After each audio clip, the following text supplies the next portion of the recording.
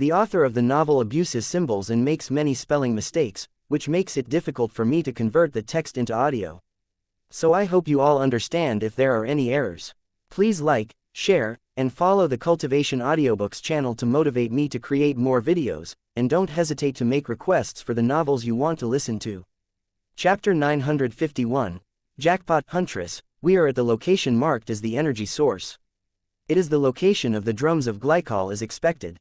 The room is similar to the secure facility in the capital, as it is a double-walled airlock with clear polymer doors. The layout suggests that it is a server farm, and there is quite a bit of wiring running around inside the room, but it is mostly still organized. Should we attempt to secure the data from outside, or should we enter? The team leader asked, already knowing the answer but following protocol. Collect from the outside, team leader. If you can get us a good analysis of the setup inside the glycol tubs as well, we would appreciate it. Once you are done there, you can head up above and see how things are going in the biodome. The process of collecting the data was painfully slow due to the limitations of the networking technology that the alien system had been built with. While Nico could have gone straight to the computer's mainframe to get the data, the team was limited to connecting through a data node on a server rack, and they found over 500 terabytes of data saved, which had to be transferred at under 1 gigabyte per second. Maybe it's an anti-theft measure. Because if they were still alive here, there is no way anyone would be getting this data and getting away. The team leader suggested, while that is possible, I suspect that they were just rather limited in their computer technology at the point when this system was made, either due to rapid development leaving certain areas lagging behind or as a deliberate limitation. I know of some cultures where certain technologies were limited to military or government facilities, and this might be neither of those. Just wait it out, and we will get everything that the servers have saved. You can cut out duplicate files if there is a large portion of the data that is copied backups. Redundant files are normal in this sort of facility, and you might be able to cut your data transfer size in half. Nico suggested, there were bound to be centuries of useless monitoring data in there somewhere, given the file size involved, Nico assumed. But as she checked the files that were coming in, none of them seemed to be recordings. There were no sequential time stamps, no continuous file names, repeating one after another as the security footage was backed up. Instead, there were just terabytes of data, raw and unsorted, as the data transfer was grabbing them by the drive sector and not by their organizational chart. It was a more efficient transfer this way, but it would only make sense once it was all here, and that was going to take hours. Why don't we all get some sleep while we wait? The away team can take it in shifts until the transfer is done, and then we can all move on with a fresh mind. Max suggested. I second that motion. Khan agreed. Away team, cycle through a rest break while the data transfers. We will recommence full activities once the transfer is complete, she ordered, then moved to pull a stack of blankets from the storage cabinet. Max was under no illusions that they would actually get to sleep in beds today, but the hunters had good sleeping bags with inflatable pillows built in, so it wouldn't be too bad sleeping on the floor of the strategy room, and they would be able to get right back to work if there was an issue, or the transfer completed. Early, as the hours passed, that was beginning to look more and more unlikely. There were no repeated files to be found, and the time stamps on them made them all nearly 500 standard years old after factoring in the difference in the local time system. It's an archive, a doomsday vault of sorts, Nico declared as she skimmed through the nearly complete data. How so? Lilith asked curiously. It's a complete archive of their technological skills, plant and animal life, as well as their own major accomplishments. This was designed to let whoever found it rebuild both society and the planet to its original state before the colonists arrived. It seems quite clear from the files that I've found that the level of industrialization on the planet at the time of its demise came very close to the end. This biodome was built to create a livable space when the locals feared that the pollution from the influx of industry would choke them all out and leave the planet toxic. That matches with the pollution levels in the tunnel and gives us a timeline for the planet's natural balance to be restored after the inhabitants were gone. The huntresses considered Nico's answer for a moment, then silently agreed and added it to their official notes. How detailed are the notes? Are they just blueprints, or did they think to include all of the technological and metallurgical advances that were needed to get to that point? Max asked. It looks complete, with all of the advancements that they needed to move from a primitive colony to space travel. They clearly came from an advanced species to begin with because the advancements were mostly forced. My best guess was that they may have crash-landed here and had to start over with all their knowledge and no equipment. That would explain the progression path, which is optimized and skips over a number of steps in development as soon as a device can be made to move to the next stage in technological capability. It's quite impressive, and if you want, we could send it to Felicity on Absolution, and she could make a whole new civilization of them on a random planet somewhere. We have enough detailed genetic data on everything for the replicators and the terraforming array to do the work and restore the species if they were actually extinct and not still thriving in the Alliance. Khan frowned. And that begs the question of how they got here in the first place. Or how they got to the Alliance if they started out here. Chapter 952, Exploration Data Transfer is complete. A full analysis of the data storage system is complete. Can we get out of this tunnel now? The team leader asked. Go ahead, team leader. Find an open door upward and proceed into the biodome itself. Keep us updated on the progress, and we will be watching your camera footage in case there is something that we need you to investigate.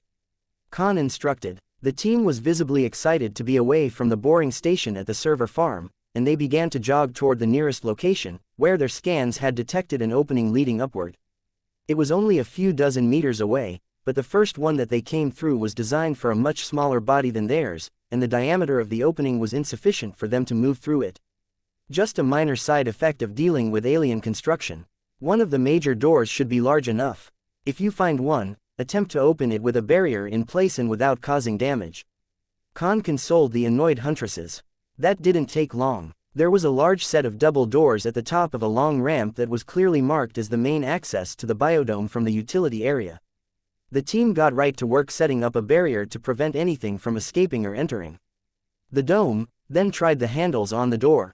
The round crank spun with minimal effort, and the locks disengaged with an audible click, allowing the door to swing inward toward the service area. The air on both sides is identical in composition and pressure. The ventilation system is either functional or open to balanced flow throughout the facility. The team leader noted. Nobody else was really concerned about that. The sight through the open door was much more entrancing. There was an entire living forest in front of them, with a dirt-covered clear dome above them and many rows of artificial lights. Only about a quarter of the lights were still working, but it was enough that the interior of the dome could be called twilight, and the plant life was getting by.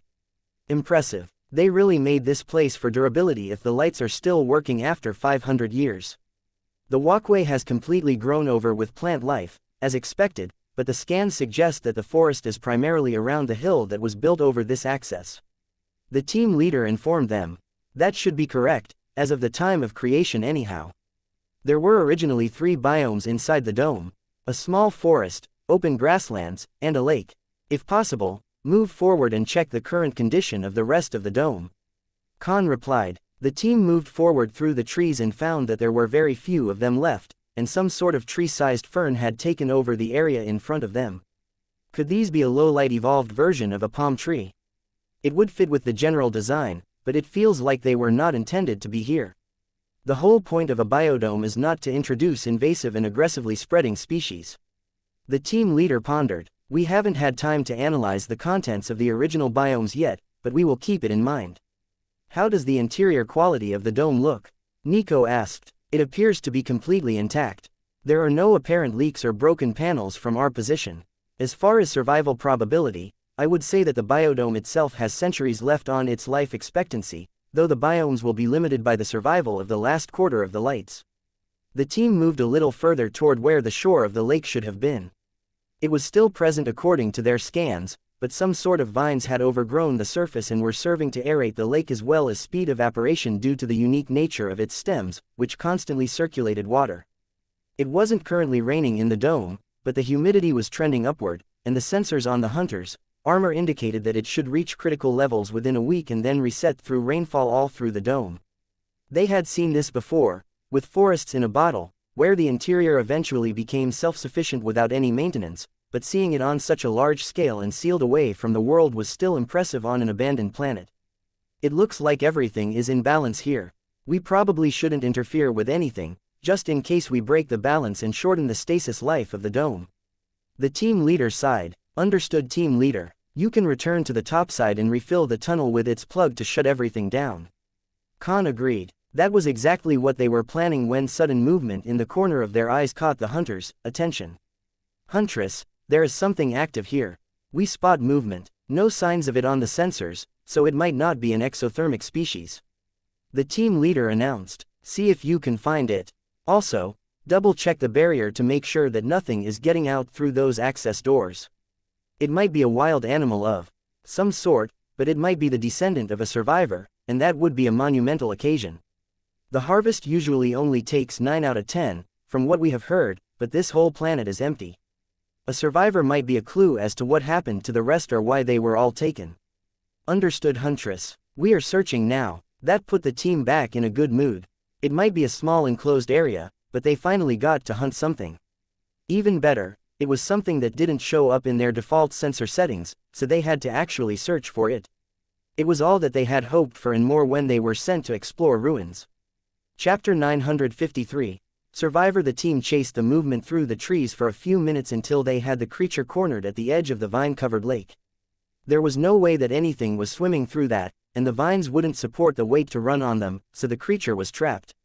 From all appearances, it was one of the gray-skinned local intelligent beings, but it hadn't spoken at all and only silently ran away until it ran out of places to run to. Calm down, little creature, we're not going to hurt you. Tell us, are there more of your people still living here? We came looking for survivors.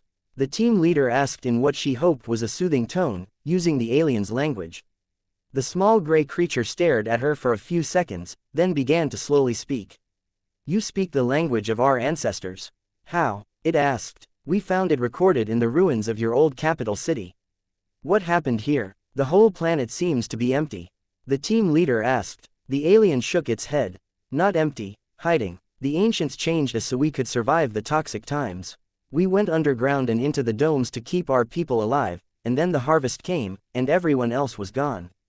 The words were spoken in a broken version of the language, indicating that the species had undergone a linguistic shift in the centuries since the version that the hunters had found recorded.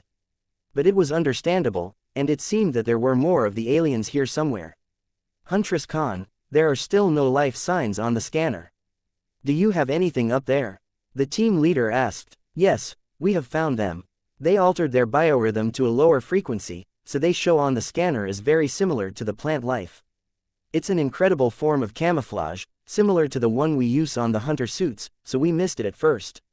There should be roughly 100 of them inside the dome or in a series of caverns nearby. It looks like they expanded them off of the main service tunnels, so there should be an open door around there somewhere. Khan replied. That explains the clean air in the lower corridors. Thank you, Huntress. The conversation only took a few seconds, and the other team members had taken over for the leader while she was occupied. The alien seemed reluctant to let them meet the others of its species, but it was clear that they were not using any form of technology and were living off the remains of the biodome's natural food production. If there were other similar facilities around the world, they should be doing the same, but Max wondered if any of them had survived this long. So, he started a planetary scan that would reveal any more living creatures with the same unique adaptation to avoid regular scans. 2 of the other targets they had seen that were using power also appeared to be biodomes but in much worse condition going by the power usage. The surface of the planet didn't have any life on it at all. But they did find some more of the aliens living in one of the biodomes and a few clusters of them in mountain caves. Unless there were more that their scans had missed, it appeared that the total population was under 10,000, and none of them were using any sort of technology. Would you like for us to help your diadome? We can fix some of the lights or clear the roof so that natural light gets in. There are no more harvesters or anyone else on the surface, and the air is better now. The team leader asked the alien. The surface can be survived. Are you certain? From the ancient texts, it was said that the toxic times would continue for 1,000 years after the harvest. The black-hearted ones would not stop their ways until they were all dead, and only then could the world recover. It sounded like a religious text recital the way that the alien spoke it, but the team leader just shrugged. After the harvest, something else happened, and everyone else left. We have heard of many other harvests, and they only take 9 out of 10. The team leader explained. The alien looked confused but then suddenly more energetic. 1 in 10 was chosen to live in the domes. All signals stopped after the harvest, and we thought they went into hiding. But could the harvest have taken them all and spared us? Could it have been a gift from the divine ones that we didn't understand? The team leader shrugged. I don't have any knowledge of that. But I can tell you that the surface is empty, and the air is much better than it used to be. It is safe enough for our species to comfortably stay on the surface, and from the data we recovered, it should be safe for yours as well. But the biodomes are having a hard time surviving now that they are covered. The star's light was meant to get inside. These lights should not have had to work so hard. Team leader, we have an audience. There are dozens of them in the trees now, listening to us. One of the members informed her. Good, let them listen. Their species might survive if they do. What proof do you have that there is starlight again and not the black haze of death blanketing the planet? The alien asked. Nico sent a message to the away team, clarifying the topic. According to my analysis of the collected data, the fog from the pollution would have been inky black and perpetual. You wouldn't have been able to truly see the sun from the ground, only a hazy glow. The team leader thought for a second, then gestured to the roof. Let me show you that what we say is the truth.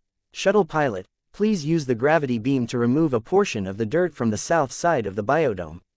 Make it a stable cavern but with a direct view of the local star from our current location. Chapter 954, A New Lease. The shuttle only took a few minutes to get into position and get all of the settings prepared to create a large opening on the side of the biodome that would let daytime light in through the whole year. This particular one was near the equator, so the amount of variability was limited, and the opening that they were going to create could be disguised as a cave system or ledge when viewed from a distance.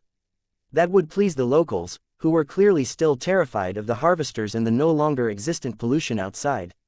But the hope was that once they saw that the sun was shining and the air was clear again, they would consider possibly exploring the surface again. Ready to begin, the shuttle pilot informed the team.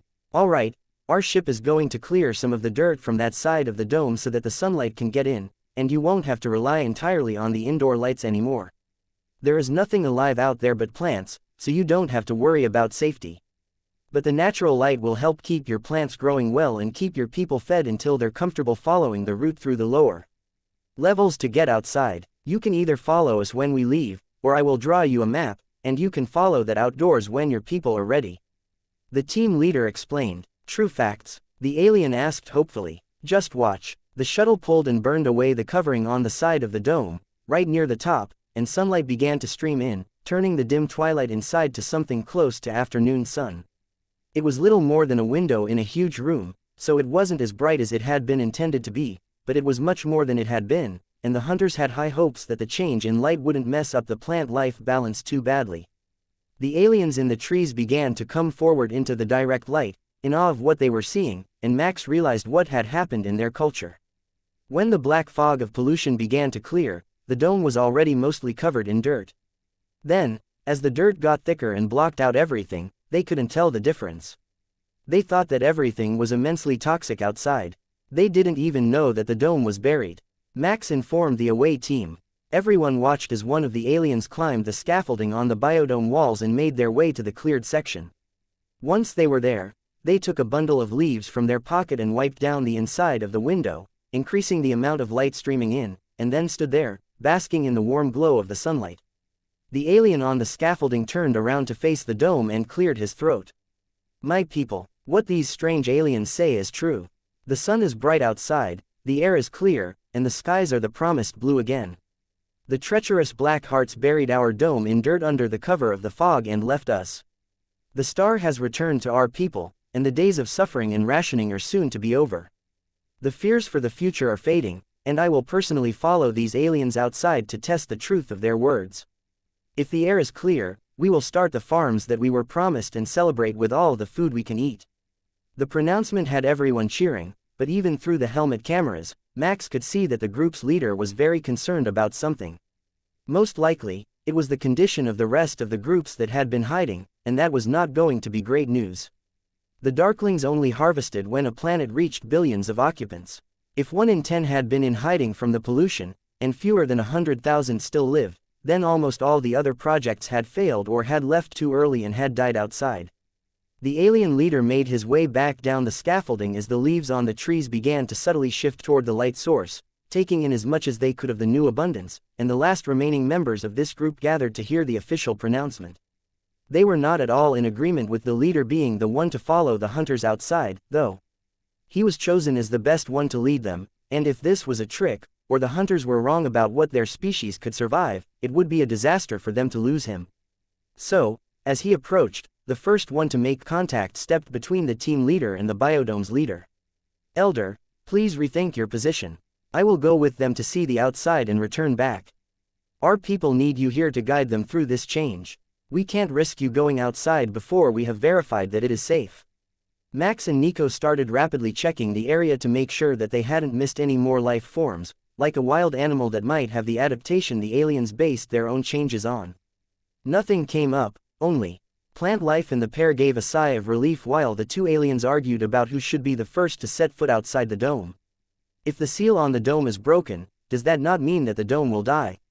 The outside world will steal our water, and the rains will end. That is what we have always known would happen if the dome cracked. One of the aliens asked. "We were careful not to let anything in or out other than ourselves. We have a technology to block air from moving through doors when we open them, so your dome is safe, and we can keep it that way. The seals are all intact, and they can be resealed when you pass through, so the farms you wanted to build outside can be accomplished without damaging the biodome itself." The team leader informed them. Doing it perfectly would mean taking careful measures about what doors were open and which were closed, but the lower level tunnels wouldn't let much out, no matter what. Chapter 955. Interesting genes. In the end, the decision was that the first to make contact, as well as a few of the older members of the group who were past their child-raising age and already had trained their successors, would be the first to go outside and make sure it was safe. The team leader sent one of their members ahead, following the aliens' directions on where the open door to the lower levels was so that they could clear the tunnel and purge the polluted air that was trapped in it. It would ruin their credibility if the first thing that happened was that the aliens began to choke on toxic fumes the moment that they left their enclosure, and it would likely stop them from going outside at all for many years, even though the sky was clear. Team leader, the exit tunnel has been purged and fully sanitized. The air quality in it matches the outside world, and you are safe to proceed. Please verify that both sets of doors to the storage room are airtight so that we can create a proper airlock to set the aliens' minds at ease and then wait for us topside. The team leader looked to the group of small gray aliens that was going to follow them back outside and gave them a slight bow. "Please follow me, as our scout has confirmed that the way is clear and the tunnel to the surface is safe and stable. It hasn't been used in 500 years, so there was some rubble to be cleared from it, but we have taken care of that now, and you will be able to safely travel to and from the outside world." The group still seemed to be in shock that so much had changed in a short period of time. Not only did they have natural light back into the dome, which would allow them to continue living on even if the lights were to completely fail, but they could now go outside, expand their farms, and end the food rationing that they had been on since the lights in the dome started to fail at a faster rate, leaving the biodome increasingly dark. "Alright, this is the final room of the underground. Everyone, please step fully inside and close the door behind you. Be sure to spin it tightly shut so that none of the air from inside the dome gets out. The air out here is safe, but I know how you feel about the integrity of your home. We travel in space with no atmosphere around us, so the integrity of our airlocks is vital to our survival." The team leader informed them. Once the door was sealed, the team leader opened the door to the tunnel and watched in amusement as the aliens began to pray for their safety. "The air in here is now fully mixed with the outside air. Please take a deep breath to confirm that it is indeed safe for you, and then we can proceed upward."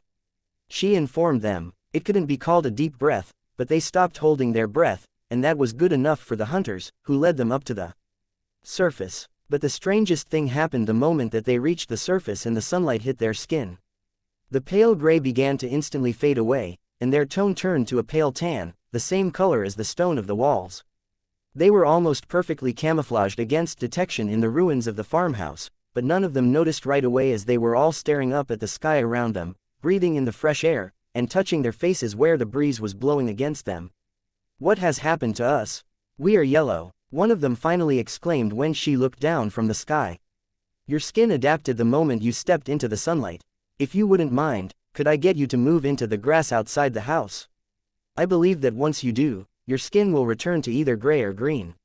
It seems that you have an adaptation to blend in with your surroundings." The team leader informed them.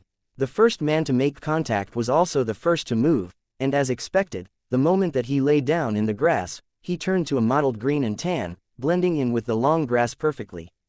"That is impressive. Not many species can adapt their coloration that quickly. It seems that your species is at one with this world now, and no matter where you go, you will fit in. There are no more animals, so there are no predators, but that is normally the trigger for such a genetic trait. She added. The man rolled over in the grass, then ran away a few dozen meters to stare at a bush with small red berries.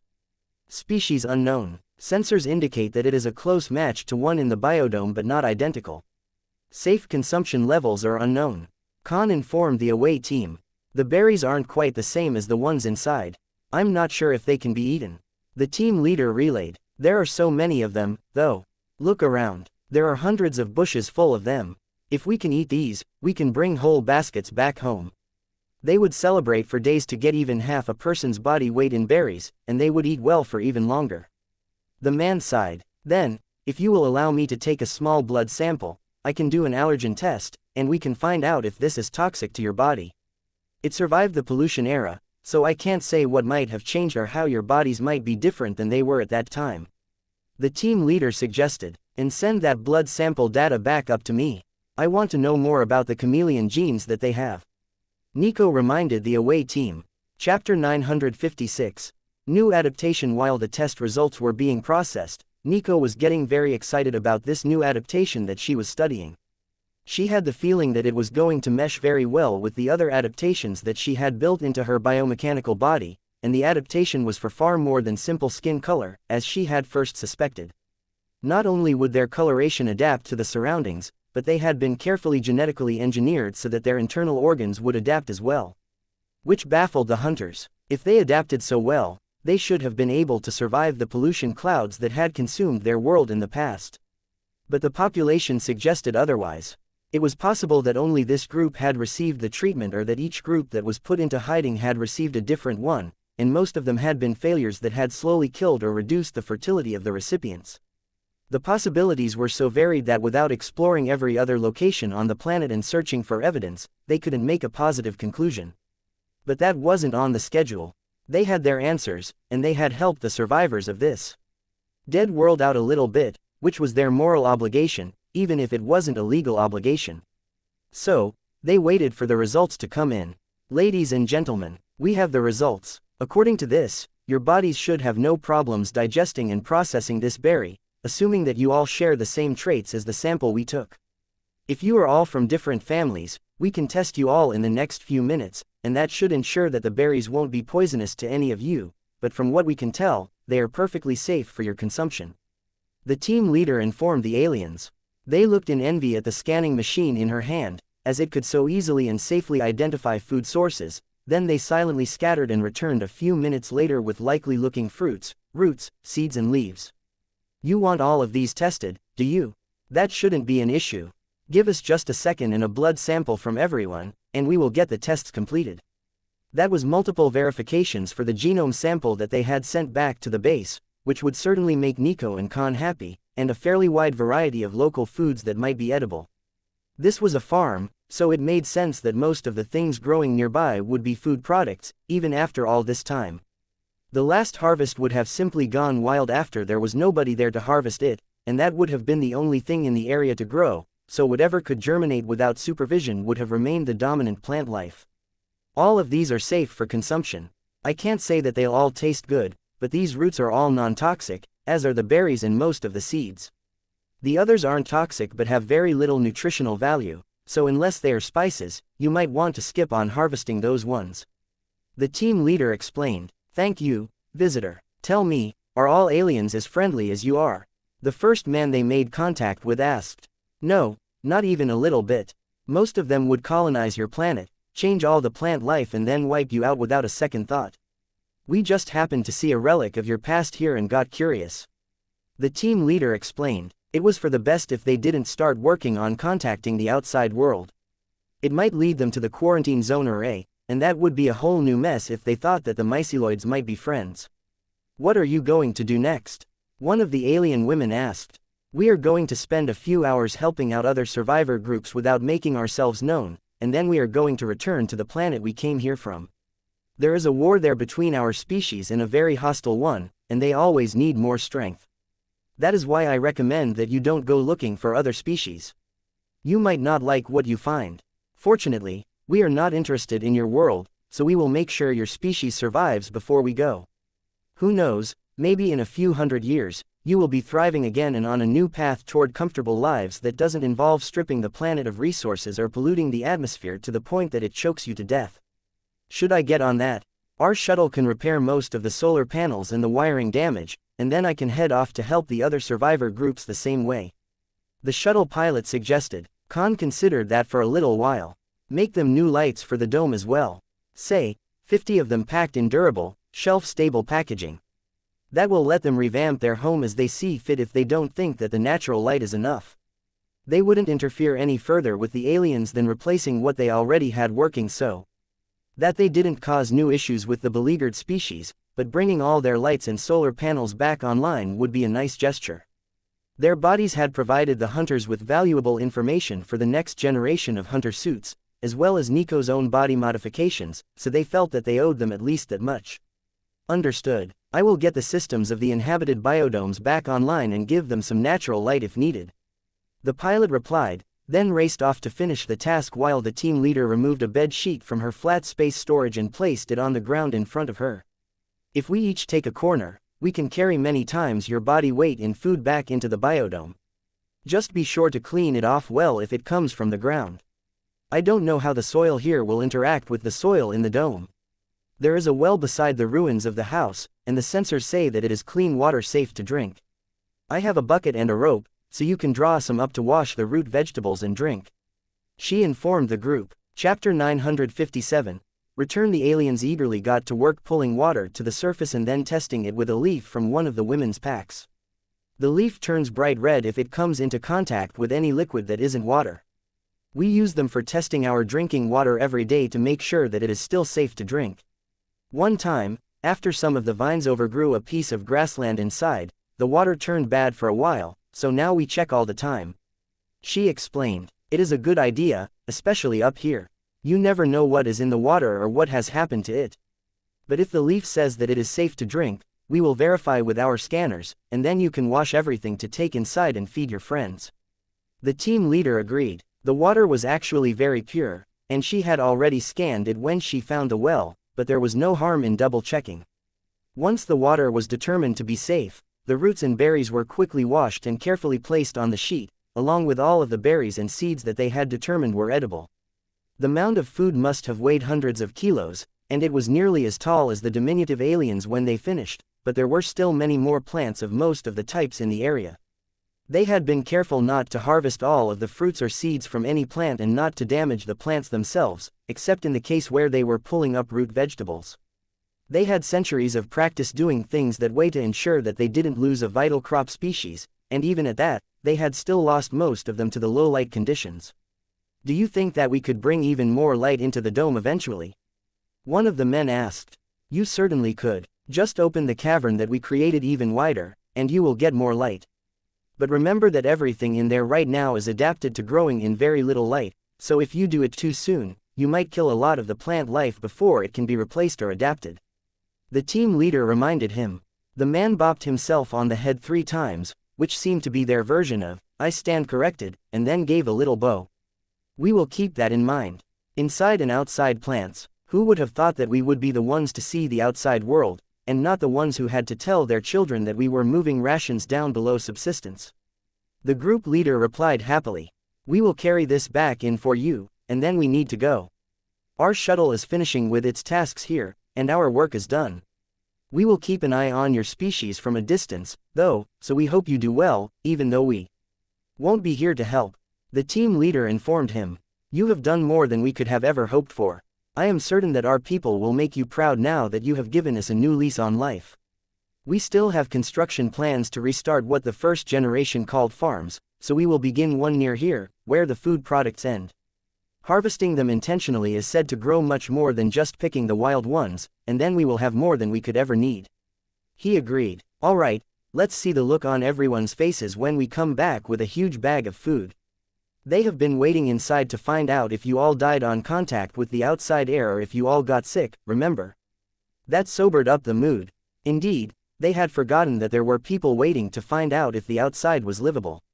They had just been so caught up in what they found that they forgot that nobody else knew yet. We need to tell them right away. But first, everyone repeat back the process so that there are no mistakes returning. The first man who had made contact with the hunters demanded. To return, go back through the hidden hatch and then close it behind you. Enter the bottom chamber and seal the door before you open the door into the tunnels. Seal that door behind you. Turn right at the second intersection, then make your third left to get to the top side. They repeated in unison. Good work. Now, let's go. The group carefully repeated the actions as if they were a holy ritual, but it did ensure that the safe procedures for returning to the biodome were followed and that there was no breach of environmental integrity. They made their way through the tunnels and found that the entire population was waiting for them at the last set of doors into the biodome, the ones that they had left open to cleanse the air in the lower tunnels so they could move around. Welcome back, brave explorers. Tell us, how is the pollution? Can we survive out there? Is there anything left? The leader asked. Indeed, there is something left. We found that the area around the entrance was covered in wild food, just waiting for us to come outside. The air is clean and breathable, and there is a well with water that the water leaves say is safe to drink. We used it to clean a small bag of food that our benefactors say should be safe for us to eat. It looks like the food that the old pictures say we had inside, so it should be safe for our stomachs, but we waited until we got back so that none were tempted to eat more than their share. The team leader sent her members forward with the massive sheet filled with food, and the whole group gasped in awe, falling to their knees and bowing down to the food. Or possibly the hunters, but the team leader suspected that it was the food. Chapter 958. Expansion plans. Once the locals were engrossed in looking over the food that had been brought in, the hunters made a hasty retreat. Someone had sampled everything already, and there was no sign that it was actually toxic to them. Plus, the shuttle had finished its mission, so they intended to make a second pass by the quarantine array and back to the planet. The situation with the myceloids had stabilized, and now that they weren't under direct and constant threat, the hunters had plans to explore more of the region around the anomaly. There had to be something around here that hadn't been harvested by the Darklings when they came through. They were always quite particular about their targets, but none of the planets were giving off any sort of sign of life. And that wasn't just interference from the space around them. The shuttle hadn't picked up anything either. Even on the long-range scans, they didn't detect any other inhabited planets, though. They did detect a few that might have plant life on them or primitive animals. Those ones were still of great interest to the hunters, now that the myceloids were clearly an intelligent species, and they couldn't keep lying about it to the Alliance. New hunting grounds were vital to their entertainment, and they were the only reason that the hunters had even agreed to help with the anomaly in the first place. Nico looked at Khan with a satisfied smile. So, what is first? Do we adapt some ships with the new ideas that we have gotten from those aliens, or do we just cloak them to get past the satellites and then go exploring? Don't get me wrong, hanging out here with you is fun and all, but there is so much more out there to see, and I suspect that if we go a bit further, we will get out of the destruction area around the ancient battle site, and then we will stand a good chance of finding more familiar sites. Without the interference of the disrupted space, I am pretty sure that we will be able to locate this region on a universal map, and that could help tie together all of the research that we have done on the last million years of history. Nico declared, and the real reason that you want to find new planets that nobody else has mapped? Khan asked. It's not a war crime if there is no evidence that they ever existed. Think of all the cool things that we might find from an isolated intelligent species that has been at peace for over 1,000,000 years. Max shook his head in mild dismay. You need to rephrase that. You used your inside words on the outside. Khan and the others began to laugh at Max's admonishment. They were thinking somewhere near the same thing but with less intention of wiping out any species that they found. In Nico's mind, there were no non-hostile species. Only ones that weren't hostile yet. Of course, with a Nico-approved level of rampant violence, they really couldn't blame every species she met if they did become hostile later. It was only fair, given her unique negotiation methods. Khan considered their path forward for a few minutes, then sighed. We really should do some work on getting the new camo designs working. The genetic engineering that they used is fairly compatible with our biomechanical technology, so it should be fairly well suited to the outer armor of your new mecha as well. If we're going to be exploring new worlds, then we should do our best to blend in and hide our presence. That means more work for us, but it will be fairly quick work. Do you want to outsource yours to your design teams? She asked Nico. No, I've already nearly got it worked out. My system decided that it was somewhat suitable for my own use, so I've been adapting it as a background process, and our mecha shells are based on the same technology as my outer shell.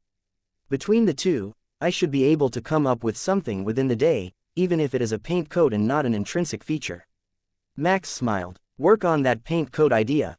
That will come in very handy in the future since we can paint nearly anything, and an adaptive coloration scheme would be excellent for all sorts of infiltration missions. If I can make it into the paint, will you let me be the first to make contact with any intelligent species that we find? Nico asked hopefully. You can make first contact with the first intelligent species that the two of us find. The offer doesn't extend to the species found by the hunters, and it only begins once you've got the paint working well enough to deploy it to the android regiments. Max agreed. Lilith smirked. You know that she's going to have it done within the week at that rate, right? Max gave her a wink. You know that the most powerful sensors in the galaxy are controlled and monitored by the hunters, right? If Nico is better at finding new species with your sensors than you are, then she deserves the honors.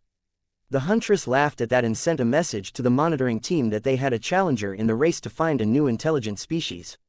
They loved a good challenge as much as the myceloids loved a good fight, and it looked like they were going to have the perfect opportunity. The design team says, challenge accepted. They also offer the wager of 1 bottle of real Reaver rum against 1 bottle of their unit's melon wine. Nico laughed at the response. Good, if you're actually working for it, I might not be bored. Don't worry, I have the finest of Reaver rum available on the cutter in Alliance space. The real stuff, made on Ray 5 and not replicated. Not that the replicated was noticeably different from the handmade version, but the taste could be slightly different, given the artisan nature of small batch liquors.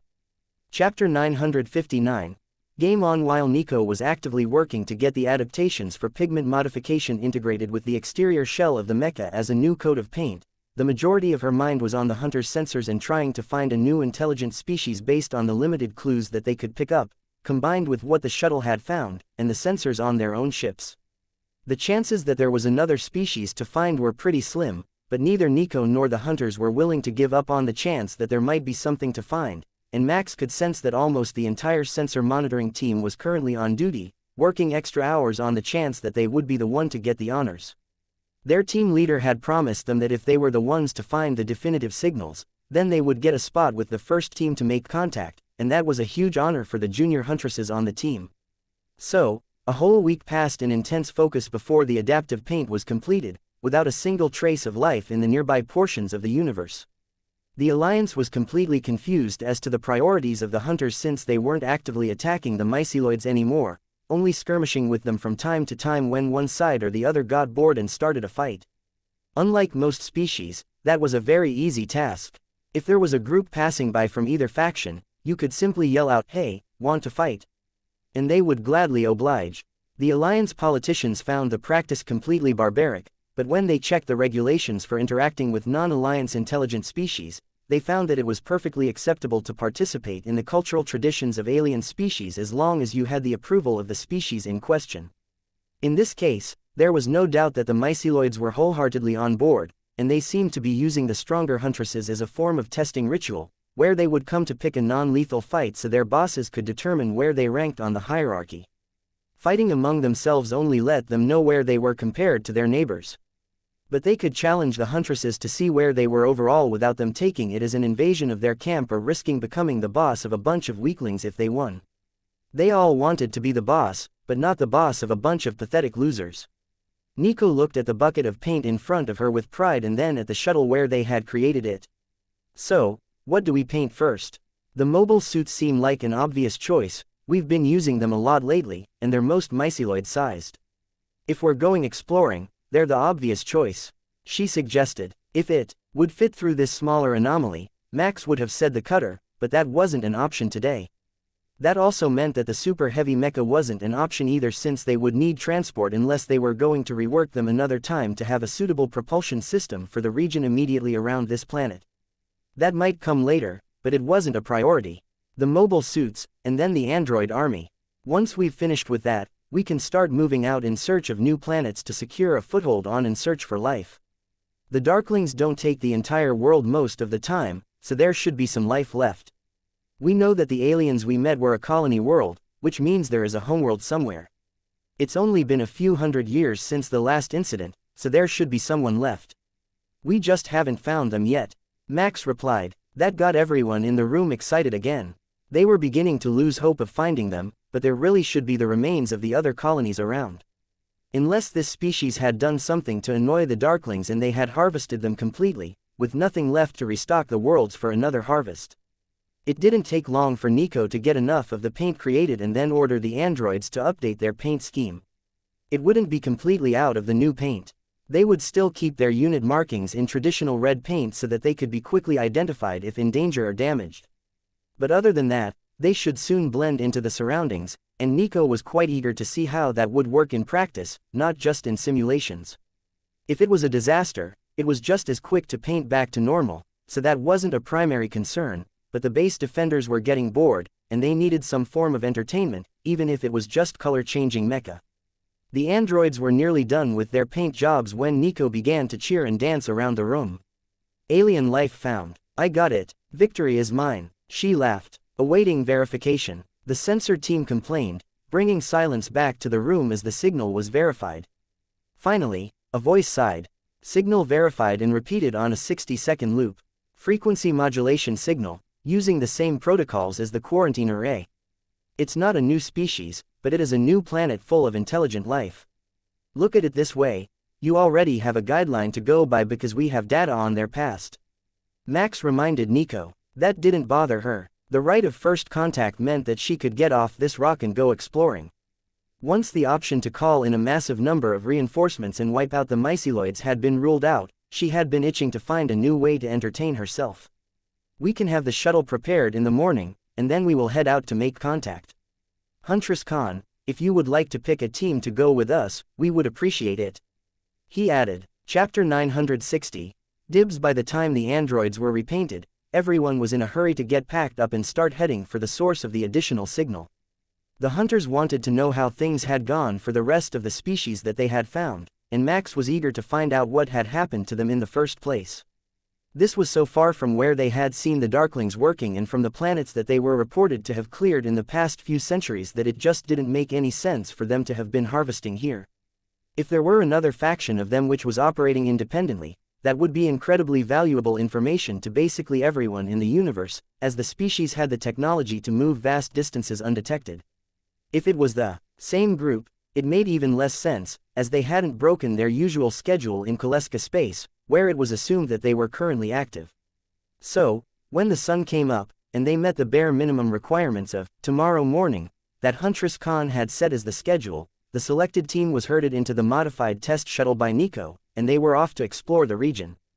This first part is a bit slow, but we know that this speed and method will get us past the array without triggering it, which would set off a series of signals, and might attract unwanted attention. Once we're past that, we will start moving at a proper speed. Nico assured the hunters after the ship made it to orbit. Understood, Commander. The hunters responded in unison. Max settled in for the trip, knowing that he wouldn't be needed to do anything. The hunters wouldn't even consider asking a mail, and Nico could handle the ship well enough on their own. They had only loaded one single squad of android mecha into the ship for security, but they weren't going to fight today. They just wanted to get a visual confirmation of the state of the planet and any others that it might be in contact with so that they could start making a proper plan for the future. Of course, Nico was hoping they were hostile, and the hunters were hoping that they were non-sentient, but officially, there was little chance of violence today. We're moving to warp speed now. The cloaking device will remain active for the duration of the mission, and we will not be sending any signals until we have done a full assessment of the planet. Huntress Khan informed the group as she sat down beside Max with a bottle of rum in her hand. It looks like we're mostly redundant here. They're not going to ask you anything unless they can't find the answer, and I've got too much seniority to actually do anything but supervise. She sighed as she poured 2 glasses of the dark liquid. It's a hard life at the top, but at least we get front row seats. I swear that times like this are half the reason that Nico doesn't try to push for a commander title. Max laughed, then raised his glass in a toast to the lead huntress. The ship's motion subtly changed as the method of travel was switched, and then the familiar hum of energy in the structure that was caused by the warp field modulations for higher warp speed set in, and Max knew that the worst of the trip was behind them. It only took them another half hour to reach the planet, but what they saw when they got there was nothing short of Nico's wet dream. There was a massive orbital battle going on above the planet involving no fewer than 3 species, and it seemed that none of them were on the same side. One of them was a sleek, disc-shaped set of vessels that Max recognized as belonging to the aliens they had found in hiding, while another was a myceloid ship, and the third was an enormous edifice of Gothic design in space that would have made Uncle Lou cry with joy. They turned a cathedral into a destroyer. Or possibly a dreadnought-class vessel, because that thing is big even for a destroyer, but it's not a colony ship. Huntress Khan noted. Well, I found them first. Does that mean I get to pick the negotiation technique? Nico pleaded. Stick with the plan. Find out who it is and what they are up to. You can pick a fight with the myceloids later, assuming that they win whatever skirmish is going on here. Max decided. They definitely weren't holding back. Thousands of missiles, solid projectiles and energy blasts were being exchanged between the fleets every second, and dozens of smaller craft had been destroyed just in the minutes since Max had gotten a clear view of them. If he had to guess, this was a battle of annihilation. And there wouldn't be any easy way out for any of the combatants unless they had the ability to flee the battlefield faster than they could be chased down. The cathedral-themed ships began to fire large shuttles at the myceloid vessels, and Max noted that they were deliberately not being targeted. It looked like they were a boarding force, and the myceloids were ready and prepared for the fight to come to them. Whichever aliens had picked the technique were either suicidal or supremely confident in their skills, because they didn't stop when they realized that the enemy welcomed the challenge. Analysis complete. The disc vessels are substandard fighters but have much greater maneuverability than the others, while the fashionable ones only look awkward. Their technology is actually very advanced, with both weapons and armor systems very nearly on par with the Mecha of 2 design generations ago. The away team leader noted. Do we know which species we're seeing? Khan asked. Not yet. We can assume that the myceloids are the only ones who would build a flying scrap heap like that, and the discs match the ones in our database from the new alien species, but we haven't pinged them with any active scans yet. The orders are not to give our presence away, so we are waiting. The team leader responded, which means they can all block our passive sensors. Not too bad. Let's see how this plays out.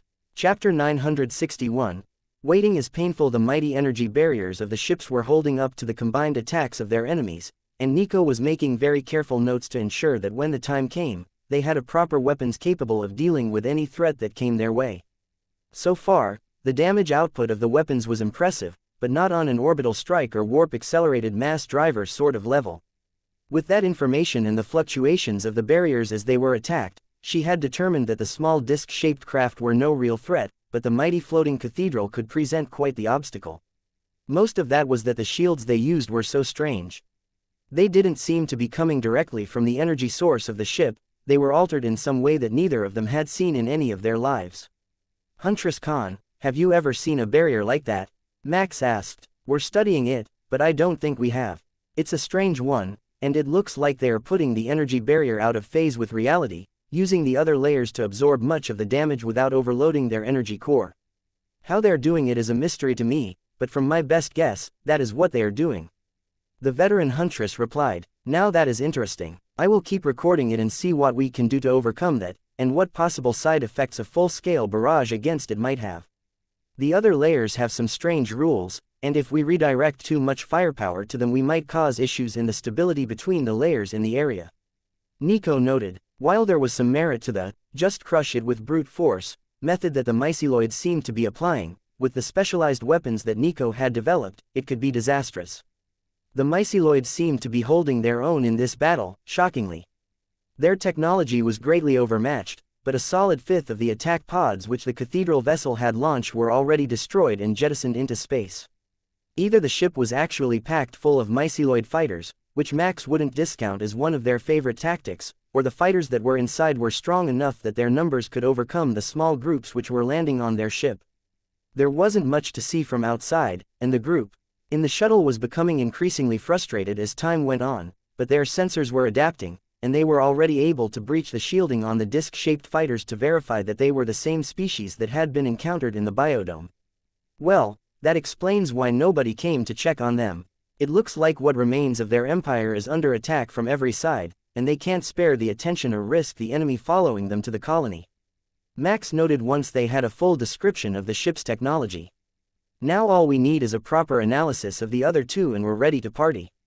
We already have a pretty good guess about how the myceloids operate, but we don't know much about their opponents. Nico agreed. The away team leader nodded in agreement, and took out her data tablet. We can make some inferences. For example, the ship has been retrofitted from its original configuration. It always looked like a cathedral, but it didn't used to be spiky. Also, the landing craft that they are firing at the myceloid ship are not intended for the purpose. Look at the wide side and you will see that it is shielded for orbital entry. They are a form of drop pod, like the humans use to deliver supplies.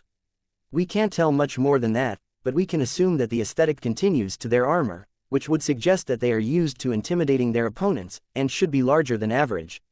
That likely doesn't mean much against the myceloids, who are also above average in size, but it does give us some clues.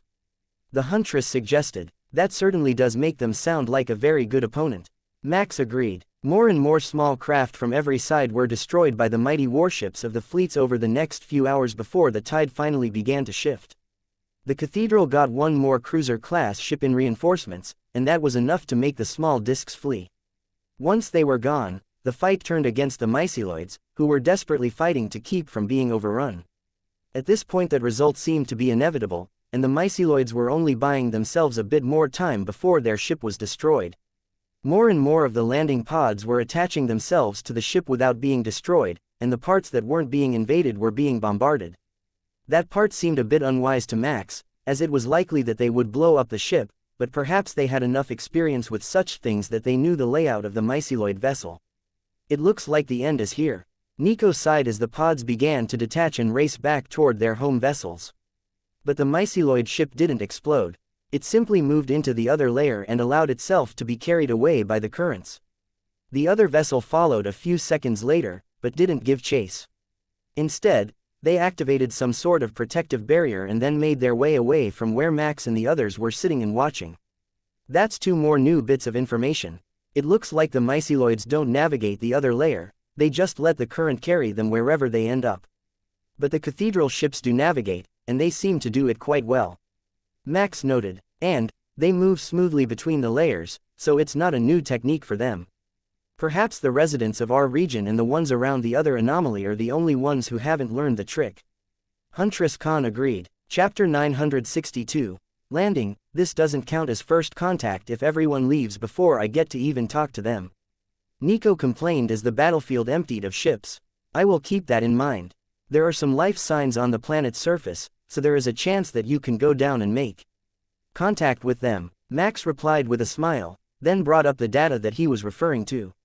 Nico brought them up in better detail and found that while there were life signs, the number was decreasing, and there were signs of energy weapon fire. Oh, it looks like they're not done with all the fun down there. This is the perfect time to go and say hello. Our arrival will have everyone's attention. It's a shame that we didn't bring the super heavy mecha. It is a bit of a shame, but we can do our best with what we have. I made versions of your new light mecha for my team, so we can go as a unified force. Khan laughed. Well, in that case, we should get this shuttle headed for the surface. How well will this cloaking technology hold up during an atmospheric entry? Max asked. Khan shook her head. Not well, if at all.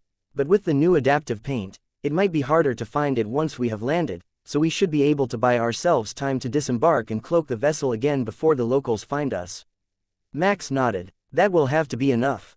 We don't know if they're going to be hostile yet, but there is every reason to believe that this force will be, since we are showing up in the middle of a battle, and they were already in combat with the myceloids a few minutes ago. We should get everyone suited up and the androids prepared for battle as soon as we can. Those were magic words both for the hunters and for Nico, who had already started stealthily moving toward the storage bay at the back of the ship where her mecha for the mission was prepared. All of the organic beings on the ship had been prepared command pattern mecha, as opposed to the standard units that the androids were using, so they could be immediately identified in combat. The differences were subtle enough that the aliens might not notice right away, but these weren't the myceloids, they weren't here for a challenge and a proper fight. From the looks of it, the invaders were intent on eliminating an entire colony full of the small aliens, and they weren't being gentle about it, preferring brute force to any sort of infiltration. We are entering the atmosphere. The ship's computer informed them, right before the shuttle began to violently shake. The use of the cloaking device limited their power usage, including the gravity dampeners, which Nico promptly turned back on. The giant fireball in the sky would be hard to miss either way, so there was no point in trying to hide right now. They could do that later, when they were closer to the ground and more likely to be targeted by alien weapons. The cloaking device is now offline. Shields are holding at 100%, gravitational stability has been restored, and hull temperature has been stabilized without any damage to the paint. The android in charge of piloting noted, "Thank you for that. Find us a good quiet spot near the conflict and set us down. Then cloak the ship and keep it hidden from the enemy as well as possible while we make contact." Max verified the orders, since everyone else was already getting suited up for the departure. The shuttle set down without incident 50 kilometers from the site of the ongoing battle, and they finally got their first images of the force that was fighting the small gray aliens. They appeared humanoid, with blood-soaked and ornate power armor. It appeared to be deliberate, as the blood wasn't all black, and it seemed to be layered over dried blood from previous battles. Khan opened a channel to Nico once she received that data, so she could ask the most pertinent question on her mind. "You don't know these people, do you? They're a bit big for humans at 2.5 meters, but they seem to have a lot in common with your ideology and combat style." The huntress joked, "I think that we could have very good battles together, but going by the way they fight, they're halfway mad already, and rapidly losing themselves. I'm not sure that they are even going to be sane enough to make a proper contact with them, other than on the battlefield." Nico replied, "Well, that won't get any complaints from me. If they want a fight to determine who is in charge, we can give that to them. I have great confidence in the skills of our team and your androids." Khan laughed. The fact that the mecha were twice as tall as the enemy, and equipped with a weapons loadout that was optimized for orbital scale battles might have had something to do with that level of confidence, but confidence was confidence. It seemed impossible for the combatants not to have noticed at least the general area where they had landed, but neither side was sending any fighters their way. That suggested that this fight was either long-running or personal, so Max proposed a route that would bring them at the battle from the side, arriving on the line between the two forces, then holding back to see what the response would be. "I guess we gave the biodome good advice. Don't send any signals, whatever they find, it is going to be hostile." One of the away team members laughed. "You've got that right, there doesn't seem to be much that is friendly in the universe, we just happened to stumble across the Friendly People Alliance first." Max joked, "After starting a millennia-long war with two of the species in your galaxy, that is." Khan agreed. Chapter 963. Well, hello. Nico moved up beside Max as they led the team out of the cargo hold and onto the vibrant grasslands of the heavily war-scarred alien planet. There were craters everywhere, and the landscape showed signs of many years of conflict, with layers and layers of battle damage stacked on top of each other, turning the ground into a mogul course of damage, with some areas nearly grown over by long grass during the years since they were last hit with ordnance. "Isn't this a lovely place? It almost looks like they designated the world for battles, but the scans showed inhabited cities when we were on the way down, so they've just been putting up an incredible defensive fight." Nico asked as they marched toward the ongoing battle. "This is what happens when you don't have humans around to completely obliterate society from orbit. Battles drag out, land is secured with hard work, and the whole surface of the planet looks like it has been mulched." Khan replied, "Yeah, there is a certain quaint charm to this method, but I still like a good orbital strike to get my point across," Nico replied, shrugging the shoulders of her mecha as she was controlling it with her mind. "The real question is if these are the two primary combatants or if there is a myceloid force here that we missed." The away team leader asked. "They could have also been wiped out already.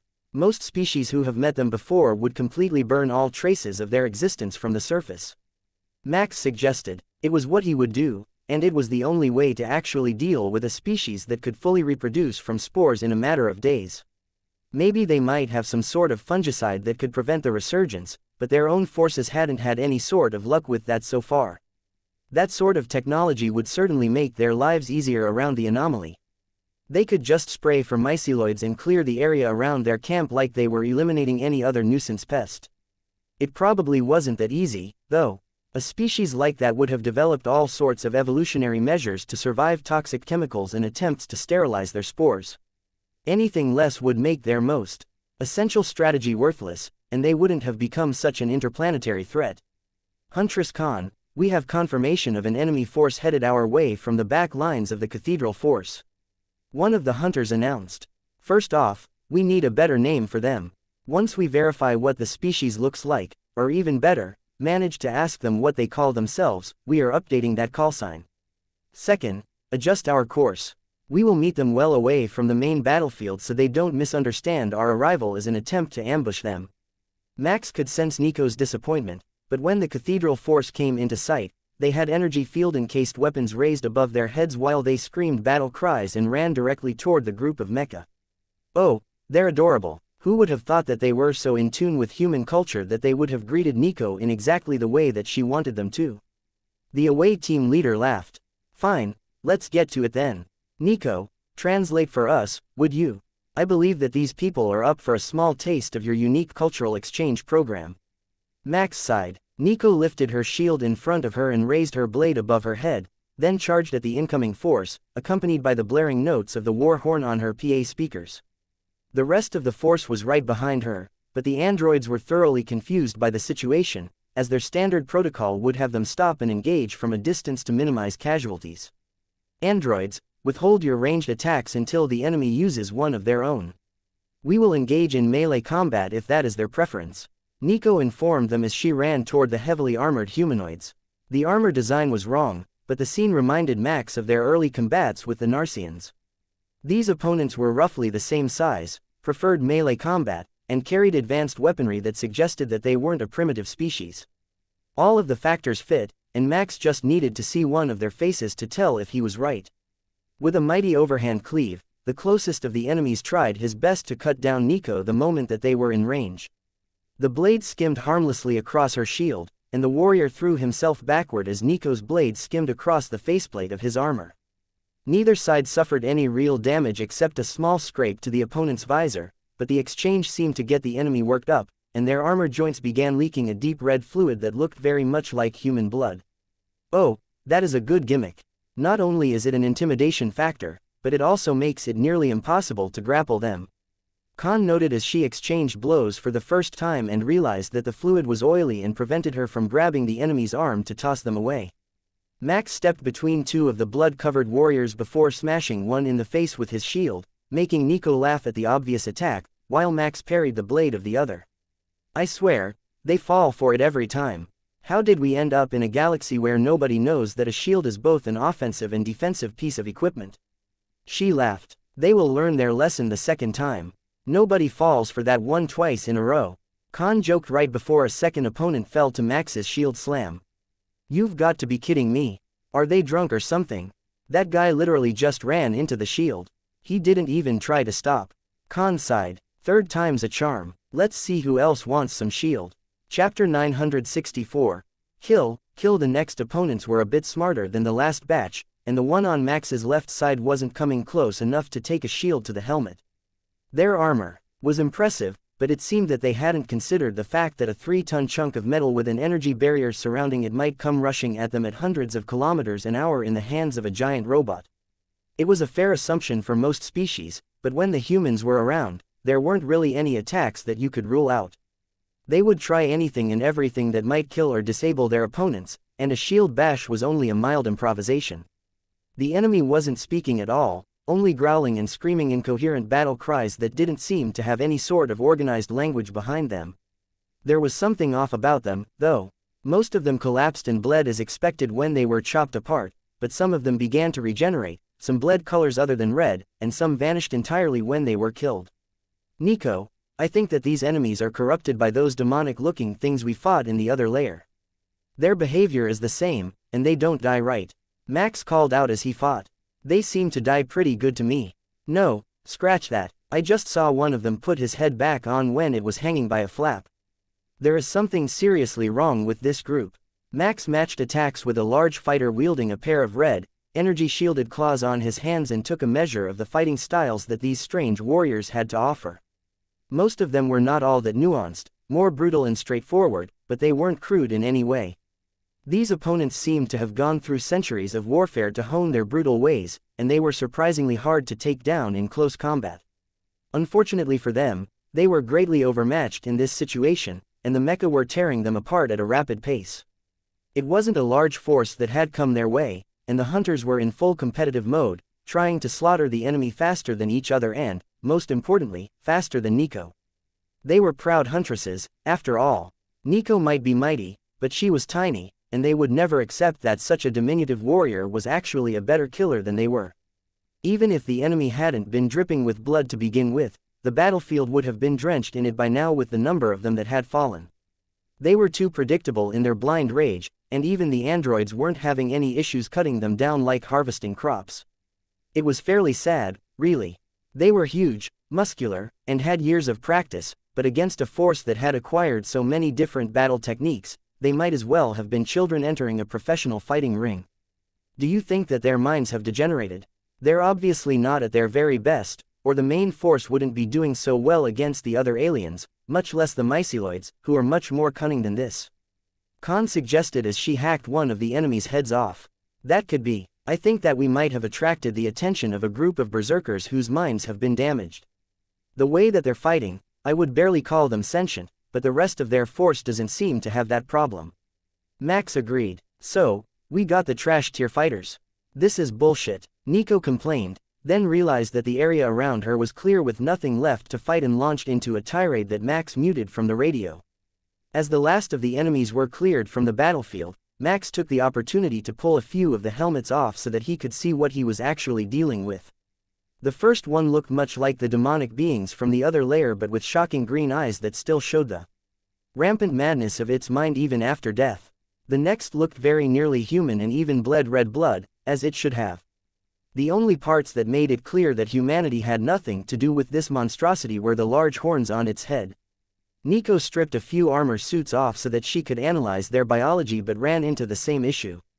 They were all different. I think that they really are corrupted versions of other species.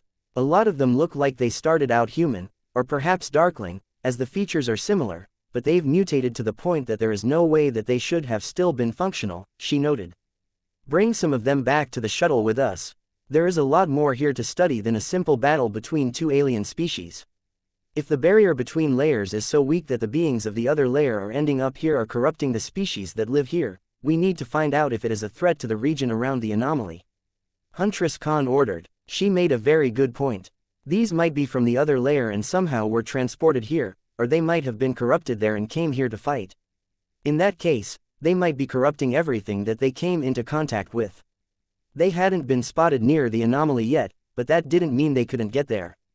An enemy that corrupted everything around it would be even more of a pain to fight than the myceloids, who just colonized everywhere that they went with their spores. Understood, Huntress. We've got a wide variety of body styles so that we can make a proper comparison. The lead unit of the android force replied. Each of them had picked up a body to bring back, which was way too much, but they could analyze them in the woods near the shuttle if they wanted. It didn't look like anything else was coming to find them. Chapter 965. Analyzing Chaos. Max had the androids spread out the bodies on the field outside the entrance to the shuttle and then get to work stripping off the armor and analyzing it for signs of uniform corruption that might be linked to the other layer. They hadn't spent any serious time there yet, so there was a definite chance that they hadn't noticed a corrupting influence on their own equipment that would need to be counteracted to avoid ending up like these mindless berserkers. The findings were amazing, even if they were largely inconclusive. It looked like these fighters came from a half-dozen different species at the start, but they had all been evolving in the same direction as they were corrupted. All of the mutations led them toward the path of a mindless close combat warrior, increasing their strength, agility, and the density of their bones. You know, it's like a basic version of your system. Only the mutations seem random and not optimized by the artificial intelligence. See here where the bone structure has changed. This happens in over 2/3 of the species, but it is only the optimal path for under half of the specimens.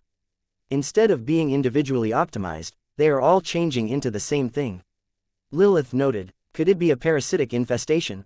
Max asked. We can't rule it out, but we haven't managed to find any sort of pathogen.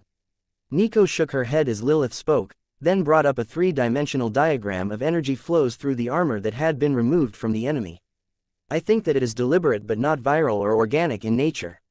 This level of radiation would certainly cause mutation, but it isn't anything that we've seen before. I didn't record it in the other layer, but it is similar to the life signs the demonic creatures we first encountered there gave off. I think someone or something is trying to turn all these species into more of those creatures but hasn't been successful yet, or perhaps it's just that these are the failed experiments. The other ones were an energy-based species, so they might have tried to replicate the energy signal with this radiation in order to evolve their fighters, or perhaps they worship the beings of the other layer. If they were coherent, we could have taken prisoners, but for now, we will have to live with speculation. Nico noted. Khan checked the data that Nico had gathered and then sighed. I think she is right. No matter how you look at it, this is a very specifically tailored radiation. Prolonged exposure would mutate the host, and it is possible that they would all begin to converge at a similar biology. But genetically, that is insanity. The chances that such an experiment would be survivable and stable are incredibly low. Max moved over and analyzed the armor pieces himself. The radiation seemed to flow through them, and it was directed inward, not outward. He could even find the circuitry that focused the energy, shaped like strange runes that nagged at the mind like a half-forgotten dream. It is deliberate. I think that these armor suits weren't designed for the wearers, though. See how the various base species vary in physique. Some seem to have mutated heavily, while others are close to their original form. They had all adapted to the armor that they were wearing. When it was first put on, most of these suits would have fitted very poorly, but they kept wearing them as their body adapted. I don't see any signs that the armor has been modified. All of the joints and fittings are well worn, so if they were altered, it wasn't recent, despite the fact that these fighters would have been mutating at a steady rate. The data that the androids had gathered supported that as well. They had noted that many of the fighters seemed to have grown into their armor plates, and some of them had even grown around them, merging the plating into their bodies like an augmentic addition. That wouldn't have happened if it was ever removed or adjusted. Once this armor was put on, it never came off again until the day that they died. That sounded suspiciously like a cult to Max, which made him think of the greater beings that he had sensed in the other layer. If these fighters worshipped one of them, this might be a form of imitation or ritual worship. Dealing with zealots was always a pain, but zealots who devoted their lives to mindless slaughter would be especially annoying. He made a note of all of his suspicions and added them to the compiled data, along with all the specific references to surgical and medical data that he had compiled to support the thesis. They would forward this to the deep thinkers, specifically the male hunters in the Alliance, so that they could spend the next few years trying to determine what the actual cause of the strange evolution was. They loved it when he sent them new things. It kept hundreds of people busy for years trying to verify the theories that had been developed in combat and support the evidence that had been gathered with real science. Well, love might have been an overstatement, but it did keep them busy and out of his hair. Nico smiled at the increasing file size as they worked. I think we need a bit more data, don't you? These ones are mindless, but the ones that are currently in combat seem to have organized units, tactics and ranged weapons. If we only send back data on the defective ones, we will skew the research, don't you think? She asked. It looks like you win again. We are definitely going to need more data on this species, and it doesn't look like they're going to give it up without a fight. Khan agreed. Lilith gave her a questioning look. Can we even call this a species, though? Faction might be the better word. From what I can tell, there are a lot of species involved in this fight, and most of them are on one side. It doesn't seem that they are attempting to assimilate the other side, so either it only works on some species, or they don't believe in forced conversions. Chapter 966. Poke it with a stick. First, we should get as much data on their combat capabilities as possible.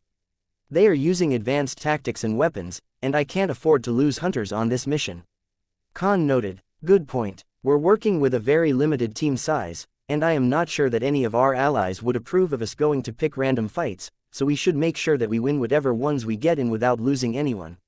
Nico agreed. That was the most sensible thing Max had heard her say in a long time. But that might only be because it still let her get into combat, as long as she had a solid plan to win without losing anyone. Her battle mania wasn't really getting any worse, and her past life memories hadn't tried to take over her thoughts in a while, which was a positive sign that she was adapting well to reality, but it didn't really mean that the tiny war criminal was anywhere near changing her ways. If anything, she had just adjusted tactics from trying to reenact her past life's massacres to using them as a guideline for future battles, as any well-adjusted soldier should. Alright, work on a plan to get us into and out of combat with the enemy while gathering as much information as possible about their capabilities. It doesn't need to be a melee scrum like the last battle. If we can wipe them out from a distance, that would likely be better. We just need to know how they can adapt, what their armor capabilities are, and what sort of strategies they can come up with for dealing with a new enemy.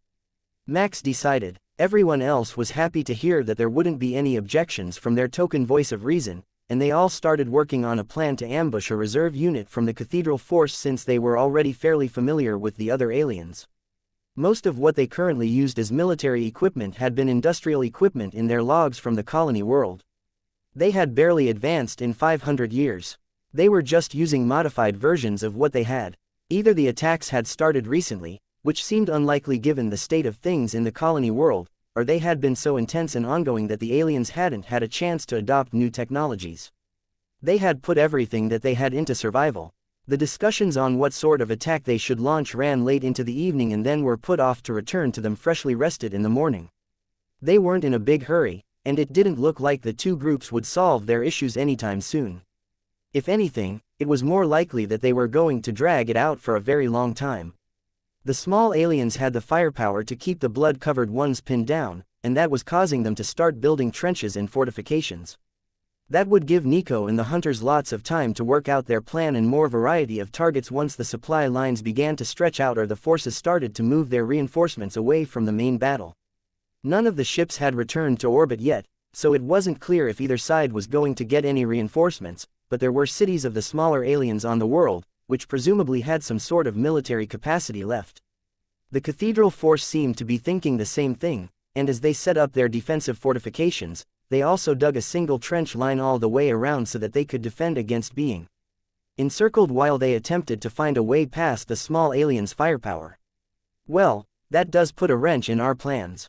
It doesn't look like the spiky ones are planning to get any more reinforcements or even put out supply lines. Nico sighed. They could have replicator technology, so they only need a power plant, and then they would have all that they really need already in place. Max reminded her, that is true, but unless we want to actually pick sides in this battle, we won't be able to pick off a force to fight against. Are we sure that the small aliens aren't the aggressive assholes here? I mean, they are on the defensive, but sometimes you get attacked for a reason. Nico asked. Khan smiled at the reference. The Reavers had done that more than once, and it had earned them infamy within the Alliance. But they didn't know anything about the situation other than that it was an ongoing battle. Well, we can always check the rest of the planet. They've got working computers and such. I'm sure that we can find something out about the conflict. Max suggested. Oh, that is a good idea. We can just take a little look-see at their government servers and find out what has been going on since the Biodome group got locked away.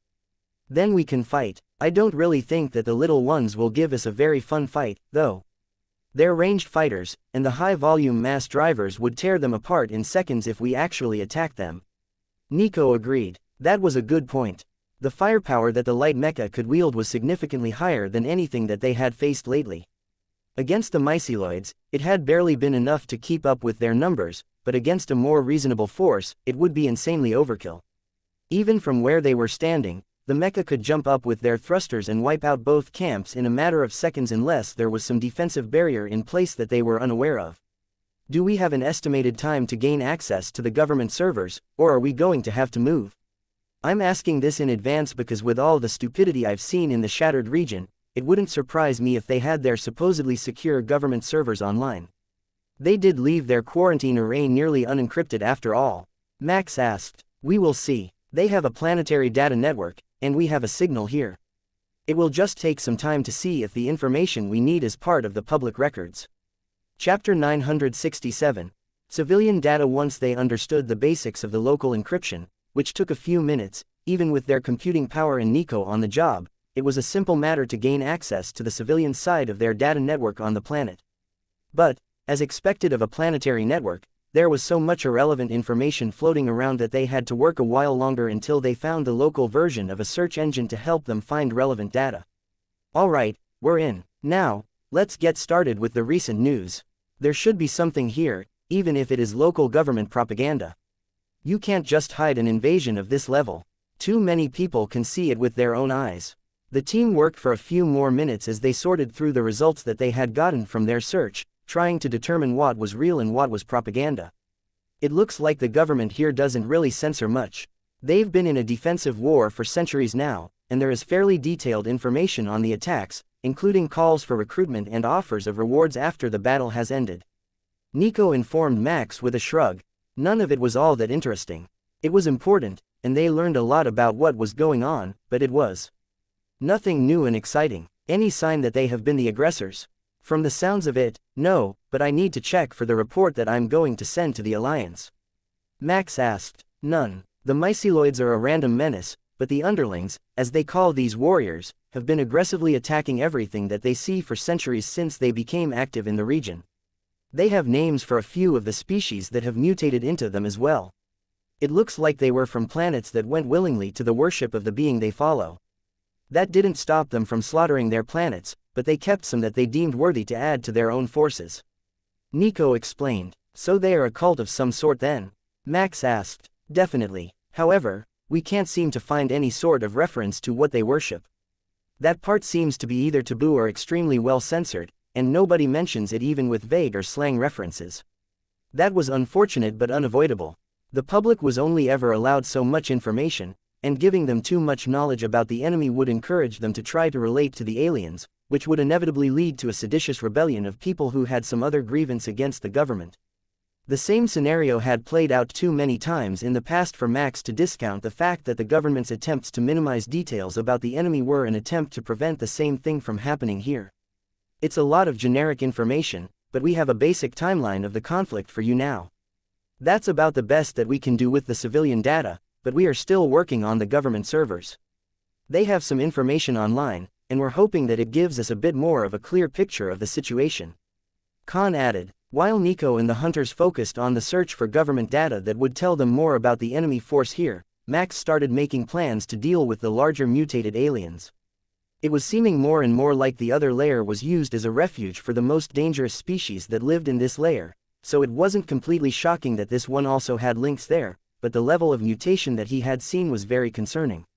Stopping that from spreading to the planet that the anomaly leading to the Alliance was on had to be a priority, and that meant not letting them control any more planets close to the anomaly as far as he was concerned. He could only hope that it was worth it and that the data he had seen from these aliens wasn't masking a level of violent imperialism that would leave him and the hunters in a battle against a third species. The group of blood-covered aliens here was relatively confined, all in one area, and for the moment, they didn't seem to have any connections to a nearby ship or reinforcements. They had been nearly eliminated from the planet, thanks to the timely intervention of the myceloids, and now the locals were working to clean up the last of them. If nothing changed, the outcome was clear: it would be a grinding siege with heavy casualties on both sides before a win for the defenders. But it would be much better to have them gone and finish their first contact with the small gray aliens before anyone else came to disturb them. Well, the government servers are a bust. What they have online is mostly tax documents and trade details. We learned that they still have active trade with 12 other planets controlled by their species, plus more with vessels from 2 other species, but there's nothing about the war there other than raw numbers on the costs and casualties. Nico sighed. Max patted her head and smiled down at the disappointed cyborg. Well, I have some good news for you. I've been making plans to shorten this siege so that we can make proper first contact before either side gets reinforcements and turns this into a bloody grind. If we launch a surprise attack on the blood-covered ones now, we can meet with the defenders and hopefully come to some sort of non-aggression agreement before anything else comes to interfere. Then, we can start sorting out what is going on in this region. It looks like it is even more politically unstable than the Kaleska territories. Nico and the hunters shared a smile. That's much better than sitting here and observing. Please, do elaborate. Chapter 968. Out of the way. The plan was actually a very simple one. They would charge the enemy lines and blitz them from the side before they realized what was going on. Using high explosives from the mass drivers, they could tear apart the bulwarks at the trenches, dismantle the bunkers and dig out the enemy before they had time to mount a proper defense. Alright, here is the deployment plan. I think it's about simple enough. It will be a straight blitz with aerial bombardment using the mass drivers. We will have the android unit take the flying position, as it will attract more attention and be the first to fire. While they are up, we will charge the lines and clear them out. If we start taking fire from the defenders, back off and order the androids to cease fire. They should learn quickly enough that we're not going to help them if they shoot at us. That was enough for Nico, and she immediately began clarifying the deployment orders to the androids so that they would stay in the air and disengage at the proper time instead of targeting the new threat if the locals attack them. The Mecha used their thrusters to fly along just over the ground once they got a kilometer away from the shuttle, not particularly concerned about being detected early, as they would be attacking in under a minute, and the enemy was already in combat. The tactical mistake bothered Max a bit, as he was inclined to make it a stealth mission, but there really wasn't a benefit to startling the defenders, and the attack was sure to take out the blood-soaked attackers. The thrusters were nearly silent as the force glided through the scattered trees of the grasslands toward the enemy trenches. Even if they were spotted, it didn't change anything in the ongoing battle. The laser blast still traced lines between the two forces, while plasma balls flew through the sky and large numbers of solid projectiles slammed into the walls in front of the defenders. The rounds weren't on par with the mass drivers, but they were far beyond any other handheld solid projectile weapons that Max or Nico had seen in this life. There were some in his memory, rocket-propelled grenades that caused this level of massive damage, but they were so obscure that he hadn't immediately recognized them when he saw them in use here. Oh, there are good things here. The plasma isn't anything special, but those rocket grenades look fun. Hopefully, at least one of them survives this. Nico cheered when they were close enough to properly inspect the enemy's wargear. We're not holding back so you can find a new toy, Max warned her. I wouldn't dream of asking.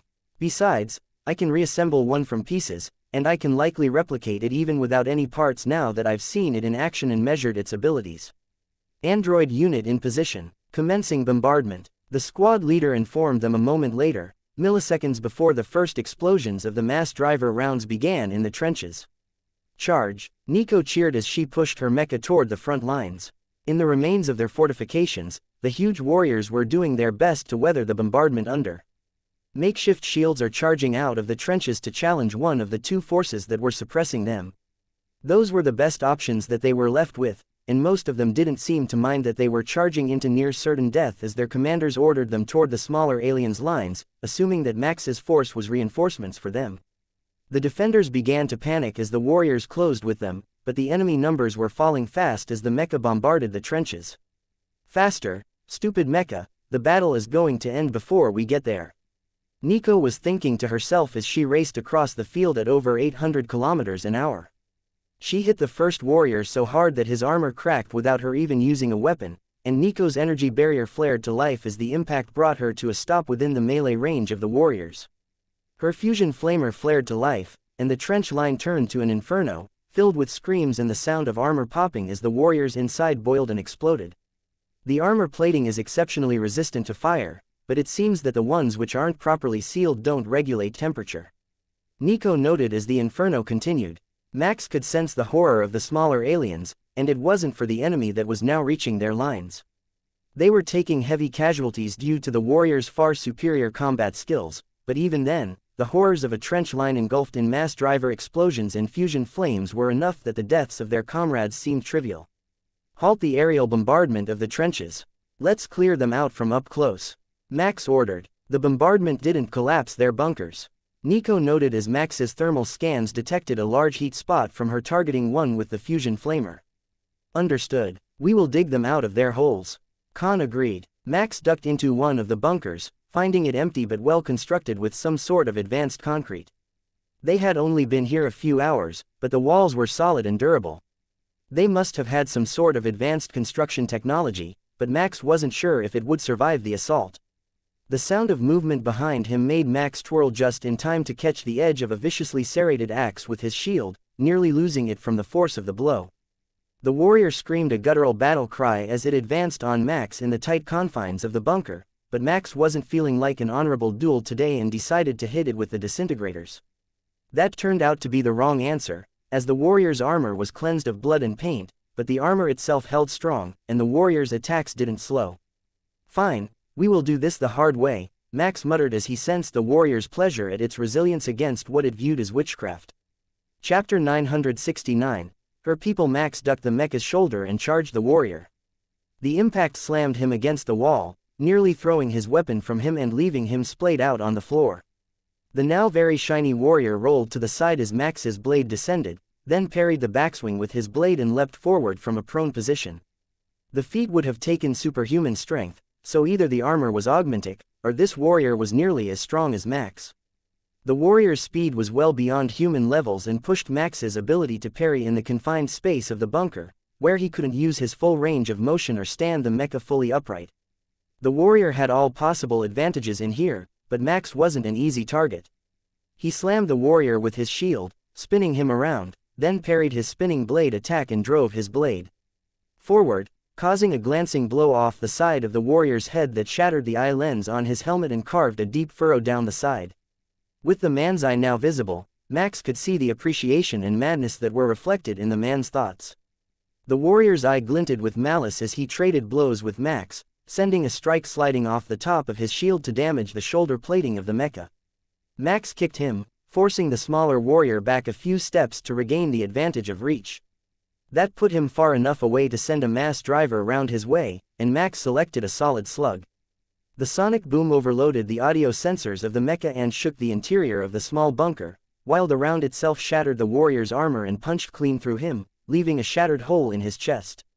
The warrior gurgled something that Max couldn't understand, then launched another attack, stumbling halfway and leaving the back of his neck open for Max's blade to remove his head from his shoulders. That fight had taken much longer than expected, so Max returned outside to check on the progress of the battle without the reinforced bunker limiting his sensors. There was much more of a fight going on than he had expected, and the details from the hunters' sensor said that there was a whole tunnel complex beneath the bunkers. From what Khan could determine, the bunkers were new, created when the trenches were to fortify their position in front of the city, but the tunnels had been created much further in the past for a different offensive. The blood-soaked warriors were already getting reinforcements through the tunnels, and they were staying in the bunkers attached to the tunnels, waiting for the bombardment to end. The mecha were too large to navigate the tunnel system. If anything, they would have to go in a mobile suit, as the hunters were already nearly the same size as the warriors that the tunnels had been made to accommodate. This isn't going to work. We can't get to them to fight them. Should we retreat and regroup until we have a better plan? Nico asked. Do it. We cleared the surface, so cleanse any bunkers that have tunnel access with a fusion flamer and buy some time to retreat in safety. Max agreed. It was annoying to have to retreat with the job half done, but it was all that they could do. Khan added her opinion in a grim tone. Leave the androids in place to bombard the zone between the trenches and the locals, or they're going to be in a bad way once we pull back. We've got these warriors all riled up, and they're out for blood. Without us here, they will swarm and slaughter the city. It was a predictable response. They had pulled troops from elsewhere to deal with the increased capabilities here, and if their force suddenly left, all those new arrivals would run rampant over the defenders. He had been wrong. This wasn't a balanced fight without reinforcements. The warriors were holding back, as they didn't view this location as a high priority. The last one of them to leave the area was, predictably, Nico. With a serrated blade from the demonic beings of the other layer in either hand, she was tearing apart anything that came for her and allowing the plasma shots and rocket-propelled grenades to explode against her energy barrier as she fought. The scene was gruesome, and Max could sense the horror of the defenders as he fought off the last few warriors who came for the hunters as they made their way out of the trench complex. Time to go, Nico. Once we change gear, you can come back and play again. Max yelled at her over the radio. All right, fine. Androids, cover my retreat. Nico finally joined the retreat while the androids slowly bombarded the area from the air. With their sensors linked, they wouldn't double up on targets, and their standing orders were suppression, so unless their analysis showed that the enemy was likely to charge out of the trenches, they weren't firing at all. It was enough to give everyone a breather, though. The defenders were rearranging their lines to prepare for a charge while the mecha returned to the ship in preparation to change their wargear and test out their skills underground. The Alliance would be very disappointed in them, but who was going to tell them? Certainly, nobody here, and the rest of the force thought that they were here testing their stealth technology. Technically, that was true. They had done a lot of testing on the new paint, including durability testing. Just not in the way that most corporate organizations would. Give me an hour to modify the mobile suits before we head out. The disintegrators didn't do anything against their armor, so we are going to have to swap to either plasma, ion cannons or a laser array. The locals are using both, and they seem to work fine. Does anyone have a preference? Nico asked as they reached the shuttle. I vote ion cannons. There is never enough of the classics. Khan agreed. Ion cannons it is. Chapter 970. Never fight in a basement. Are we seriously going to go down into the tunnels to hunt the warriors?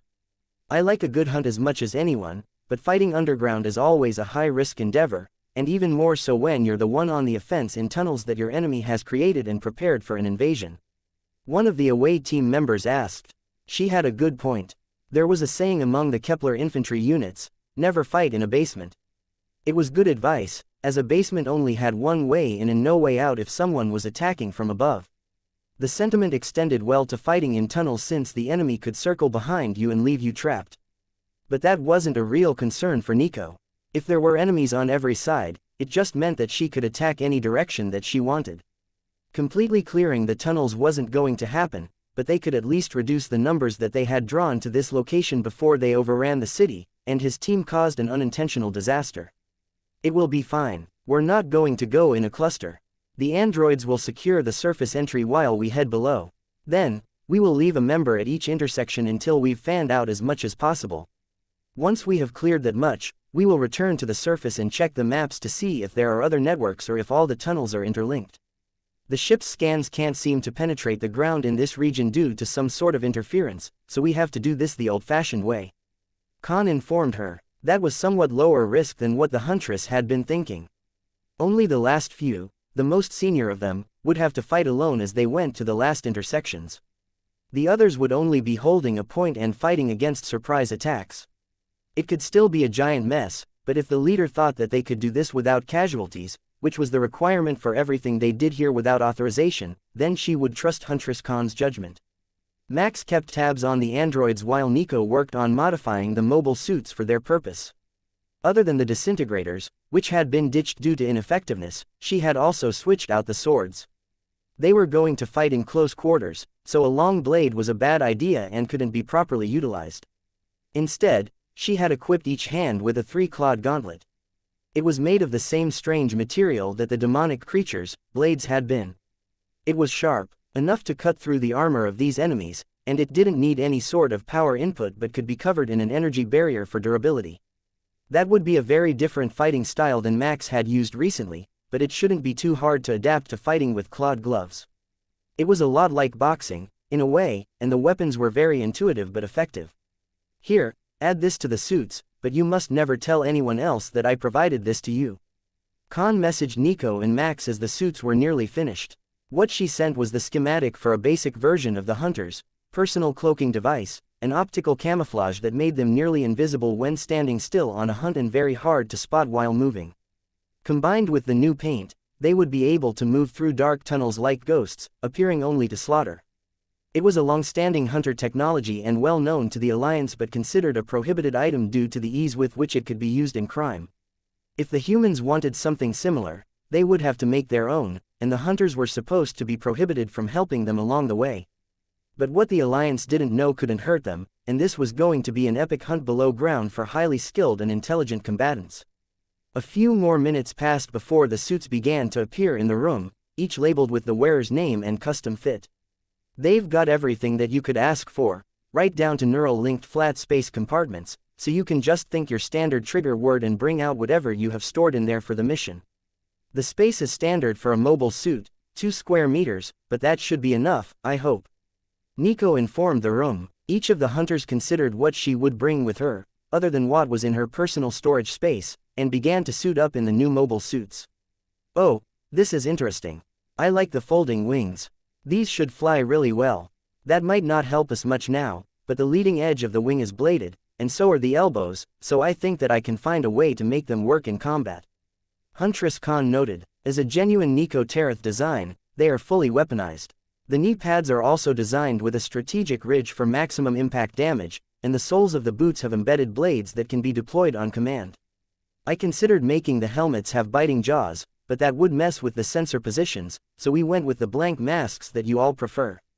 If the enemy is going to fear us, they should at least know who to look for next time. Nico laughed. Khan equipped her new armor and placed the helmet on her head. You're right, it does feel better to know that they will be looking at the hunter mask. That design has remained with our people for 100,000 years, and not having it visible is a strange feeling. Nearly as strange as looking around the room and seeing all these suits adapt to their surroundings. The new paint coating is much better at adapting its color when it is on the curved surfaces of the mobile suit than the angular armor of the mecha. Chapter 971. But maybe in a tunnel once everyone was suited up and the equipment was double-checked, it was time to decide what sort of round for the mass driver they were going to need. Using a hypersonic solid projectile in a tunnel system was a terrible idea from almost every possible angle. Fortunately, the mass driver was not a fixed-velocity weapon, and it could be used to propel the rounds at subsonic speeds and drastically reduce the sound generated. Of course, a subsonic projectile in .22 caliber would do a grand total of nothing to an armored opponent, but they still had options, namely, the high explosive rounds. They would still detonate on impact just fine, but the explosions would defeat the purpose of slowing the rounds down. So, a moderate approach was chosen. If the rounds were fired at only 10 times the speed of sound, the noise would be tolerable, comparable to a standard projectile weapon like the ones that the enemy was likely to be using.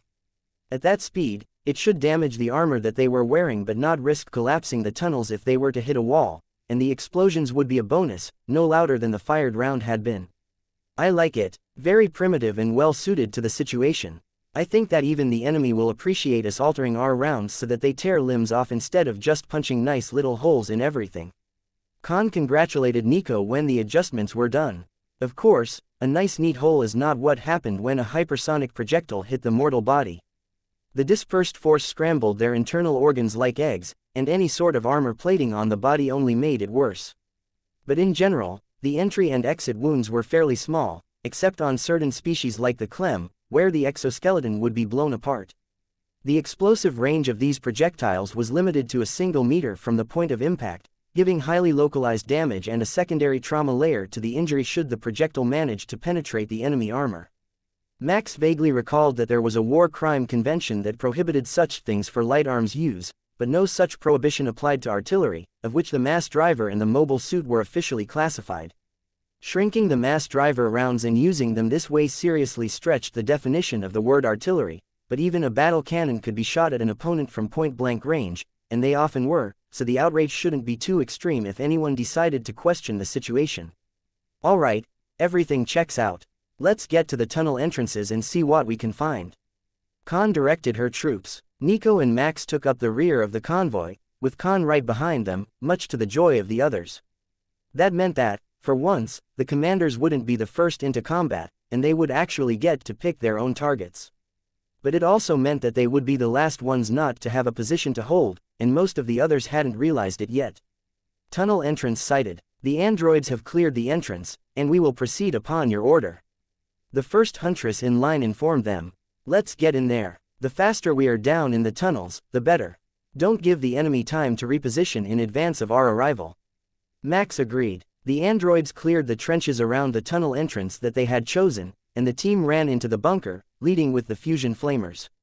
They did a wonderful job of clearing rooms, and they would keep the enemy from realizing the team's numbers if anyone were watching a helmet cam feed or something similar. The first row of hunters raced downward in the spiraling tunnel, which was mostly clear of enemies, while those behind them verified that the handful of victims in the room were really dead. A simple puncture through the head with a blade was enough to do the job, saving them ammunition in the early stages of the fight. Do you think that we should broadcast this to the locals? I'm sure that they would be impressed by our dedication. Nico suggested. Or horrified. One or the other. Remember that we don't want them to be more scared of us than they are of these warriors. Max reminded her. Khan snorted in amusement, and Max resisted the urge to laugh at her thoughts. Indeed, it would be wise for the locals to be more afraid of them than they were of the warriors and their blood-soaked intimidation tactics, but that was not the most effective negotiation tactic when they were looking to make peaceful contact. The front line had reached the bottom of the ramp, and it sounded like there was heavy resistance, with the pounding thud thud thud of their grenade launchers mingling with the rapid popping noise of the mass drivers and the whooshing sound of displaced air as the fusion flamers were put to work again. They would have to be careful with those things in some spots, as they didn't want to completely destroy the concrete reinforcement of the tunnels, but this first battle seemed much more intense than anticipated. Being the last in line would put him in charge of countering offensives from behind, but for now, it just stuck him in a narrow tunnel while the front ranks fought down below. Third rank is in the chamber. Push forward and clear the tunnel mouths. One of the huntresses ordered, and Max moved up to keep his spacing with Nico in front of him. That brought the room into sight, and it was far more gruesome than Max had expected. Bloody runes were carved on the walls, ankle-deep red liquid covered the floor, and dozens of large armored bodies now filled the space, with 2 damaged mobile suits being moved to the corner. Report, how are the team members? Max asked. Most of the team members had brought a small replicator-based repair device in their gear so they could fix the suits, but the huntresses might take more time to heal if they had gotten an infected wound from this filthy place. Chapter 972. Filthy folks, damn, if this is how they keep the tunnels, no wonder the little aliens are terrified of them. It looks like something straight out of a horror story, Khan noted as she surveyed the damage to one of the injured hunters. It just makes it that much more interesting, right? Now we get to worry about being killed and catching something that science doesn't even have a name for. Nico joked, getting back a hacking cough from the injured huntress. The injury is fairly minor, but there are broken ribs. Give the medical device a few seconds, and it can deal with that. We will patch up your armor once you are healed, and you can take the first post. Good job on the blitz. Khan congratulated her team members. Max looked up as he heard splashing and the sound of metal clanging from down the hallway as they hesitated. Second rank, move forward and secure the next rooms along these 3 tunnels, Max ordered, getting everyone moving again. The hunters had a lot of practice, but their plan hadn't expected to have a 4-way intersection at the bottom of the ramp. There weren't enough of them to hold many points at this rate, and they would only clear a few rooms before they were fully extended. 2 of the rooms were only a few meters down the tunnel, but one extended out into the darkness. Shall we? Khan asked, gesturing to the longer tunnel. With the 3 of them down that tunnel, and 1 left in the first room, that left 3 in each of the other rooms to hold against the enemy advance. Hopefully, it would be enough. The hunters had brought all sorts of defensive goodies with them to avoid being overrun, so they shouldn't have too many troubles, but the tunnels were not at all what Max had expected. As they ran down the narrow passage, the walls became more and more covered in gory runes, and they began to find body parts scattered along the walls in various states of decomposition. This must have been the original tunnelway that led past the trenches, and the rest were newer, not so corrupt and without all of the lingering signs of slaughter. This place gives me the creeps, Khan muttered as they advanced. The sound of footsteps in battle was getting quiet behind them as they put distance between themselves and the first room, and it only made the tunnel even more eerie, like they had stumbled into some monster's lair. Only they knew that the monster was a bipedal humanoid and an intelligent one, which made it even worse. The sound sensors are picking up something ahead of us. 20 meters, and it sounds like there is a closed door between us. Nico whispered as if the noise of her radio would be detected by the enemy. Perhaps it was, or perhaps the enemy heard them too, because a split second later, the door was slammed open, and a giant warrior in dark red armor rushed through with a heavy grenade launcher in his hands, already firing before the door even hit the wall. Nico, being the shortest of them by a large margin, ducked while Max and Khan pressed against the wall and let the first few rounds that he had fired down the tunnel pass by. Then the 3 sets of mass drivers tore the champion apart, leaving a shattered mass of armor in the doorway, and a stunned group of fighters behind. Nico showed them no mercy and lit up the room with her fusion flamer, incinerating the partially armored warriors and filling the air with smoke. But from that smoke emerged one of the demonic beings that they had faced in the other layer. It was slightly blistered but moving with incredible speed toward Khan, who was second in line. As it vaulted over Nico, the cunning behind its strategy was revealed. The demon had an energy blade attached to its tail, which whipped out at Nico, who parried with her energy claws and rolled to her feet. With the long tail and the twin swords, the pale violet creature had the advantage of reach, but the triple blades on each gauntlet made the defenses of the mobile suits hard to break, and it found itself trapped between the 2 women, who both had ranged weapons in their arsenal.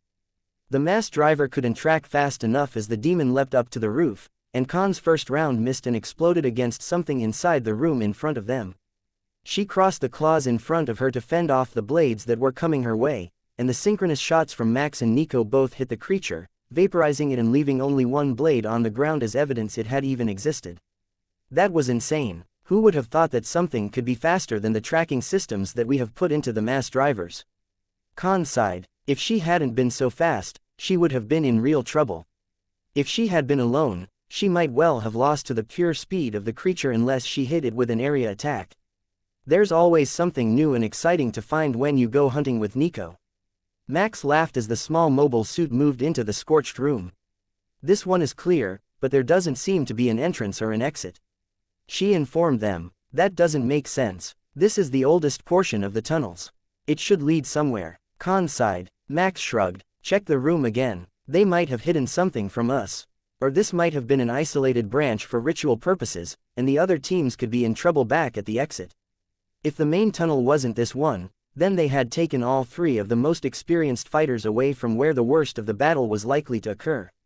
That would give the younger hunters a chance to prove themselves, but the idea was that they would do this without casualties, and they had already nearly suffered too. Chapter 973, Area Search, scan the area for hidden tunnels and fake walls.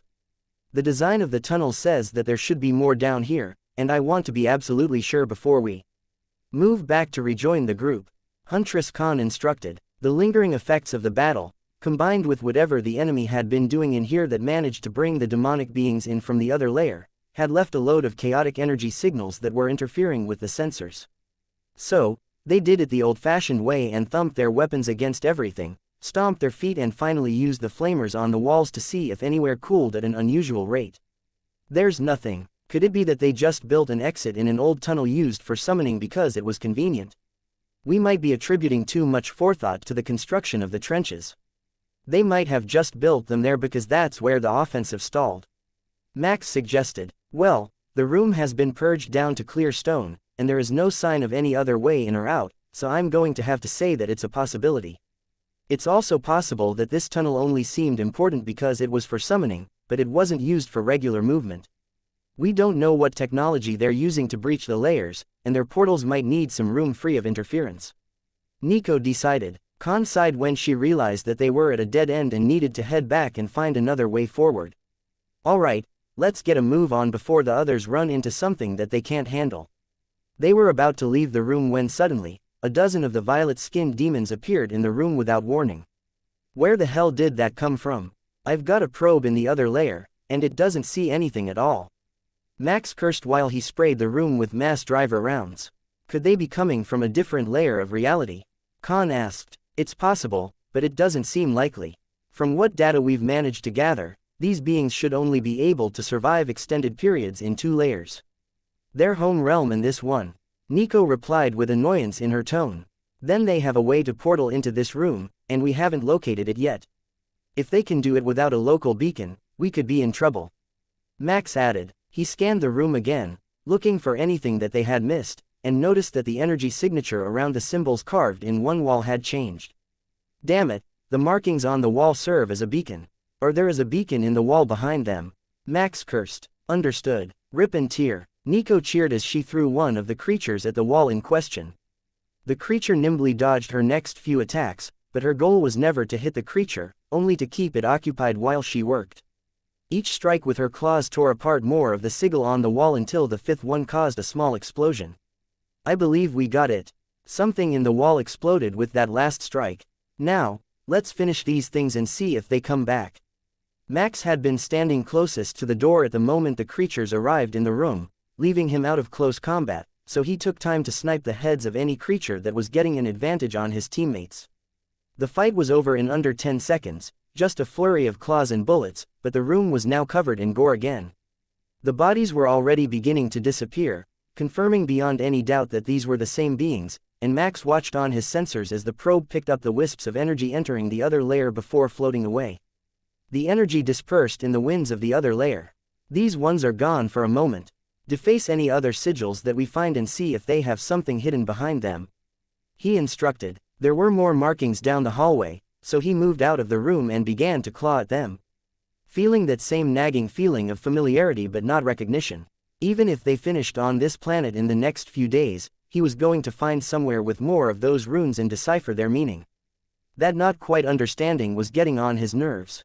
Commanders, we have heavy incoming enemy forces from the main trenches.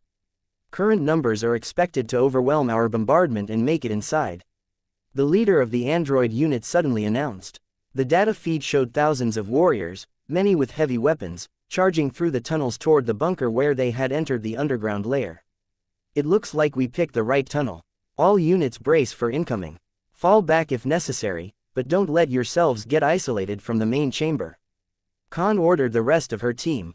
The three of them raced back down the tunnel just in time to unleash a barrage of mass driver fire on the first rank through the door of the main chamber. What are the androids doing up there? I thought that they were going to keep the entrance clear. The huntress left at the entry asked. They're working on it. When we destroyed the portal room at the end of the hallway, a couple thousand warriors charged us with energy barriers. It looks like they did a pretty good job on the timing. Max replied, "A portal room, Feth, that's the last thing we needed in here." The huntress cursed while she fired into the incoming crowd. "Look at it this way. At least we don't need to go exploring any more underground tunnels. The enemy is coming right to us." Nico laughed. "Of course, you would be enjoying this. But don't forget that I nearly got dissembled earlier. They're not as easy of an opponent as they look." The huntress complained, but didn't lower her rate of fire. Chapter 974, A Tunnel with One Entrance. Commanders. All branches are clear. There are no more rooms and no more enemies outside the main entrance. The away team leader reported. "Destroy any and all sigils and alien writings that you see. I have no idea what they mean, so some of them might be ways to let more enemies into this section of the tunnel." Khan ordered. Max checked the recorded layout of the tunnel complex and frowned. "Does this look like a barracks to anyone else? I think that these tunnels were created specifically as staging areas for the warriors when they arrived from the other layer. If my theory is right, the chamber complexes will all be separate, and they will all have a summoning room near them.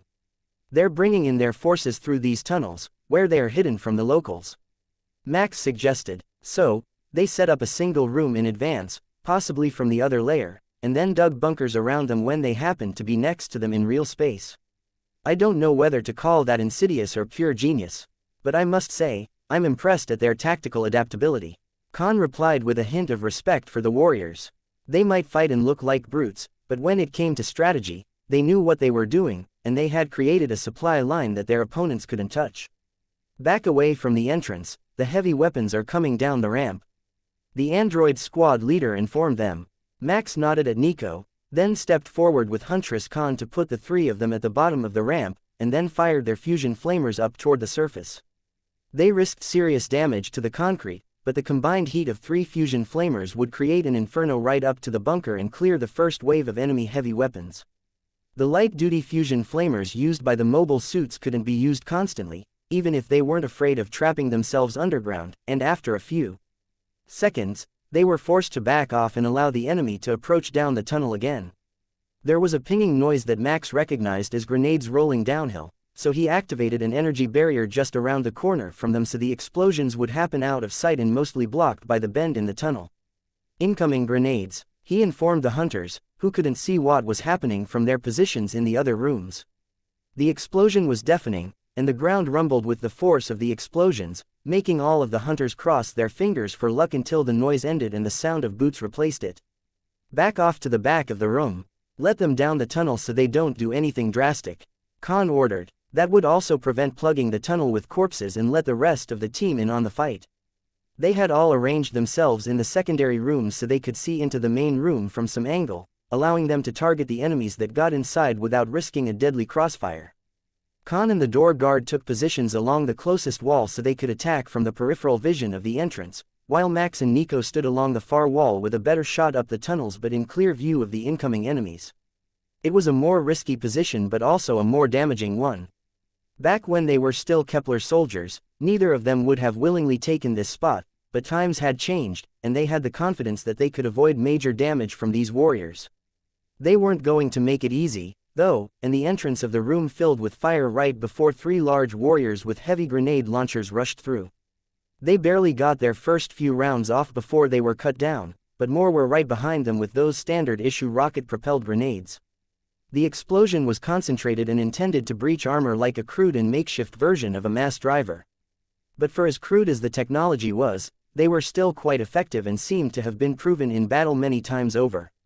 All of the warriors were completely confident in their weapons, showing years of familiarity with the same tools that only a veteran soldier could have. Unlike the drafted shock troops of the human infantry, these infantry were battle-hardened veterans, used to being on the front lines and facing down superior firepower with success. After a few waves of instant deaths, they changed tactics.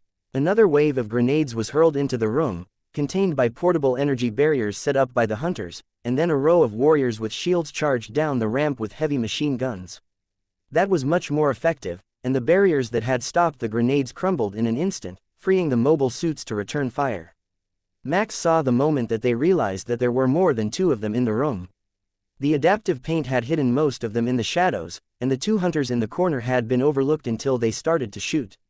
They didn't let up on their fire toward Max and Nico, but the group behind them, a dozen melee fighters, spread out to charge both occupied doors as well as the two hunters in the room. All of them had heavy shields made of the same materials as their armor. The mass driver rounds had barely done any real damage before the enemy was in close combat again, hacking and stabbing at the hunter team. These seemed to be junior troops, though, and they weren't as fast as the first berserker that they had fought. Max's claws took a head with his first swipe and then deflected a blade on their way to impale another fighter. This armor was lighter as well. The design looked similar, if possibly less mutated, but the appearance was deceiving. They're light infantry, shock troops, anyone who can prepare to fire on the ramp. The next wave should be heavy weapons, and I don't doubt that they will shoot through their own troops to get to us," he ordered. Chapter 975, Fighting Retreat. While they fought the light infantry in front of them, Max and Nico fired over their shoulders at the infantry coming down the tunnel the moment that they came into view. They had the same durable shields leading the charge, so it was only slowing them down a little, but the impact of the mass driver rounds halted the advance even when it didn't pierce the shield's plating. That bought them a precious few seconds to deal with the enemies that they were already engaged in, and just before the reinforcements reached the bottom of the ramp, Khan and her partner managed to knock their last remaining opponents back to the tunnel and fill it with fusion flames again. The tunnel itself gave an ominous groan as the flames set off the explosives that the troops were carrying, and the resultant shockwave nearly knocked Max from his feet and threw his opponents to the ground, where they were easy targets for his claws. "Shit, I don't think that the tunnel can take much more of that. Are we going to push up to the bunker, or should we back out and let them into the chamber?" Khan called urgently. "Let's go up before that tunnel collapses entirely," Max decided, and the team began to move, preparing for a frontal assault to get out of the underground chambers. "Grab some of the better-looking shields as well. If they stopped our rounds, they will stop the enemy rounds just as well, and we can treat them as disposable," Nico suggested, grabbing one for herself that had only taken a single shot before the carrier was killed. Most of the others weren't in as good of condition, but Max managed to get himself a good one and took his spot at the front of the line with Nico. They were both significantly shorter than the hunters, so it was easier for the second rank to shoot over the top of them when they were wearing mobile suits. It increased their firepower and allowed a second rank of shields to guard the upper area behind their heads without blocking the view of the troops behind. The tunnel was narrow, though, and they could barely stand shoulder to shoulder. It only widened near the mouth of the chamber and the bunker, where the enemy would be waiting for them. Everyone knew the routine, though. Fire as fast as possible while charging into melee range with the enemy and clear the bunker as their next foothold before moving back out into the trenches and deciding what was next. They could either fight their way to another bunker and clear another tunnel complex, or they could rest and recuperate for the night and do it tomorrow. If they really were drawing in troops from another layer or using portals, it wouldn't matter which day they did the clearance, as the enemy could reinforce themselves just as well either way. In Max's mind, that meant that fresh and rested was the way to go instead of a long and grinding fight. The biggest question was if the enemy would agree to let them leave. The warriors either hadn't realized that the hunters were coming up, or they were determined not to let them reach the bunker because halfway up the ramp, they ran into another heavy weapons team using an upscaled version of the grenade launchers. The booming of the heavy weapons rang out in the narrow tunnel, matched by the sharp crackling of multiple mass drivers, and the enemy was torn apart before being trampled underfoot. Max didn't slow the charge at all, and Nico was using her gravity control device to glide over the bodies to reduce the chance of tripping. "Heads down. One last push," Nico called out, then ducked her head behind the shield and slammed into the defenders at the top of the ramp. She didn't hold onto the shield, only kept it pinned between their bodies for an instant while she tore the warrior apart with her claws and filled the room with explosions from the mass drivers. The carnage caught the staging force off guard, and in an instant, it was only humans and hunters alive in the room. More warriors were coming in from the door, but before they could stage an effective defense, they were cut down by the mass drivers, and the hunters raced for the door to fire their fusion flamers down the trenches. The explosions of artillery were still audible up here as the android force kept the majority of the enemy force pinned down, and the flamers cleared the immediate vicinity in seconds, giving them time to breathe. "Let's get out of here. I've got a bad feeling about those sigils in the portal room, and I want to do some studying on them," Khan decided. "You heard the nice lady. Let's get out of here. Androids, we will need extra suppressive fire to keep our path clear." We will proceed through the trenches to the closest point before moving above ground level. Nico instructed their support troops. Understood, Commander. Nico led the way out of the door with her claws out and immediately leapt onto the face of a warrior who had come around the corner to attempt to charge the tunnel. The move shocked him so much that he forgot to drop his weapon, giving Nico a convenient place to sit as she drove her claws through his helmet and rode the corpse to the ground. Max was slightly more pragmatic and started with the mass drivers to deal with the unit that was behind the ill-fated leader. Behind them came the majority of the hunters, with Khan running backward at the rear of the ranks to deal with whatever was chasing them. The androids had cleared the way quite efficiently, though. Other than a few stragglers who were hidden in small cutouts in the walls and a few occupied bunkers, they didn't hit much resistance. It's a good thing you can run backward. Max laughed as Khan reached the final bend in the trenches, and the team prepared to exit back onto the open fields. Hunters prepare for everything, even if it seems inconvenient, she recited while the other hunters laughed. Most of them couldn't do it. Khan was from one of the few hunter groups who still practiced for every single scenario instead of devising their own sect's combat style. Chapter 976.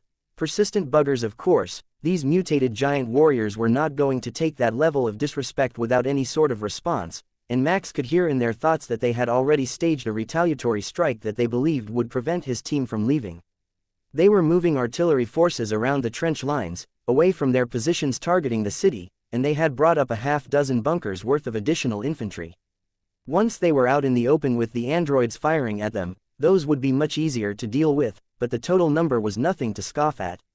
Nearly 1,000 infantry had been readied for the fight against the single squad of mobile suits and a unit of light mecha.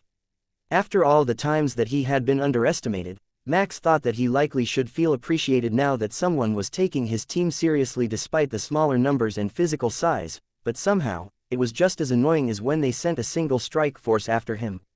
Prepare for incoming. They're a bit upset with us, he informed the team. Got it, so what, 100?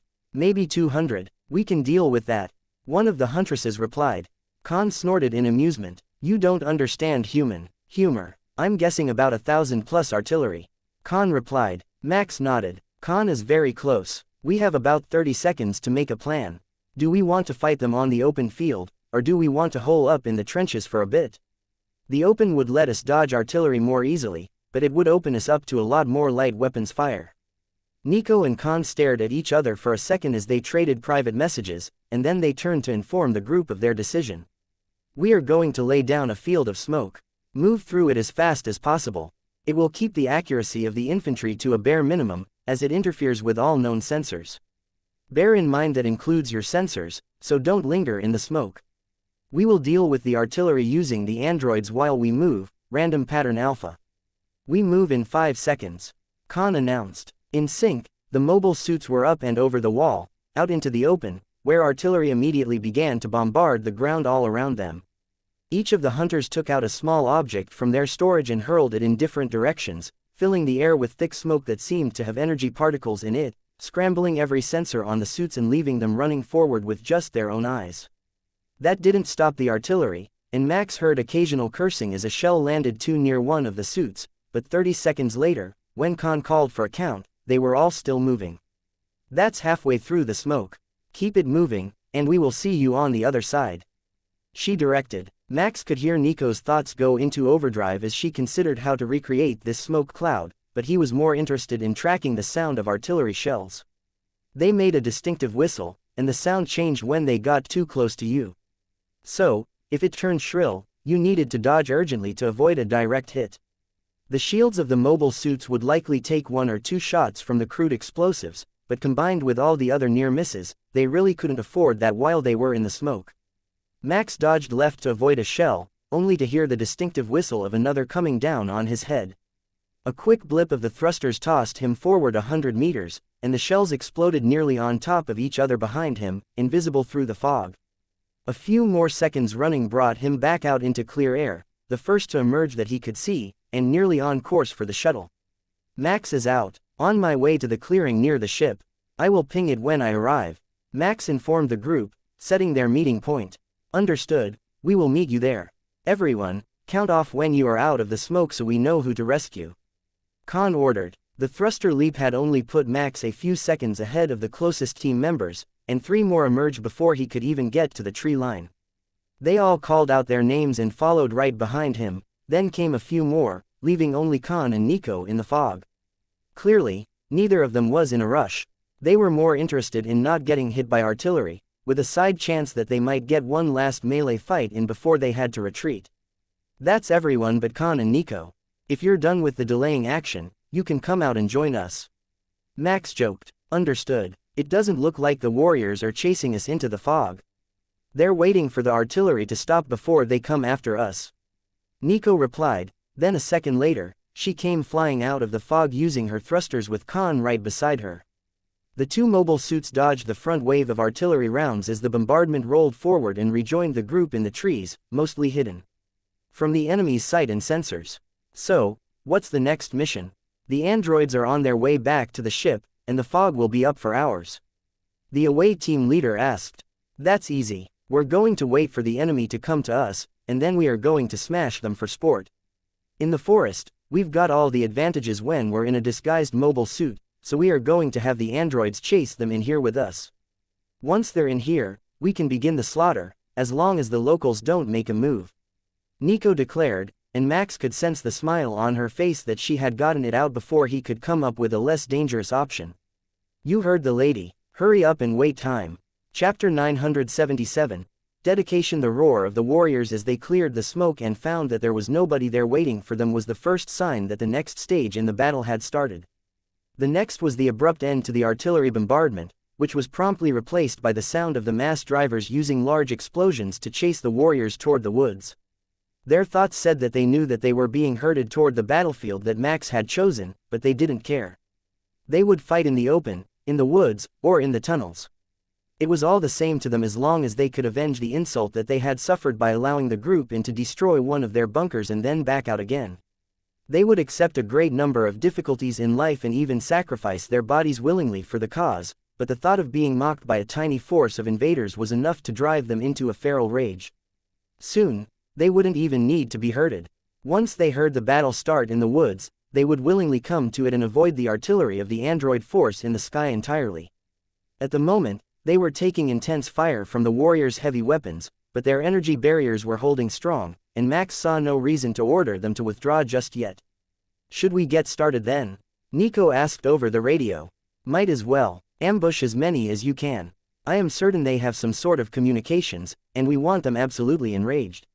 Max agreed. He could hear the sound of someone in heavy armor trying to be stealthy 100 meters to his right, so Max engaged the gravity control system on his mobile suit and snuck through the trees toward his first victim. It turned out to be a pair of junior light infantry doing their best to make it through an area of bramble bushes without getting hopelessly entangled.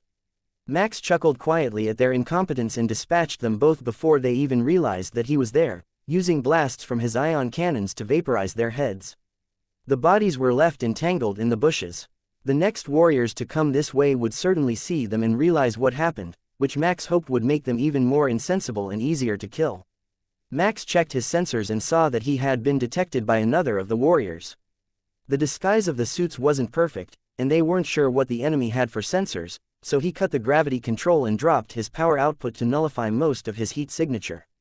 That was one of the easiest ways to track a technological enemy, and with his strength, he could turn the suit entirely off until he attacked, allowing him to use it as insulation and sneak up on his prey.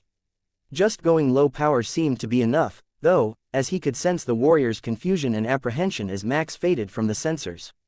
With the exterior constantly adapting to the surroundings, his nearly silent approach through the trees went unnoticed until he was 20 meters away.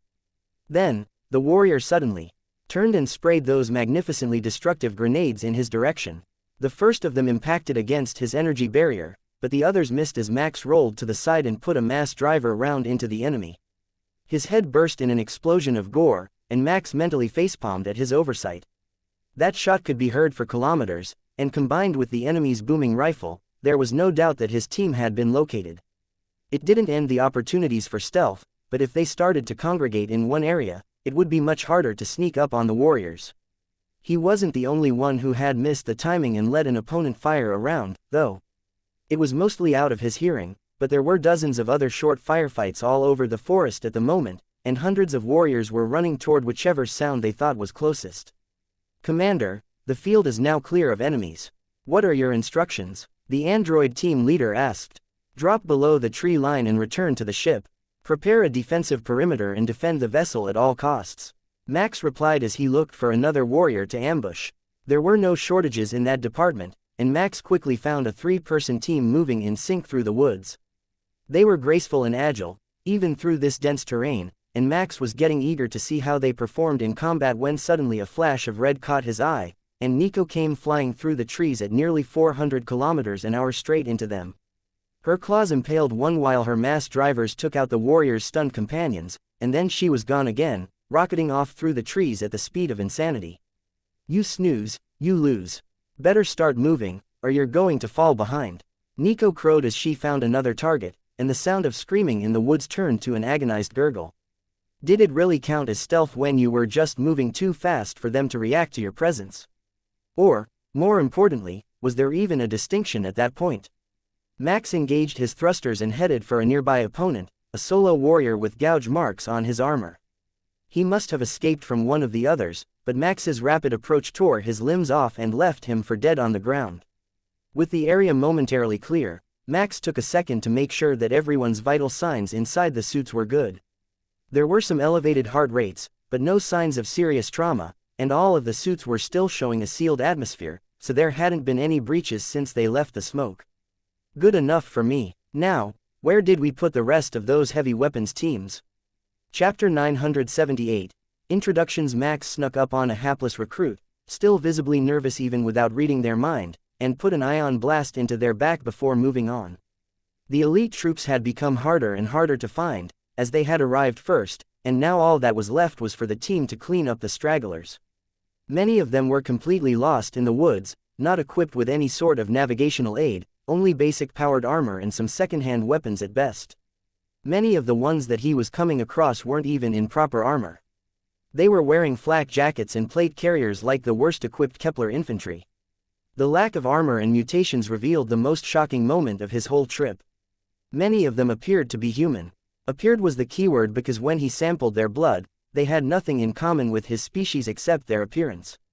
Still, it was uncanny how close the resemblance was, and he wondered if they were a legacy species created from a template by something like the Darklings that liked to genetically engineer species for later harvest. It was doubtful that they would be able to answer that even if he asked them in person, so he just silently vaporized them with the ion cannons and moved on to the next targets. After a few minutes, the signs of life faded, and his team was left alone in the woods, no longer pursued by the warriors or anything else. It looks like that's it. Clean up any stragglers you find and return to the ship. Khan sighed. There had been some injuries later in the battle when the hunters started to get tired, but no casualties. It was a testament to how superior their wargear was, and the woods were littered with bodies of the enemy. The locals could deal with that later. They had learned a lot in their short time here, and Max had every intention to get them off this planet and back into orbit before anything went wrong that they couldn't hide from the Alliance. The team fanned out to search for hidden survivors and slowly made their way back to the ship from multiple directions, weary from exertion and ready for a hot meal and a nap. You know, I'd forgotten what it was like to be in a mobile suit instead of a large hunter suit. The light mecha of your forces don't have it easy, having to live in such cramped quarters all the time. Khan sighed as she sanitized her suit in preparation to take it off. Max nodded. It's a definite lifestyle upgrade when you move to the heavy mecha and again when you move to the super heavy units. It serves as great motivation to improve their skills, just for the improved living quarters inside the larger units. One of the hunters shook her head in dismay. Humans have such strange motivators. Do they not have the drive to improve just for the sake of pride? She asked. Nico chuckled. Yes, but also no. Humans' sense of pride drives them in many directions, most of them self-destructive. They will take pride in all the wrong things and bring about their own downfall, so we have to give specific direction when we're helping each other grow as intelligent beings. The huntress considered that for a moment, then nodded. So, it's like when Commander Max constantly reminds you not to do excessive things. Khan and Max laughed at that while Nico shook her head. No, that's because he is the arbiter of all things fun, and he wants to take all the joy out of life. She explained. Also known as it's his job to make sure she doesn't do anything genocidal, Khan added. Max nearly laughed out loud as the young huntress realized that Nico was likely the scariest one in the room if she was left unsupervised, and then shrugged it off as just humans being humans. Nico was definitely giving people the wrong impression of what human culture was all about. Sure, violence was part of it, but they were starting to associate genocidal tendencies and gleeful slaughter with just the average human getting annoyed. Commanders, there are drones incoming overhead. Unknown design, but deployed from the city. The android pilot of the shuttle announced. Everyone inside. I don't want any of our units visible when those drones get in camera range. Max ordered. The androids were already arrayed around the ship, so they were inside in seconds, crowding the bay where the hunters had just finished sanitizing their suits. The door closed behind them, leaving the ship the only thing visible from the outside, and Nico brought up a three-dimensional display from the outside cameras so they could watch the drone's behavior. At first, it wasn't clear if they had detected the ship at all, given their erratic pattern of movement, but as the sensor data came in, it began to make sense.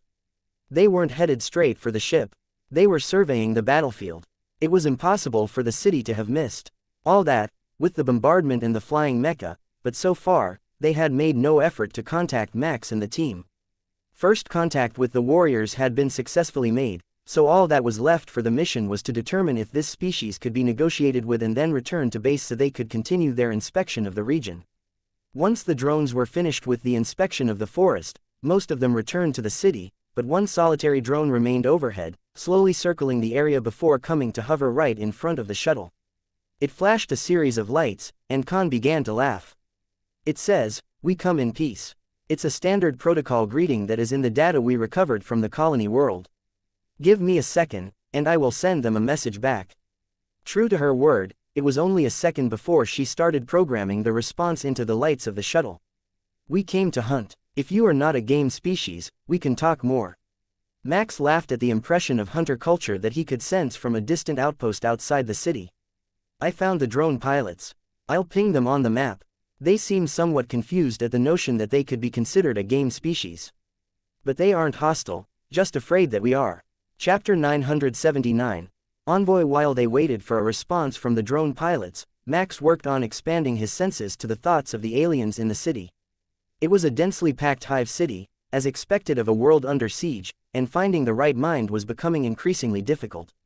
The local news was showing the scene of the battle that they had just held, and all of the minds in town were focused on the same things, making it impossible to tell who was important and who was just watching the news.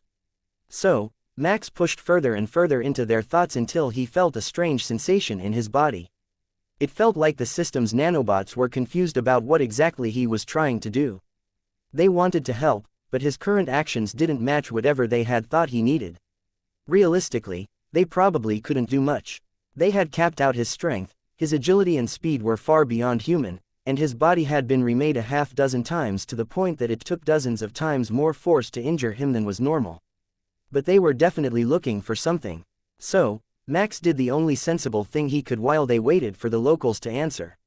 He used Nico's skill to connect with the ship's computer and allowed the nanobots to go to work analyzing all of the samples that they had collected from the warriors and the demonic beings over the course of the battle, as well as what they had gathered from the chameleon aspects of the biodome aliens. Since the nanobots were involved in the rapid access of data, they could use whatever they wanted for their own advancement plans.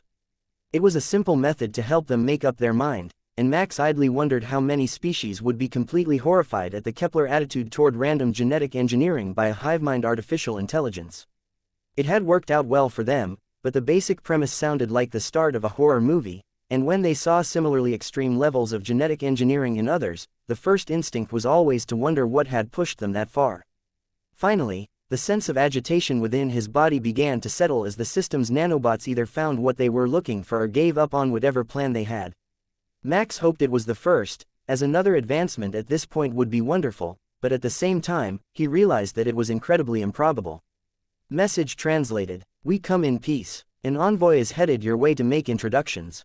The ship's computer automatically translated now that it had the data on the light flash language. They speak the same common tongue as the species in the Kaleska region. I'm not sure if the hunters speak it, as the myceloids don't, but it is one that Nico and I both understand. They might try to keep using the light flashes, but one of us can contact them directly and talk to them if we have their communication frequencies. Max informed the others. The envoy arrived only a few minutes later. One single terrified alien in what looked like a disposable transit pod, made from rapidly biodegradable plastic with no manual controls. They totally think we're going to kill her. Nico pointed out. Guaranteed. The so-called envoy doesn't even have controls to move the pod unless they're doing it through a neural link that our sensors haven't detected the circuitry for. Khan agreed. Max shook his head. No, it's a drone. The person inside has no control. Should I meet them, or should we send Nico, who is closer to their size? Nico laughed. You go. You're halfway between me and the hunters in size, so the shock when they see us shouldn't be as severe as if they went from seeing me to seeing Khan. Max chuckled as he put his mobile suit back on to go outside and greet the envoy. The atmosphere was completely safe for him to breathe, but he wouldn't put it past the aliens to send someone with an incurable disease on a suicide mission, and he didn't want to catch something unknown to science. There was too much terror in the envoy's mind to make anything else out, so he stepped out of the smaller side ramp and walked over to knock on the side of the pod. Good afternoon. I am Commander Karis Max, the chosen representative of this hunting trip. Might I know your name, envoy? He asked in the common language the aliens used. It wasn't the same one as the aliens on the other planet had used, which was a bit strange, nor was it the same language that their official records were kept in, but most of the population thought in it, so it must be their native dialect. The envoy, a young adult female of the species who had been dressed in what looked like a ceremonial white toga, simply stared at him for a few seconds. Please don't hunt me. I'm a terrible runner, and it wouldn't be fun, I promise. She finally pleaded once she realized that she could understand this strange man. I agree, you would not be fun to hunt. But you have been chosen as the envoy between your people and mine, so you might as well get out of the pod and come talk to us about your homeworld. Max chuckled. She was still thoroughly confused as she opened the side door of the pod and climbed from the hovering transport into Max's waiting arms. He shifted her onto one hip and walked back up the ramp while he pretended that he couldn't hear the minds of the absolutely stunned drone pilots and military officers. Once they made it up the ramp, Max ordered the ramp to stay open and let the envoy down onto a couch facing out the door. Then he took the seat facing her, conveniently hidden from the sight of the pod, and removed his helmet. You're, she stammered, then cleared her throat. No, you can't be. They're all dead. The old ones are not real. She mentally whispered, with the words never leaving her mouth. Chapter 980, Prying Minds, Old Ones. No, my species is called human. We might look like other species that you know, but we came here through an anomaly from the far reaches of the universe. The tall ones with us are the hunters, who also hail from the same region of space as our people and have come to prevent the species on this side of the anomaly from invading us. Max explained. You can read minds. Wait, did I say that out loud? I don't even know anymore. The envoy was in the middle of a mental breakdown, so Max flexed his abilities in a way that he very rarely used to implant calm feelings into her mind until she got herself together again. With luck, she would never know that it was even possible for him to influence thoughts or directly talk to others in their minds, since it was mentally draining for him unless he was talking with the illithid, who naturally communicated both ways. As she calmed, the envoy looked around the luxury interior of the shuttle in confusion. This was far different than anything that she had expected, and there was a small woman bringing a tray of what looked like snacks and drinks. Nico had programmed in some of the foods that they had found on the other world containing this species and made a snack platter for their guest. It was the bare minimum of hospitality for an envoy, but the alien didn't trust them at all. Max sighed as she stared at the plate in front of her, and Nico waited impatiently for her opinion on the newly created snacks. I suppose I should start at the beginning. As the elected envoy of your people, you are currently the highest authority on the planet when it comes to dealings between our species. We're not going to harm you. This is just a cordial meeting between politicians. The snacks are not poison, and they have been tailored to your tastes based on the food preferences of others of your species that we have met. Now, she looked even more shocked than when she had thought that he was an extinct species. She slowly reached for the snacks and popped one in her mouth with a look of terror. Then it faded to shock, then happiness, before she slowly began to chew and make happy noises. I think she likes it. Max teased Nico while the envoy was too engrossed in the food to say anything. She nodded excitedly but didn't speak until she had finished with the bite-sized snack. We've been on recombined rations for all my life. I have never tasted anything like that, she explained. Do you not have replicator technology? Most species that we have come across have some version of it. Max asked. Oh, you mean the recombination processors? Yes, they can make rations out of anything, but that is all they make. She offered, not quite understanding the question. Max probed her thoughts on the matter and realized what the issue was. They were a template-based device, and only one template existed. The one for a generic ration pack. It was high in nutrients but completely void of taste, and without large fields to create varied foods. That was all that the locals ever ate. Ah, I see the issue now. We have a very different version of the technology, and we can program new things into it. Eat all you like. We can make more whenever the plate is empty. Tell us if there are any that didn't turn out to your tastes, as we only have limited information from one other colony and none from the people of this planet. The drone outside could hear him but couldn't see his face, so they knew what was going on but not what humans looked like. Other than the fact that they could be mistaken for the old ones. Max couldn't tell by the thoughts of the military officers in the city whether that meant humans or the Darklings, which could be mistaken for humans with longer ears if you weren't really familiar with either species. If you were, it was quite clear that they were different species, and internally, they were even more distinct, but in a situation like this, all most people would have to go by was outward appearance. What did you come here for? Other than to slaughter the mad ones? The envoy asked after finishing a few more of the snacks Nico had prepared. Mostly, we came to see whether the people in the conflict here would be a threat to us. There was a battle between the myceloids, the ones you call the mad ones, and your people in space above the planet, and it caught our attention. Your people seemed to be defending their homeworld, and we didn't find any signs of other species living here, so we saw no reason not to see if you were interested in peaceful coexistence. Max explained. From outside, a speaker on the drone asked its first question of the day. What exactly does that mean? Max raised his voice to call out to the drone. It means that we intend to leave without bothering your people. We might be able to arrange to trade you a few useful items before we go, but we won't be helping your enemies. Both species enjoy a good fight too much to be allies in the long term, so we have decided to treat them both as game species in the future. There was a pause before the voice from the drone came again. You have the technology to make better food. Would you be willing to share that with us? The morale of our troops could benefit from the variety. The voice asked hopefully, and then there was a thumping sound before another voice took over. The first had been a drone operator. The new one was his superior, a bureaucrat chosen for his ability to suck up to those in power. If you could provide us with some samples of the weapons that you used against the mad ones, we would be grateful. The new voice insisted. Max shook his head and then winked at the envoy. I'm afraid that we're not at the point of trading military technology. But if you want a portable sample of the food creation technology, I think that we can spare one for you. I will have a team member put it in the pod to go back to your station after the meeting.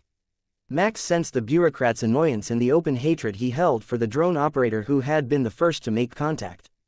Any help that you are willing to provide is very welcome, he replied in a measured tone that Max recognized as carefully calculated to not cause offense to anyone. Chapter 981. Gift. The envoy stared at Max in shock at his words.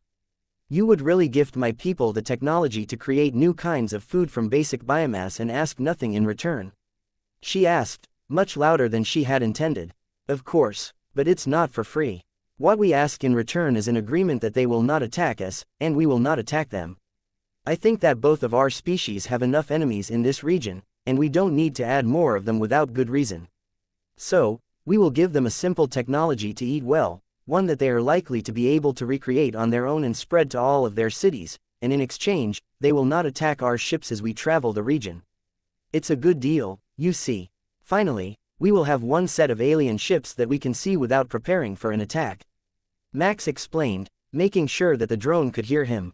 Back in the drone base, the radio operator and his superior were just finishing a rather short but intense fight of their own, with the radio operator coming out on top and informing their direct chain of command instead of the supervisor's political connections. Once the request was sent out, along with details of the situation, it would become widespread knowledge in the Defense Force's senior ranks, and the politicians would stand no chance of hoarding the good thing for themselves. They had been so engrossed in their fight that they didn't even know for sure what it did, only that they could use it to make food. Real food, and not just ration packs. Nico was already working on the solution, and Khan was doing a terrible job of hiding her amusement when the small cyborg came out with the most basic of biomatter replicators that anyone aboard had ever seen. The device did the job, but it was designed as a single-post machine intended to be placed over a conveyor belt and had been simplified in the extreme. The interior circuitry was something that the humans could have duplicated on their own 2,000 years or more earlier, and there was no software. It was all hard firmware based to make one of 9 options with the push of a button. It even had pictures of the items on the post beside the buttons.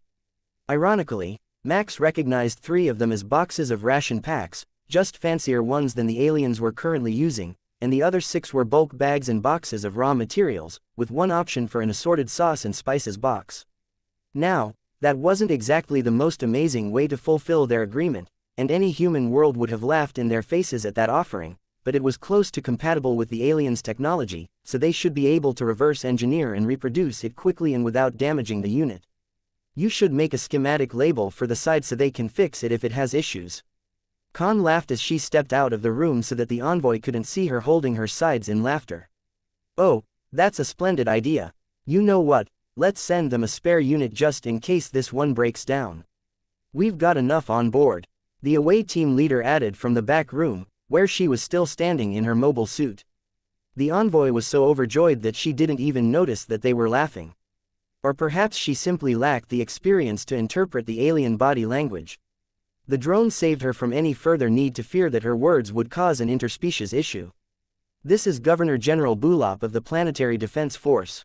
With the delivery of your peace offering, we will consider the agreement to be signed and paid in full. You may keep our envoy as a gesture of trust that we will not break our deal. The speaker on the pod declared in a squeaky but somewhat masculine voice. Nico skipped out to the small transport vehicle and placed the 2 poles in it, along with a small instruction book in the local language with enough details for them to recreate it on their own in their military factories. They were already very near this level of technology, and in some ways, this was a simpler device than the ones they already used. It did fulfill the deal, though, and if the local soldiers could make hundreds of these, they could solve their issues with morale. The pod disappeared as soon as Nico had the delivery securely fastened in by the seatbelt and the door closed, marking the end of the negotiations in the minds of the small aliens. Max could tell already that they had forgotten all about the girl, who they had never expected to live through the encounter anyhow. They were focused entirely on the option to have new foods for the first time in their lives. Fortunately for them, Nico had even adapted the power supply to the local wall plugs and had added capacitors so that it could be used nearly anywhere, at a lower continuous draw if necessary. The envoy looked around the ship, then blinked slowly. She had just realized that her ride home was gone, and she was stuck here in the middle of nowhere with a bunch of murderous aliens that could take out the warriors who had been terrorizing her world with relative ease. What do I do now? She asked slowly. Nico patted the meter-tall alien's head in consolation. You've been stationed with us for the duration of our agreement with your people, so I will prepare a room for you. I'm not sure that we have clothes already in your size that are suitable for an envoy, but we will find you something. She had every intention of dressing the girl up as a Reaver child with the excuse that it was all that they had. Despite the fact that their replicators had thousands of clothing designs suitable for her species input by the members who had visited either Absolution or Terminus. Chapter 982.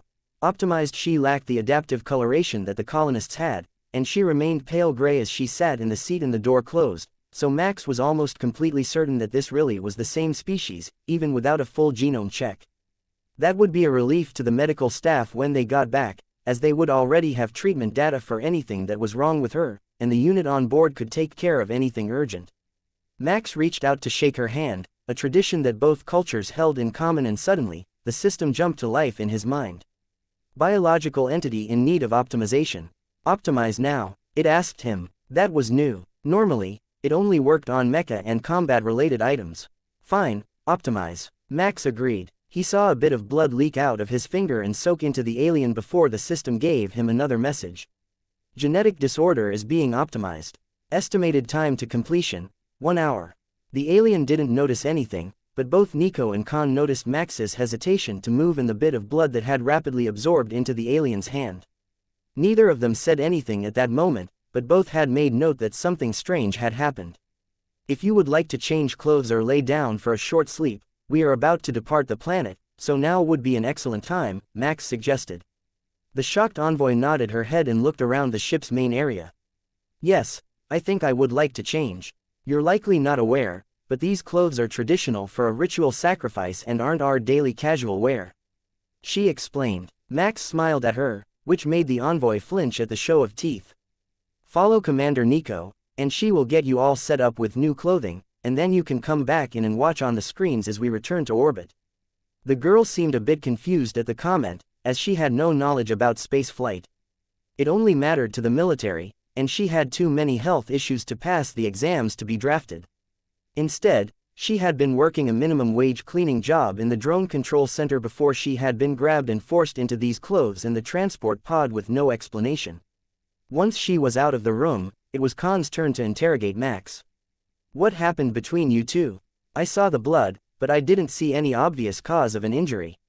She whispered. I'm not completely sure. The nanobots of the system said that she needed to be optimized, so I just let them. The blood was likely them transferring some of their numbers to her body, but I haven't had time to determine what they're trying to do yet. He replied with a shrug. Did your system change? We have fairly extensive records on you, and changing living things isn't in any of our files. She asked. I think that it did. But I'm not completely sure how yet. As I said, it just happened, and unlike a computer interface, it can take some time to fully understand the system. I will check it to see if I gained a new function, though. Those are usually listed. Khan waited patiently as Max checked his system.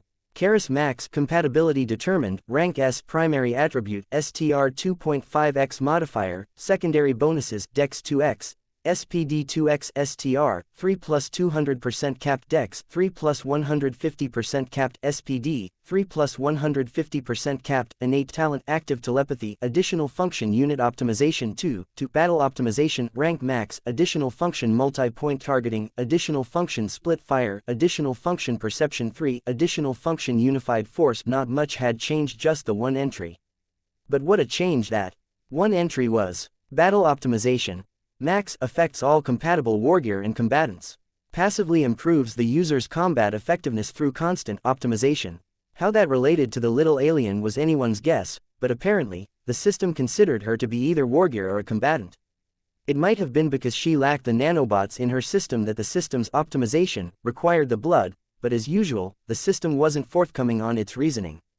When he tried to focus on his new ability, Max realized that it worked just like the old optimization had, but now he had more targets.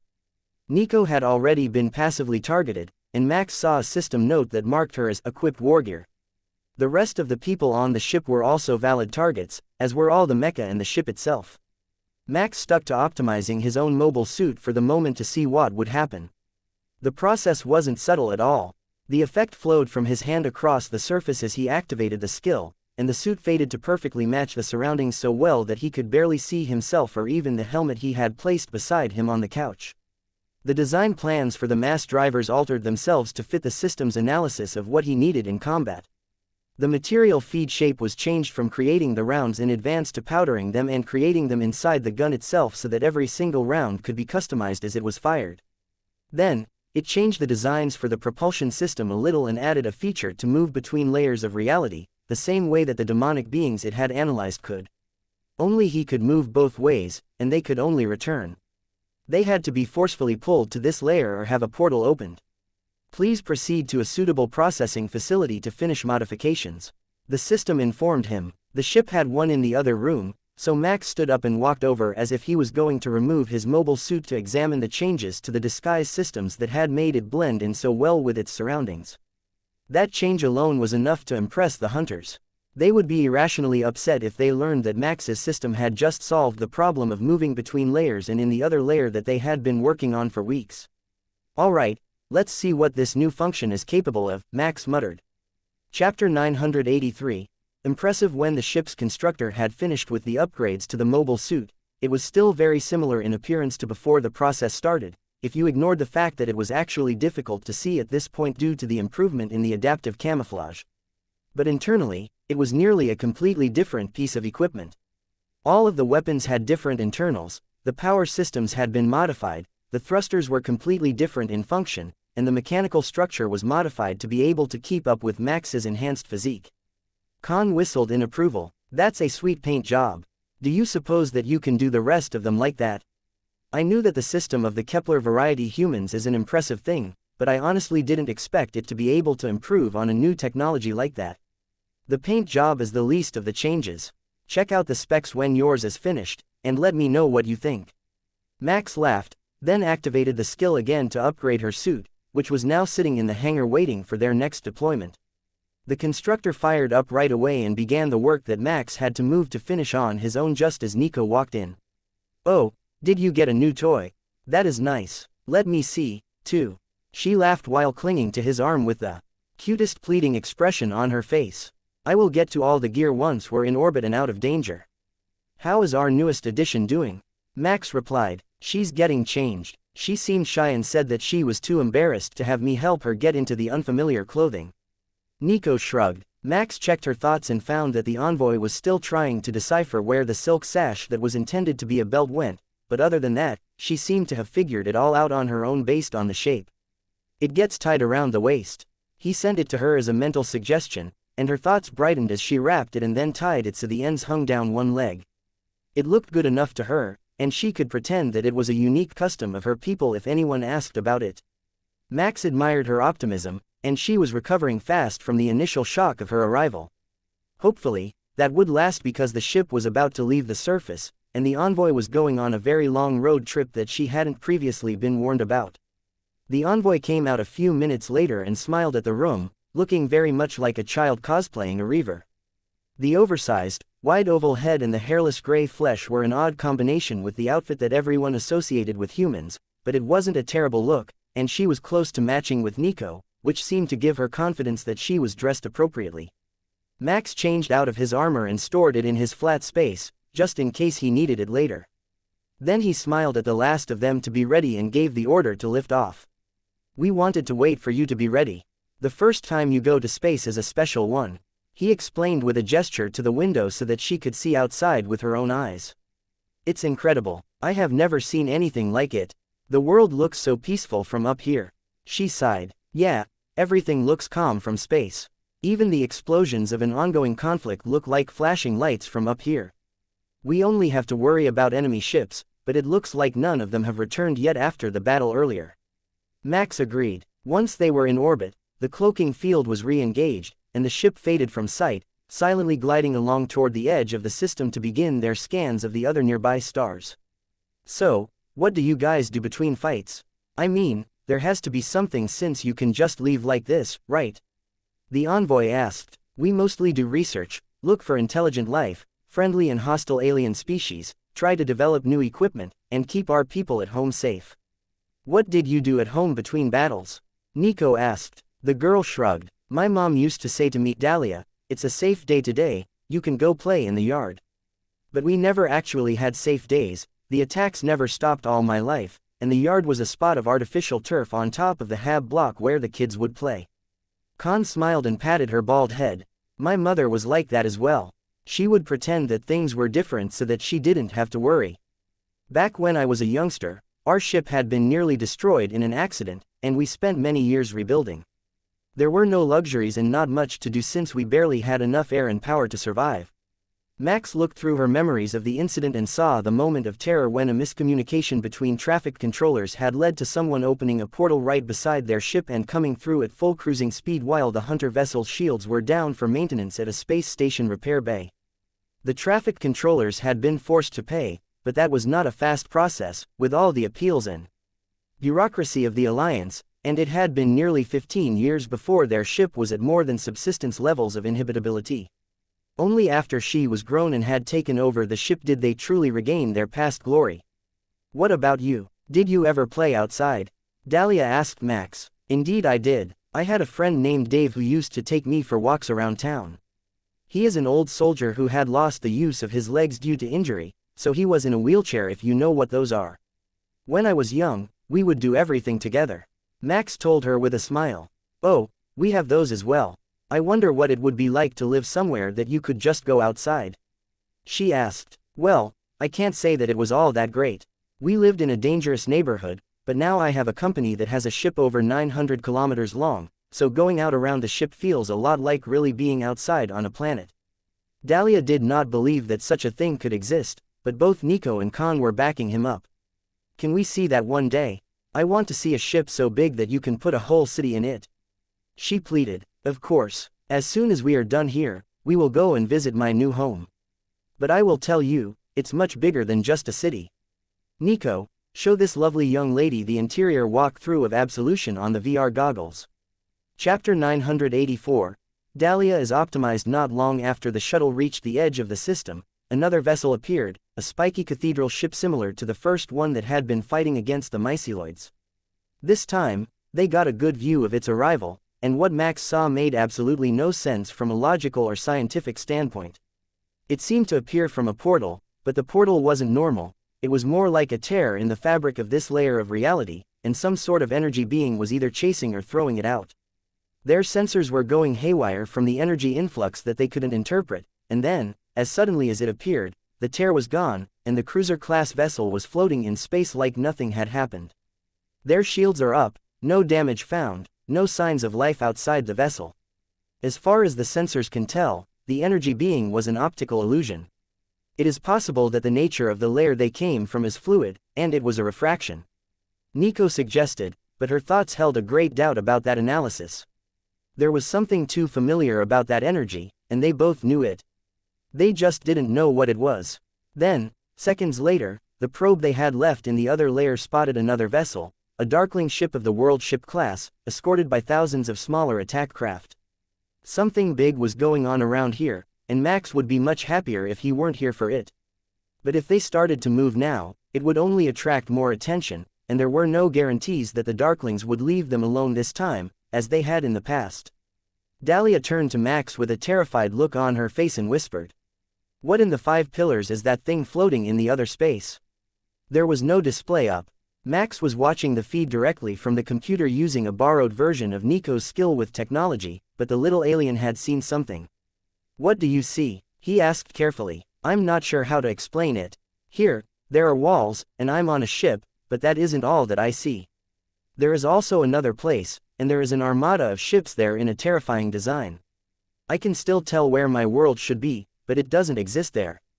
Sorry, I'm not sure how to explain it, but you've been in space a while, so you know what I mean, right?" She asked. "I know what you mean, but most species can't see that with their eyes. We have to use technology, which is what I'm doing. That is a species known as the Darklings, and yes, they are terrifying if they are your enemies. I'm not sure where they're going, but I'm not about to attract their attention," Max explained. Dahlia nodded carefully, still watching the ships move through the other layer with her modified vision, while Nico poked at Max's side for an explanation. He decided to send it in text form. "Optimize upgraded, and I used it to optimize the little envoy. It looks like the system found a way to make her species see through the layers. It's rather remarkable, isn't it?" Nico nodded at Max, then turned to their guest. "How about we get you a proper meal and not just snacks? I would ask what you like to eat, but you don't really have an answer to that, do you? So I will ask which of the snacks you like best instead." Dahlia's eyes turned from shining silver to plain black as she stopped looking into the other layer and considered Nico's question. "I think that the yellow one that is smooth and squishy was really good, and the chewy and stringy brown insides one was the best." Nico smiled. "The lemon cream cake and the pulled pork buns. Not a problem. We have other dishes with similar flavors." Nico went and got food for everyone and set the trays out on all of the available tables before bringing up a 3D display of the solar system they were in that highlighted all the vessels their sensors had found. "Something is going on for sure. We just need to know what it is. Until we know, we're going to wait right where we are, mostly hidden by this asteroid belt, and keep our ship silent," she explained to Dahlia, who had no idea what was actually going on. "Will it be bad for my people?" she asked. Nico shrugged. "I honestly have no idea. But those ships that passed by in the other layer are bad news for whatever planet they're headed to." That was a lot of firepower to be in one spot. Max and Nico were still watching the Darkling fleet fade into the distance using the probe sitting in the other layer when suddenly the ships created a tear similar to the one that the cathedral ship had come through and vanished from all their sensors. They would have to sort out which layers all the species could access later, since it looked like this third one was also a popular destination, and it had a distinctive portal when you entered or exited it, making it easier to spot than the one that their sensors could see into. After a few minutes, another half-dozen cathedral ships joined the first one through similar portals, but these ones were in much worse shape, battle-damaged and missing parts. Then came the myceloids, piggybacking on their portal to crash into the damaged ships and continue their attacks. The influx of thoughts as they entered this layer nearly overwhelmed Max's senses despite the million-kilometer distance. The myceloids were on the warpath, and they were not happy that their prey had tried to flee from them like a bunch of cowards. They fully intended to steal and scrap the cathedral ships for spare parts to replace the one that they had nearly destroyed in this crash, and they were not going to take no for an answer. That seemed to be their primary method of rebuilding after a battle, and finally, the myceloid technology began to make sense to Max. Every single bit of it was stolen tech that they had looted from a defeated enemy and then hacked and cobbled together to force it to work. Chapter 985.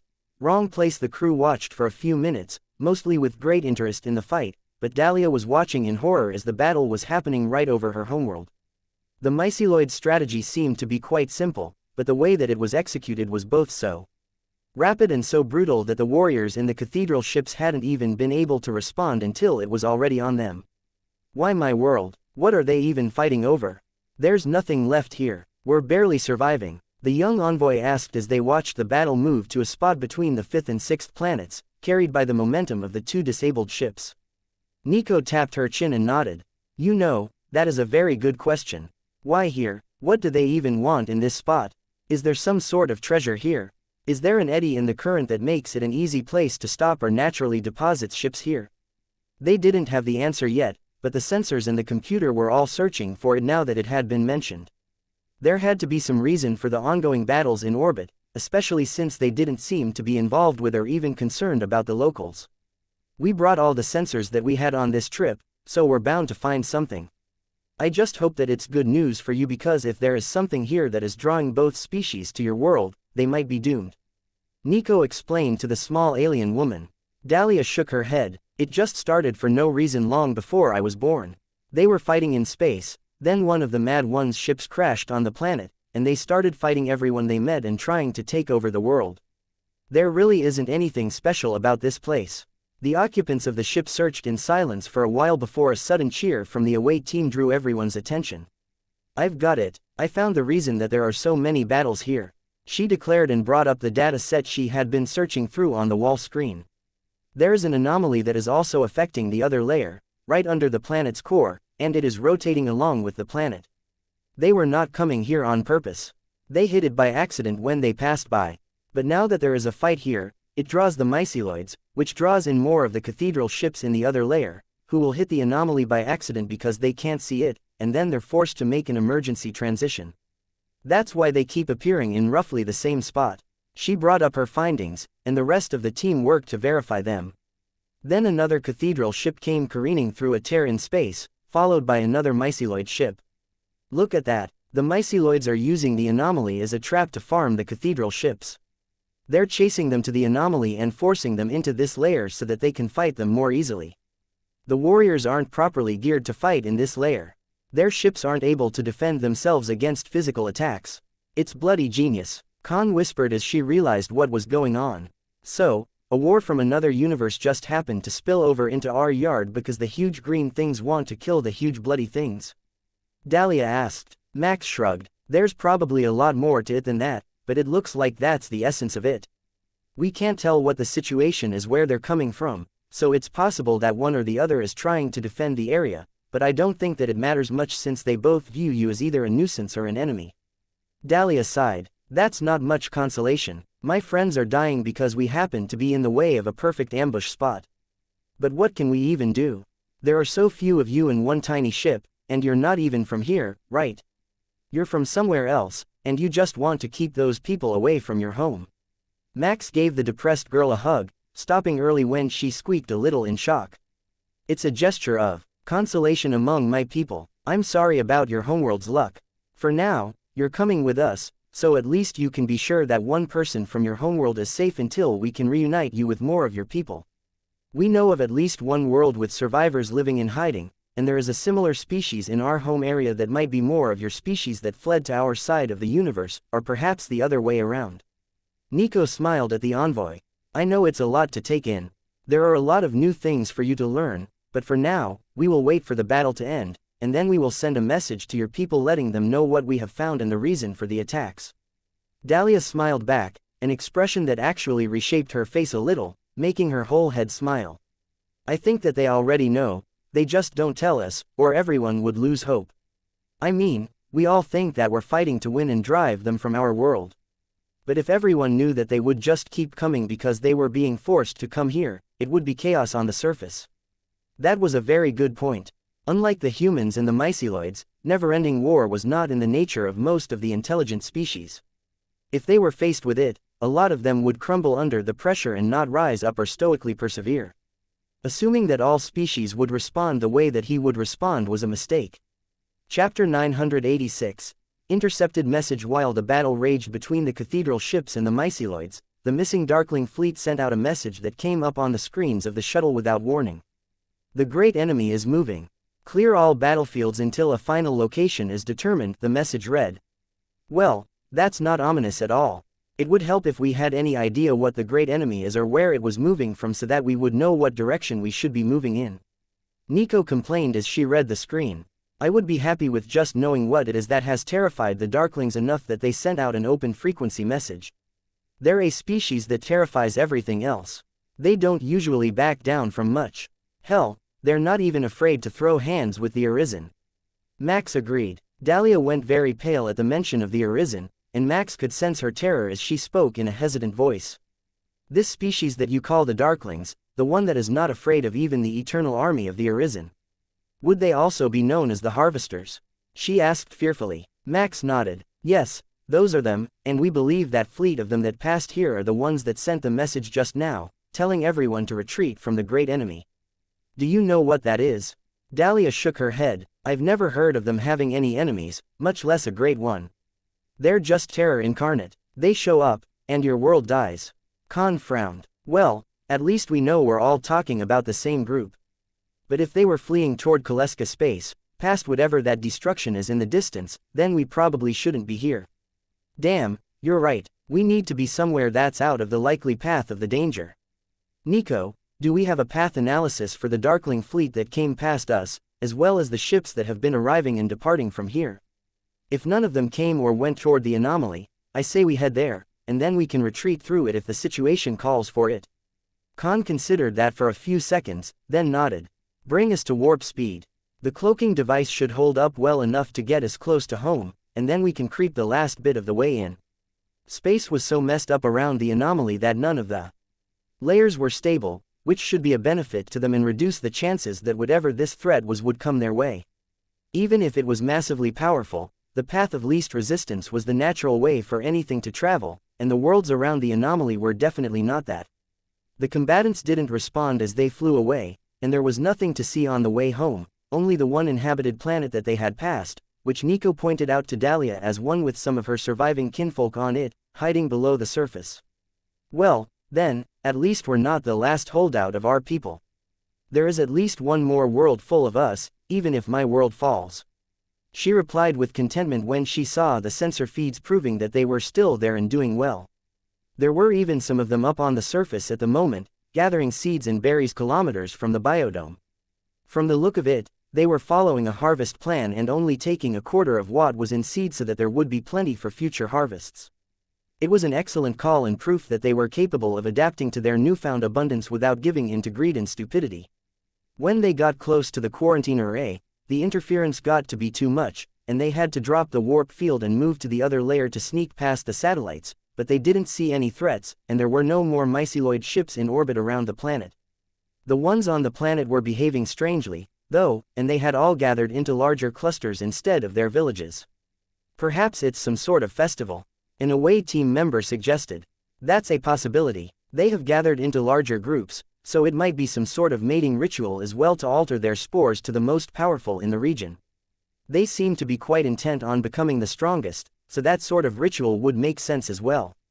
Another team member offered. Both were good ideas, but Max was beginning to realize that the distance limitations on his mind had been greatly increased by the change in his system's optimize ability.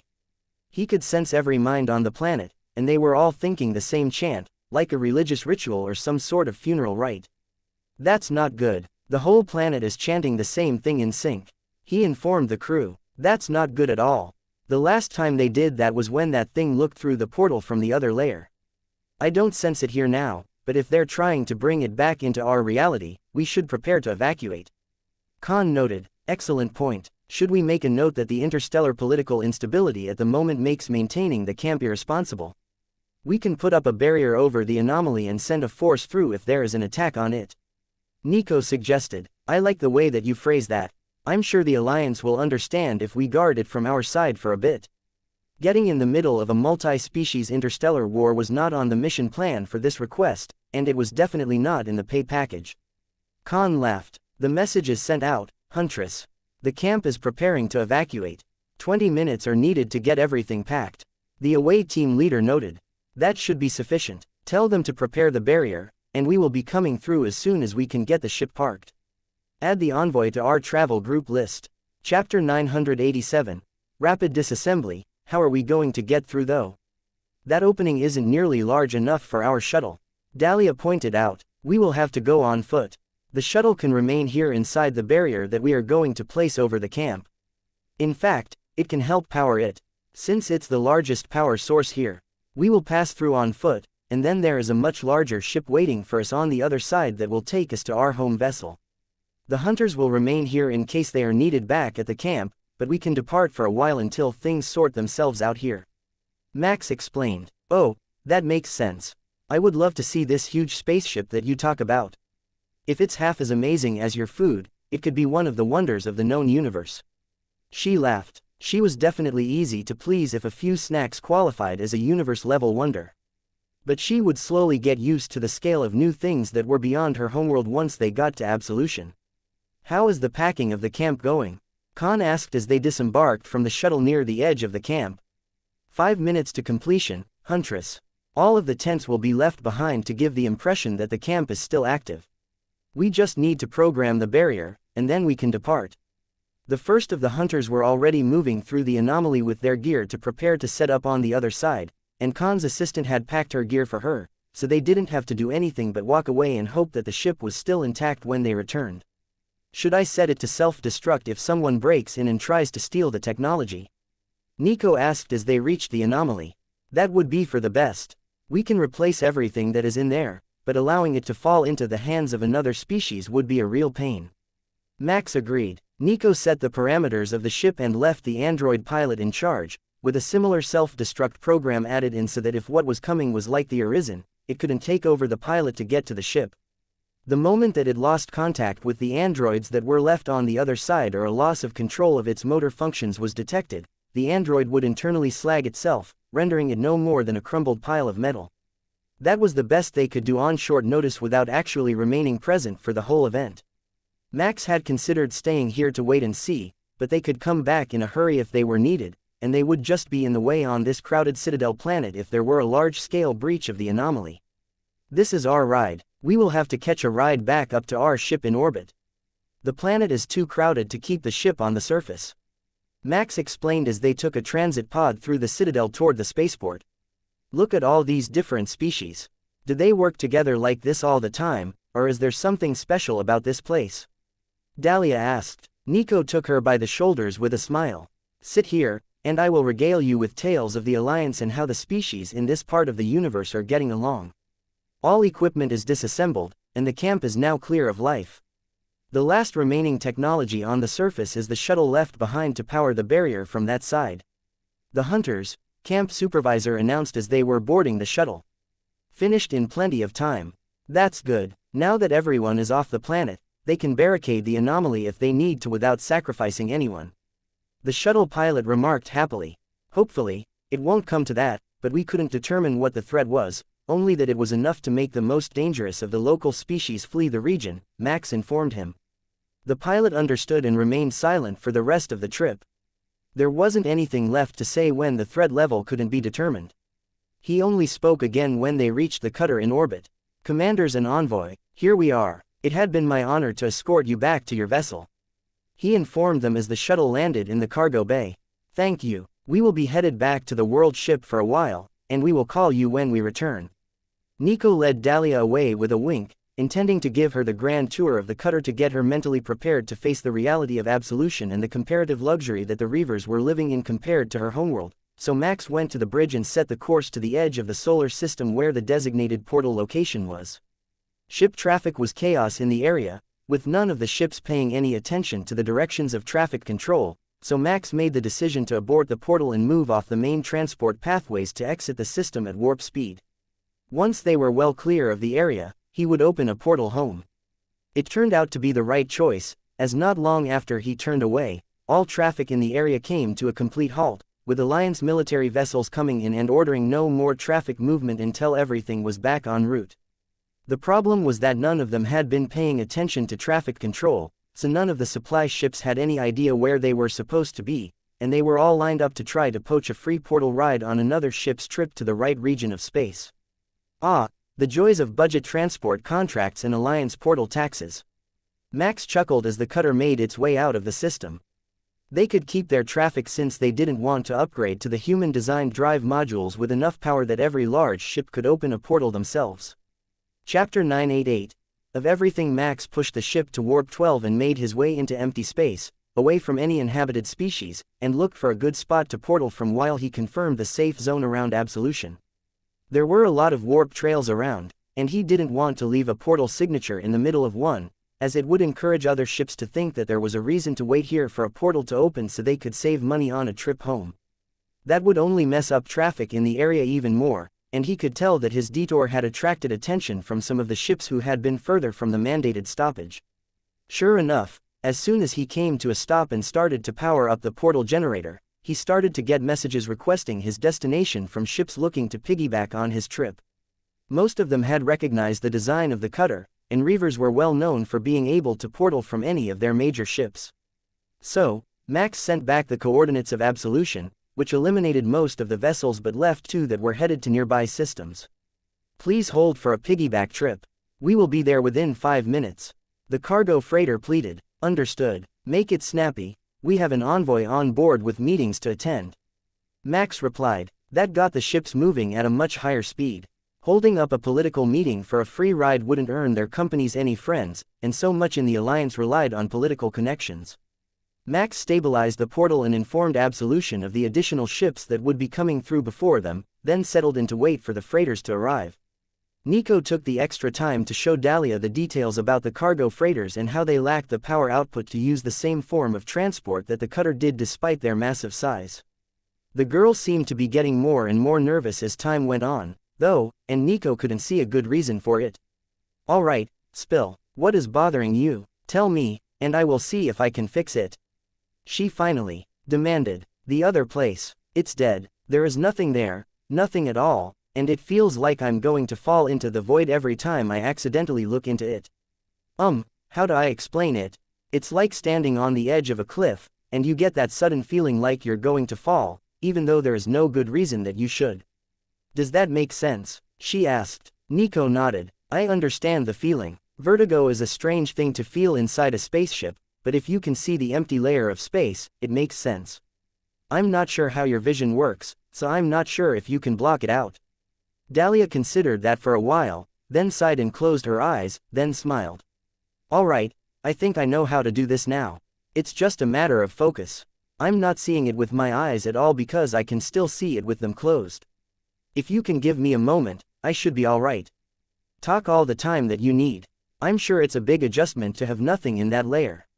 Almost like going blind. Nico agreed. Good to go, Dahlia announced, then suddenly stopped and turned back toward the planet. Wait, there is something wrong with the anomaly. It's leaking energy, she announced in a terrified voice. Huntress Khan, be aware something has changed with the portal. The envoy says that it is leaking power. Nico informed the Huntress. We're working on analyzing it now. All of the sensors that we left in orbit have cut out, and we are unable to get a proper reading. Khan replied, I suggest you get to orbit, and I will patch you through to the shuttle. Nico offered, I am already on my way to the mothership.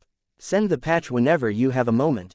Nico opened a full-speed link to the shuttle's sensors for both herself and Khan while the envoy waited impatiently, not aware that Nico could communicate silently. Sorry, I have a digital communicator, and I was talking to the hunters on the planet, Nico explained while she tried to make sense of what was going on around the planet on the other side of the anomaly. There seemed to be some sort of massive space battle going on, but the combatants weren't visible in either layer of space that they could detect. The effects were visible, though. Asteroids and everything else were being crushed to dust, and the system's outlying planets were not in their calculated positions. We are reinforcing the planet's shields, including 1,000 layers around this side of the anomaly. All hunters retreat from the anomaly entrance. Khan ordered. Nico noted that there seemed to be minimal damage to the other layer of space, which still had objects in their normal positions, so she prepared to power up the ship and have it shift before the damage reached the planet they were on. The myceloids seemed to think that this was the rapture, and they were throwing some sort of huge party as the destruction approached. The spectacle had caught the attention of Max with Khan's first announcement, and now he was preparing them to get as far away from the area as possible as soon as the portal was clear. The freighters were thinking the same thing, and they only dropped out of warp a half-second before reaching the portal, which had them pass through well above recommended speeds, but in the situation, they didn't think they would get in too much trouble. Max moved the cutter to the far side of the portal and minimized the size of the opening, leaving just enough for them to see through with their sensors. Shifting the shuttle to the other layer in an attempt to save the vessel. Nico announced. It couldn't power the barrier from there, but the generators on this side of the anomaly could do it for a few seconds. That was all they got, as a distorted shell engulfed the world, the same unnatural portal that the cathedral ships had used to move about, and the entire planet was sucked out of reality, myceloids and all. Feth. Max sighed, unable to put the spectacle into words. The planet was gone, not destroyed, but taken. Then, a blast of energy rocked the area, throwing the shuttle light years away through the other layer of space and destabilizing the anomaly, which began to fold in on itself like a piece of origami artwork before collapsing and closing entirely. Status the Alliance military leaders were demanding over and over, with nobody being quite sure who should answer or even how to answer that question. Finally, it was Nico who took up the task. Alliance security. It is the opinion of the Terminus Trading Company, based on the sensor logs that we have, that the anomaly has been closed. Chapter 989, It's gone. That one phrase changed everything. The anomaly was closed. It was simply gone with no sign of reopening, and with it went this fortified planet's entire reason for existence. Sure, they could argue that there was a chance it would reappear since none of them understood how it had vanished, but that would only buy them so much time before the government would have serious questions about the situation and what they were going to be doing in the future. The hunters were much less concerned. They had signed up to guard the entrance to the anomaly and make sure that nothing came through it to threaten the Alliance. They had done that job perfectly, and now that there was no entrance, they considered their contract fulfilled in its entirety. Part of that was just convenient thinking since they had every intention of leaving here before anyone started asking questions about what had gone on before the incident, but their logic was sound. The anomaly entrance was gone, and they could return if it reopened, so there was no need for them to be here right now. In fact, it seemed to Khan like this was a perfect time for a beach vacation aboard Absolution along with her entire clan. Max waited to see what might happen on the planet after the anomaly closed, but it looked like there weren't going to be any major ripples or backlash from the energy that had closed the tear in space. The nature of the wormholes that were affectionately dubbed the anomalies was somewhat unclear to human science, but Max still suspected that there should be some sort of effect, like when you force closed a portal. But it could have been contained on the other side, and even with their advances in communication, it would take some time for the shuttle that they had left in the other layer to contact them, assuming that it wasn't destroyed. Max wasn't sure what orders Nico had given to the android pilot aboard the ship, but it was so far away, with that messed up region of space between it and the Kaleska, that getting back to it would be very difficult, if not impossible. Messages wouldn't pass that far due to the interference, so they couldn't even contact it from here, leaving the vessel essentially stranded in space in the other layer, awaiting new orders. When he saw the Hunter mothership coming his way, Max reopened the portal to let the massive vessel through, then promptly closed it again once everything was clear. There were Alliance envoys on the world ship, so he could answer them if there were any questions, and there was no doubt that whatever future was in store for a fortress world without anything to guard was going to be a real mess. Huntress Khan, welcome back. This is Felicity, the traffic controller for Absolution. Please proceed to Port Stabilizer Dock 1 for attachment. The ship greeted them while silently sending the directions for Max's cutter to dock back in its usual hangar. Thank you, Felicity. Would you be the new intelligent control system for the whole station that we have heard so much about? Khan's ship replied, indeed, I have taken over many of the duties of day-to-day operations under the guidance of the Council. In fact, I have just finished implementing a holographic simulation room, which your people might greatly enjoy. The details will be available once you have docked. What she meant was that one of the biodomes in the port stabilizer had been adapted into a kilometer-wide holographic emitter, which could create solid images to be used as a safari park of sorts without the risks and upkeep of actual animals. But for the hunters, they could be switched out for aggressive species so that they could send teams in for a limited space hunt to go after the holographic animals with primitive or specialized holographic weapons. The adaptation had taken Felicity 482 milliseconds after the vessel had arrived, and by the time she finished speaking, the arrangements had been finalized, and the next 3 days of usage had been booked for the hunters' colony ship, which would be docked next to it. Even Nico was impressed by the AI's efficiency. When they had first left, the program was largely unsocialized, but now it was an incredible host, and it had managed to set up 3 days of entertainment for a colony ship without inconveniencing anyone else. The stabilizer was one of the large fins at the back of the ship and over 100 kilometers from the nearest population center inside of the ship. They had been intended for the plant species like the Shin, whose official delegation was in the starboard stabilizer right now, but the population of that sort of species wasn't large enough that they needed more space yet. As Felicity had realized, they didn't always want their own isolated space. The plant species liked to mingle with everyone else in the forest, and a lot of them liked to play pranks on the mammal species by pretending to be regular plants until someone came close. Max checked on the ship's regular updates since the council sent him notes on their daily meetings and decisions, but there was nothing huge in it, just the regular set of development notes and a few new plans that were still in the development phase, ready to be proposed to a focus group from among the residents to determine its likely popularity. Only one message really stood out to him, the one from the leader of the Mecha team at the Kaleska anomaly. All attacks on the species and their allies had stopped nearly 2 days ago, and though the commander wasn't concerned about it at the time, the message had been sent before the recent events at this anomaly, so he had no idea that something had gone horribly wrong. Max quickly formulated a response and told him to look out for other species fleeing in the secondary layer, as it seemed to be the signal that whatever great enemy they feared was coming. Other than that, there wasn't much to be done, and the damage that it had done was so far away that it couldn't even be detected from Kaleska space. Chapter 990. Home for a rest. Max and Nico led Dahlia out of the cutter and into their personal hangar bay, where the girl stopped in her tracks and stared around the room in shock. What sort of enemy could you possibly be fighting that would need weapons of war like that?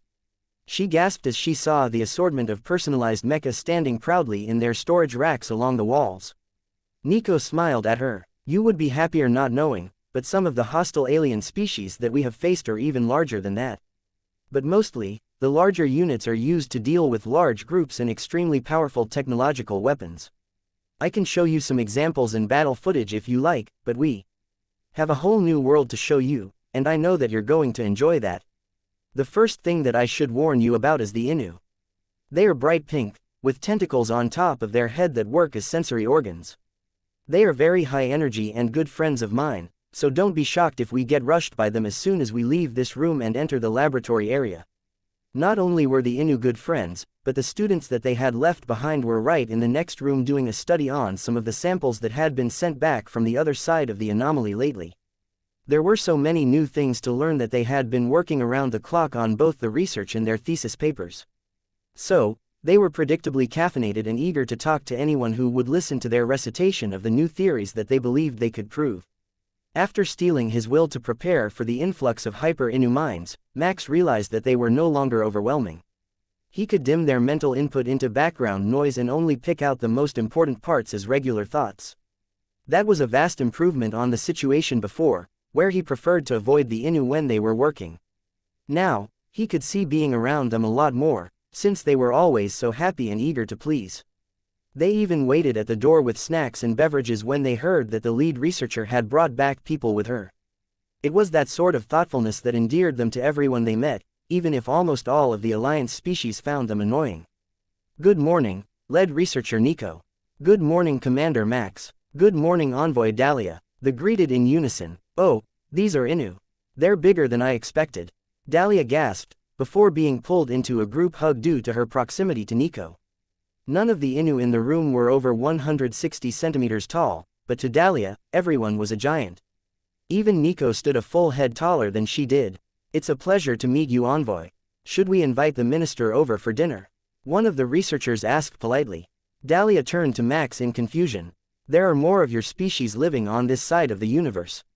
As far as we can tell, you're genetically identical, so you came from the same species, but you've been separated for hundreds or thousands of generations."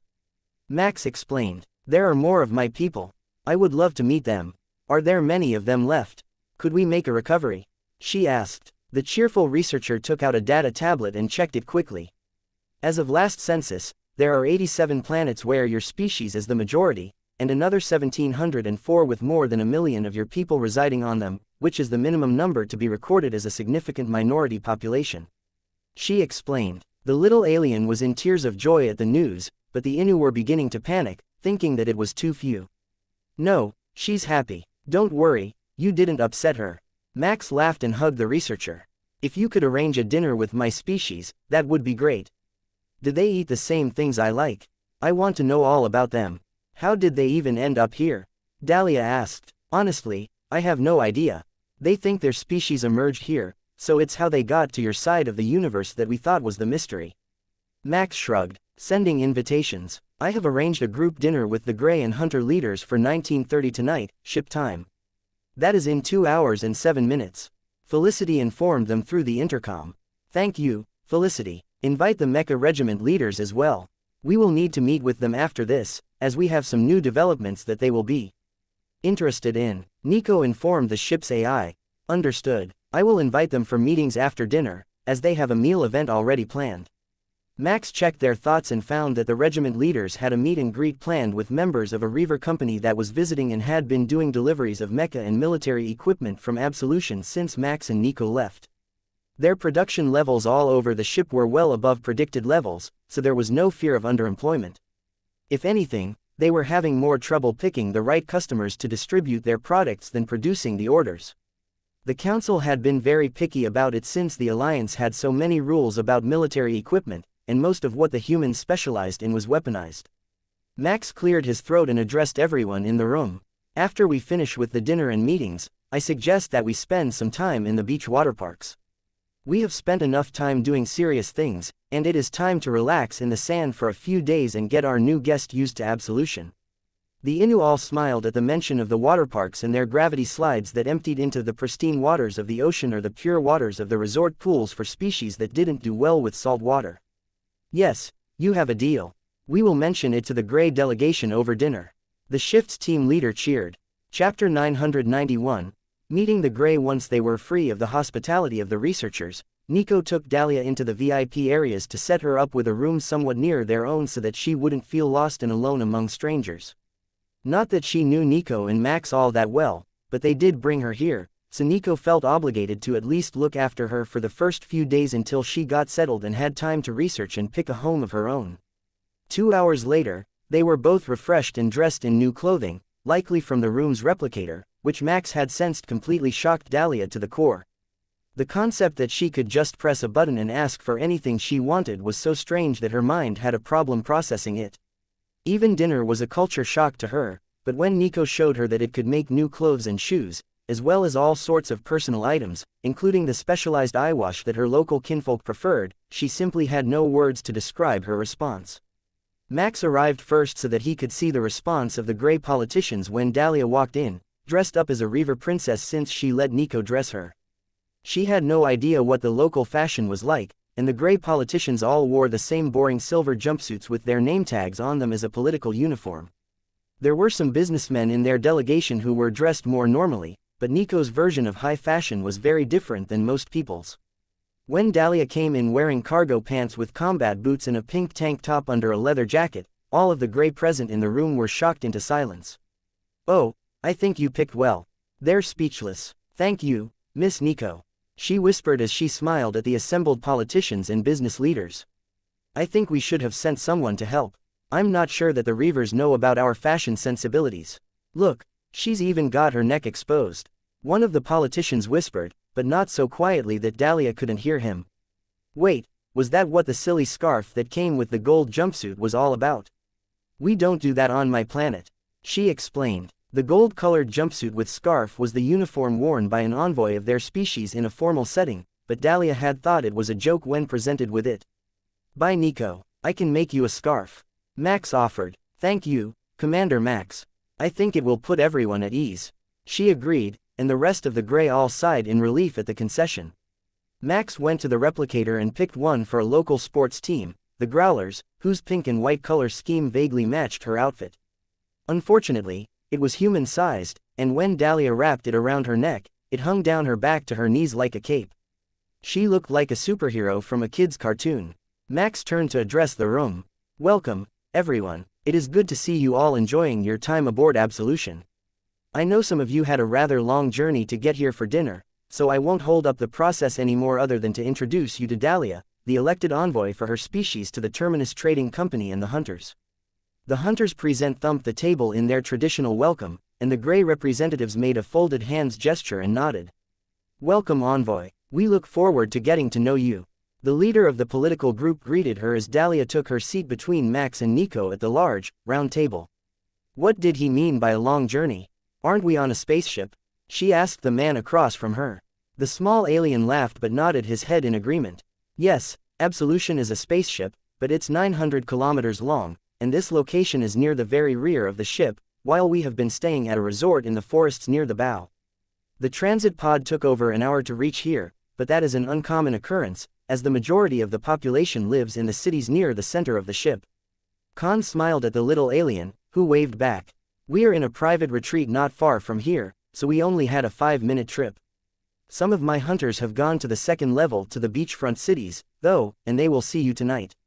I am told that the Innu want to show you the joys of the water parks. The Grey aliens looked a bit terrified at the prospect, and it was making Dahlia nervous. They get motion sick in the gravity slides, but I am told that they really enjoy the sand of the beaches, Max explained. The politicians nodded, and the conversation fell to idle chatter about the various features of the ship that everyone liked, ending with a holographic display being brought up over the table as they ate so that Dahlia could learn all about the options available. So, you're saying that there are 2 major levels to the ship, and there is a whole city here on the main level, with the second level 1,000 meters above their head. I saw the outdoors when we were flying over, though, and it looked so real. She explained. Yes, and it only gets more surreal when you are actually in it. Because the ship is larger than most countries in our world, it is very easy to forget that you're inside a world ship with artificial ceilings. The Alliance usually uses spheres. They're more energy efficient for construction, but the curvature makes it more obvious that you are in an artificial environment.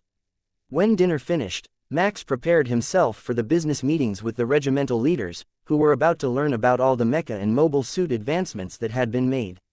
They were already in another private room of the restaurant, and the Innu were waiting for Dahlia and anyone else who would accompany them to play. The Hunters were up for it and had promised Dahlia that they would take good care of her and make sure that she made it to a proper bed if she wore herself out playing.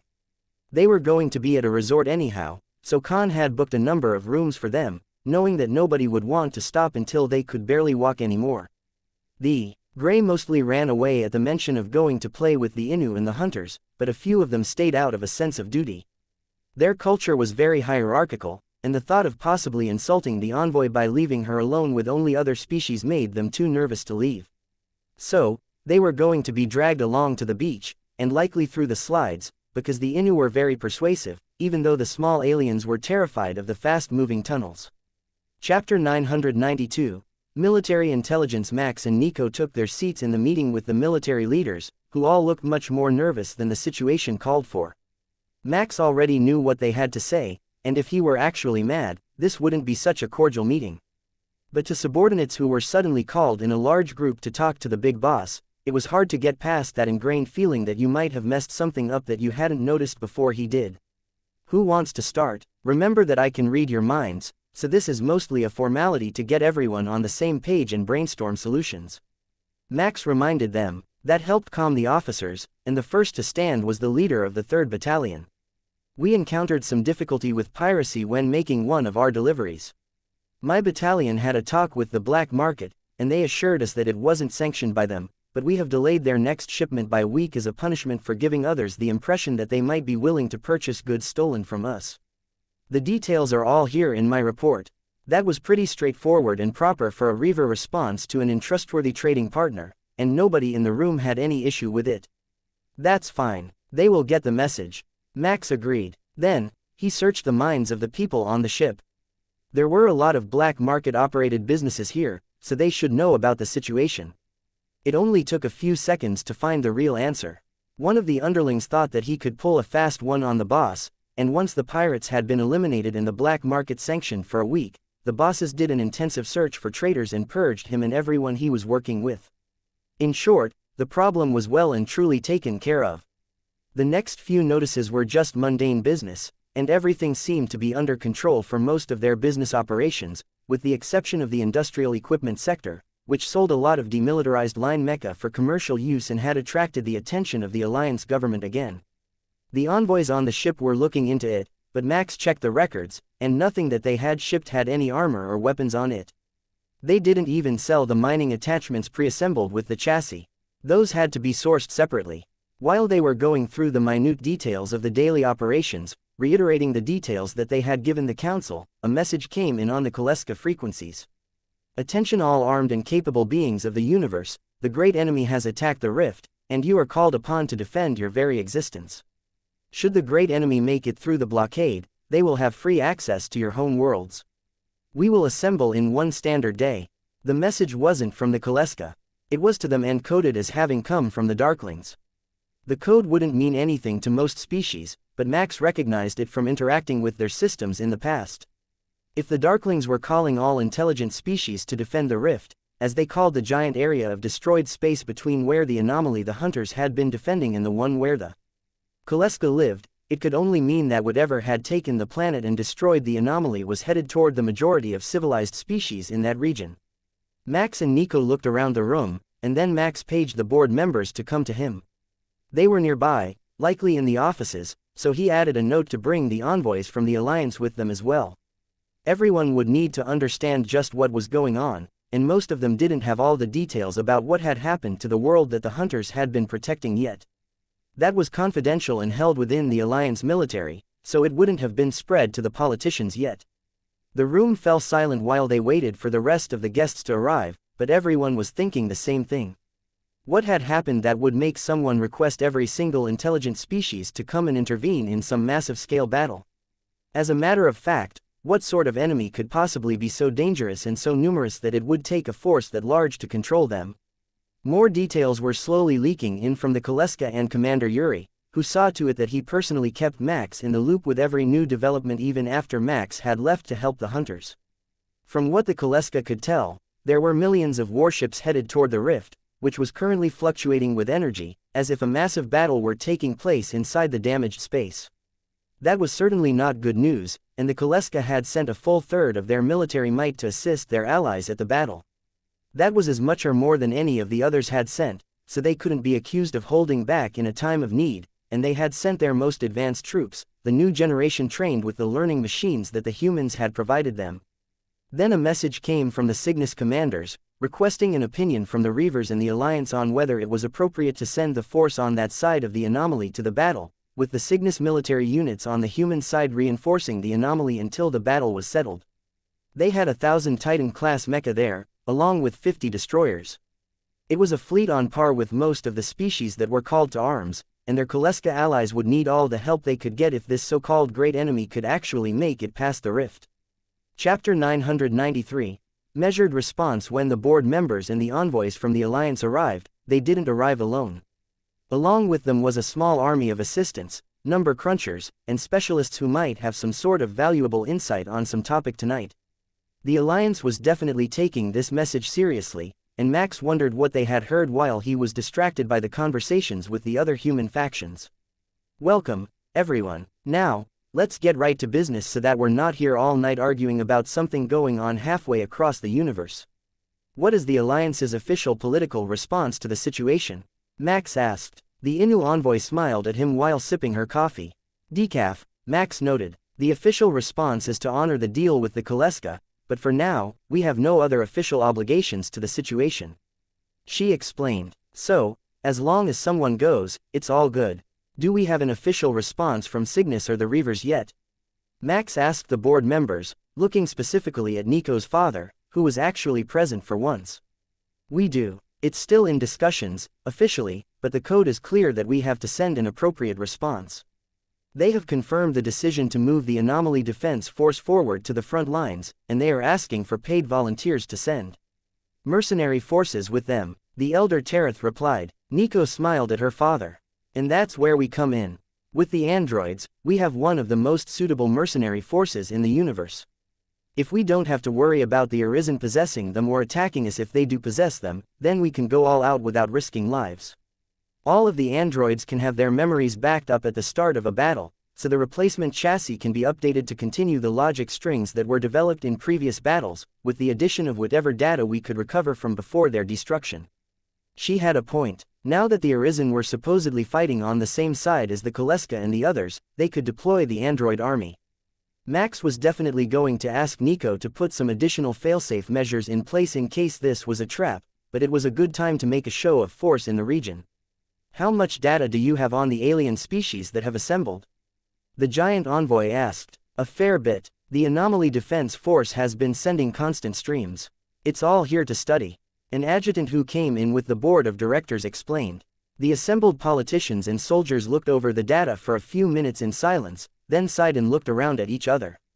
The scale of the battle was only getting larger, and a lot of the Darkling and Arisen forces had already moved into the rift, where sensors had problems working properly. Some of the more aggressive species were with them, but the humans were still in transit since it wasn't safe to use portals in either region. So, we are going to send 1,000 Titan-class mecha and just annihilate anything that comes our way. The giant asked after reading the plans. Basically, yeah, that's the plan, but we will likely also send a lot of drone fighters and other attack craft to help bolster the numbers. If they ask for forces from every intelligent species, then 1,000 mecha, no matter what class, are not going to be nearly enough for the scale of the battle to come. The biggest problem is that we're not completely clear on what the great enemy is. It's not just a regular species, we have gathered that much, but it seems to have a number of species on its side. We also don't know what species will all be aligned with it.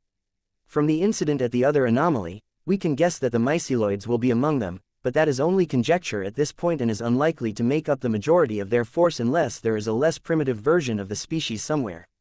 The Alliance envoys understood that quite well.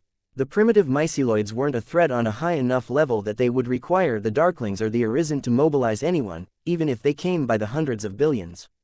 So, what sort of force is Terminus Trading Company going to send on behalf of the Reavers? It is my understanding that your android army is still unique among the human forces, as no other known force has adopted them in large numbers. The Valkyria envoy asked. Max and Nico shared a look, and then Nico shrugged and sighed. We're not sure yet. We will have to make something since we don't have all that many to spare at the moment.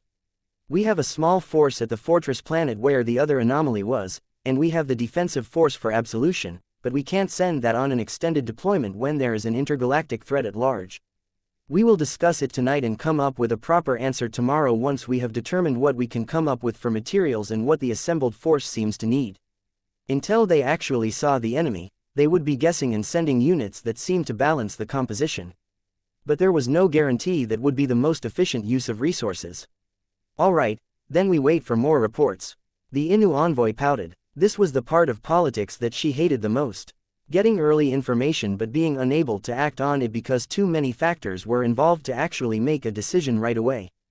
There were certainly a lot of reports to go through, mostly from the Koleska and the force in that region, but also the political responses from other leaders and the official responses from the Alliance as various species requested leave to assist. The Valkyria leadership intended to send 2 colony ship-class warships to the effort, with zero-gravity combat teams aboard, and the Innu requested permission to send a mobile repair shop to the scene to help repair anything that was damaged. It was a clear and obvious attempt to poach alien technology, and the ship would no doubt be filled with researchers who didn't mind risking their lives for knowledge, but the government was considering letting them go anyhow. The initial furor had almost died down when one new message changed everything about the Alliance and human responses. The Clem were gone. The entire species. They hadn't had time to check every planet, but over 1,000 worlds had been investigated in the last hour, and none of them showed signs of continued Clem occupation, while in some cases, the entire planet was simply gone, no longer in orbit around its star. Crap, do you think whatever is attacking recruited them the same way that it did the myceloids on the planet we were occupying? There is an anomaly linking the two regions, so it wouldn't be much of a trip to grab them and bring them back. One of the board members sighed. And if that is what happened, it means that our home galaxy is in the direct threat radius of this battle, Max added. Chapter 994. Decisions. The giant envoy spoke up as an official message came in from the central government. We have permission to send the volunteers from the Valkia and the Innu on the condition that the human forces accompany them as an escort. He informed the room. Nico nodded in agreement. That shouldn't be an issue. I think that we will be able to come up with an appropriate escort for their force within the next 72 hours. I am still working on the exact details of the composition, but I can assure you that the force will be more than sufficient to meet the guidelines for an escort into a military conflict zone. Where they would get the materials wouldn't be an issue either, as all of the Clem population was reported to have disappeared. Without their interference, they could take absolution to the former Clem territory and use one of the asteroid belts there to build up as much of a military force as they needed. Keeping a huge force of androids and drones under control was going to be a bit of a hassle, but they would come up with something, even if it were a command AI somewhat like Felicity, who was placed in charge of the android force. With one colony ship full of attack drones in various configurations and 10 destroyers full of android mecha regiments, they would have firepower well in excess of the 1,000 Titan-class mecha that had already begun the trip. The androids weren't up to the standard for piloting a Titan-class mecha, and while they could just send them out in the huge units, it would be more cost and time effective to give them heavier super heavy units instead and then arm them for battle in both layers with the most powerful armaments that they could. They didn't need to hold back against something called the Great Enemy if the Darklings thought that it would take every other species in the universe to keep them at bay. It was a dream come true for Nico, and her drone controller skill would help her keep the ship commanders in line instead of directly controlling the individual drones. The final result would be similar but without all the mental strain on her end.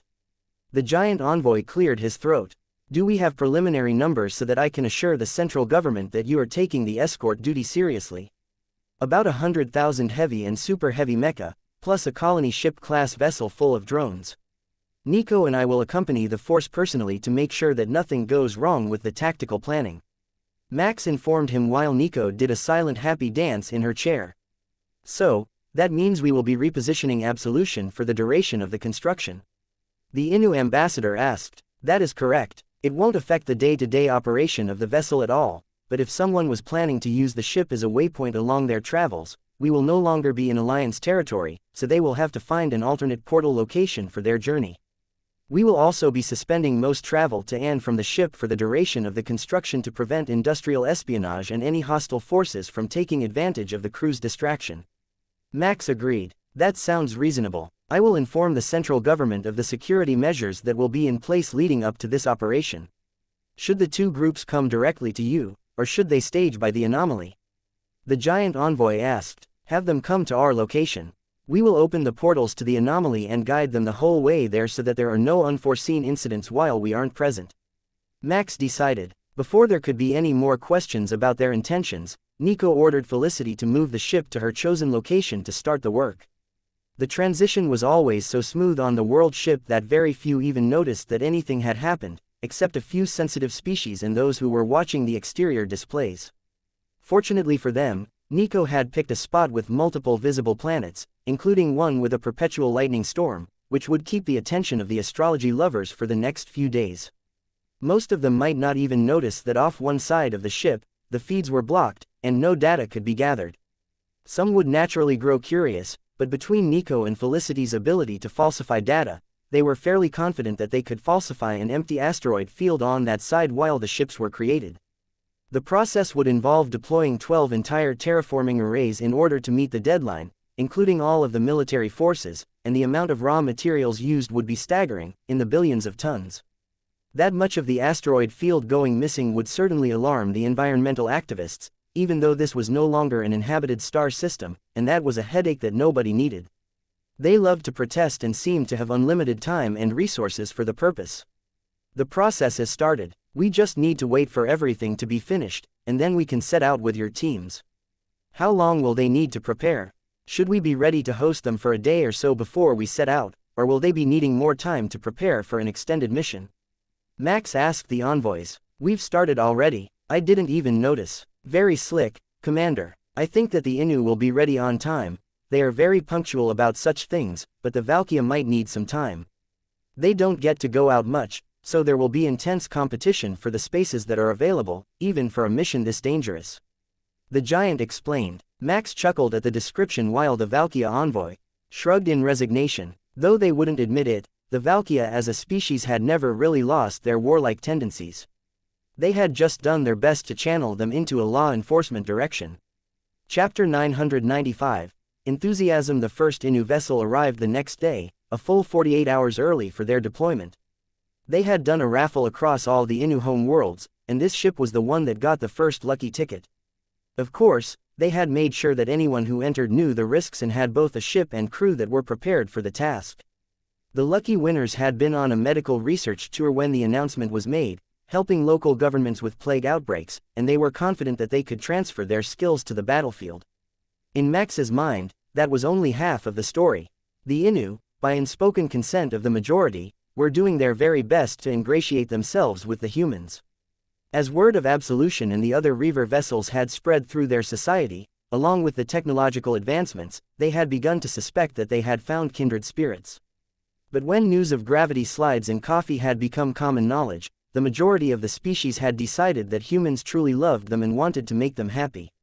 Human culture was portrayed as a paradise in their newest cartoons, a subtle jab that only barely made it past government censors. Fortunately for them, the censors weren't Inu, so they looked at the reality of the descriptions and the fact that it didn't actually speak down about the alliance and let it pass without fully realizing how the Inu would take it. If Max had asked for military volunteers, they would have found a loophole to join. But the public announcement was that he asked for support ships, and they were happy to oblige. Not long afterwards, the rest of the Inu vessels arrived, all eager for the chance to take a day off aboard Absolution before it was time to go. That was no surprise to anyone, and Felicity had already assigned them docking berths that were close to the beach resorts on the second level. The Valkyria warships were the last to arrive. As a government fleet, they had come right on schedule, 12 hours before departure time, so that their crews could sync sleep schedules with the rest of the fleet. That wasn't actually going to be possible, as most of the fleet was androids, but they got themselves adjusted to the Absolution time zone easily enough, and Max would be using that for the entire mission into the rift and afterward. 1 hour to departure. All departing captains, please ensure your crew are aboard and at their stations. Felicity reminded the station, specifically targeting the areas that still had stragglers aboard with increased volume. The AI also made additional transit pods available for the stragglers to grab back to their ships so that they would make it on time and not hold up the whole procedure because they lost track of their surroundings. The occupants of Absolution got their first camera views of the full fleet at that point, as Max and Nico joined the newly built attack force and the Alliance reinforcements. You have brought quite the force. Tell me, Commander, how many humans have you sent today? The Valkyria captain asked. Sadly, only the two of us. The rest of this fleet is an android army. We are expecting a long and grinding battle which favors the android bodies, which can have the memory cores reimplanted if they are destroyed. It is a tactically superior option to losing more humans, but there are roughly 80,000 of my people already engaged in the conflict. Max explained. The Valkyria knew that the humans had a head start, but they had expected the human fleet to be much larger than what was already there. The Titan-class mecha were not to be underestimated, but in pure numbers against an unknown army that threatened multiple galaxies at the same time, it seemed like far too few. They held their thoughts to themselves, though, and followed through when Max had Absolution open a portal to the anomaly. There was an entire army waiting for them there. 100 more human-operated destroyers, with escorts, including vampires and even Narcians. How they had managed to get that group together without someone turning it into a bloody battlefield was a mystery to Max, but the violent blue giants were waiting aboard a handful of old colony ships similar to Terminus to join the convoy that was heading for the battle. Now, this is a battle force. The Valkyria captain whistled in appreciation at the sight. Welcome, Commander Karis Max and the forces of the Alliance. The 2nd Expeditionary Fleet is here to assist you in the battle at the rift past Koleska territory. A lightly Kepler-accented voice announced. It is good to see you. The Anomaly Fleet is nearly into combat now, so we will be leading you toward battle as quickly as possible to reinforce them. Max replied. The second fleet fell into line, ready to proceed through the anomaly alongside Max and his escorts, while the group assigned to replace the defense force that had gone forward moved well clear of the scene so that there would be no close calls. The Innu fleet's excitement was palpable. They hadn't even gotten through the anomaly yet, and already, they had gotten the chance to see over 30 new ship designs that weren't in the Alliance database. That was way better than they had expected, as they thought the Alliance databases were nearly complete. Max smiled to himself at their excitement. There were dozens if not hundreds, more species that hadn't been recorded at all by the Alliance. Even the Darklings had very minimal descriptions in their records. The ships moved through the anomaly, and Max set a course to the defense force. They were traveling at warp 10, which was all that most of the ships in their fleet could maintain. But the fleet he had brought was much faster, and Nico had confirmed that they could all hold warp 25 for a sustained period of time except the 2 Narcian colony ships. Max was impressed. He hadn't realized that there were so many advanced new human ships. But most of them had been made for the purpose, the same as his fleet had been. The Reavers had shut down all ongoing orders to build a fleet and had moved the forces over to them from more outdated vessels. The occupants were mostly Kepler Core World and Cygnus soldiers, but the vampires had sent over a large force that the Reavers had made new ships for, with the modifications that the vampires requested, while the Narcians had brought their own. Chapter 996. First glimpse. Narcian commanders, please move next to the lead 2 destroyers, and we will pull you into our warp field to maintain maximum traveling speed here where portals are unstable. Max directed, hoping that they would listen. The vessels didn't respond with a message, but they did move into position so that the destroyers could extend their warp field over the colony ships. Since they were so similar to Terminus, Nico already had the details of the modifications needed to bring them into the warp field, and the android destroyers had more than enough power for the task, as they had been made to sustain maximum firing rates, including a constant torpedo creation and launch schedule. With the positioning sorted, the colony ships were grabbed in a gravity beam and locked in place while Nico led the fleet into warp, sending precise trajectories and speeds to all the vessels present. If the current paces were kept, the speed difference would let them arrive at the rift by the end of the day and hopefully before the anomaly fleet suffered catastrophic damage. The anomaly defense fleet had only minimal supplies for repair and restocking since they had left in a hurry, while Max had an entire fleet of repair and medical technicians with him. They had flown through the warp for 3 hours when the first sensor data from the anomaly fleet made it back to them. There were thousands of objects emerging from the rift, some of them retreating and firing back toward the rift and the rest charging forward. Nico, have you got an analysis for me? Max asked. Working on it. Most of the retreating vessels are Darklings and Arisen, with smaller numbers of other species in their midst. On the other side, it looks like a mix of ships and small planets. Most of the ships seem to match what we saw of the myceloids but are more advanced, while the planets are shielded in some strange barrier that our sensors can't identify. I'm working on identifying who is on them now, as well as the rest of the vessels in the advancing fleet. The enemy was using entire planets as attack vessels. That was a new one. But the unidentified vessels were a great cause for concern. Max had thought that they were at least aware of the greatest threats in the region, but it looked like that wasn't the case. The unidentified ships had a harsh and angular design to them that Max recognized as an ablative armor design intended to deflect solid projectiles. So, whatever they had been fighting in the past, they weren't completely unprepared for the fury of the mass drivers or the nuclear torpedoes. Their inability to identify the barrier around the fleet was the greatest concern, though. If he couldn't even analyze it, he couldn't optimize the fleet's weapons to fight against it. His system functions were already on it, as were Nico's and the AI of the colony ship that they had just created, but so far, no real progress had been made.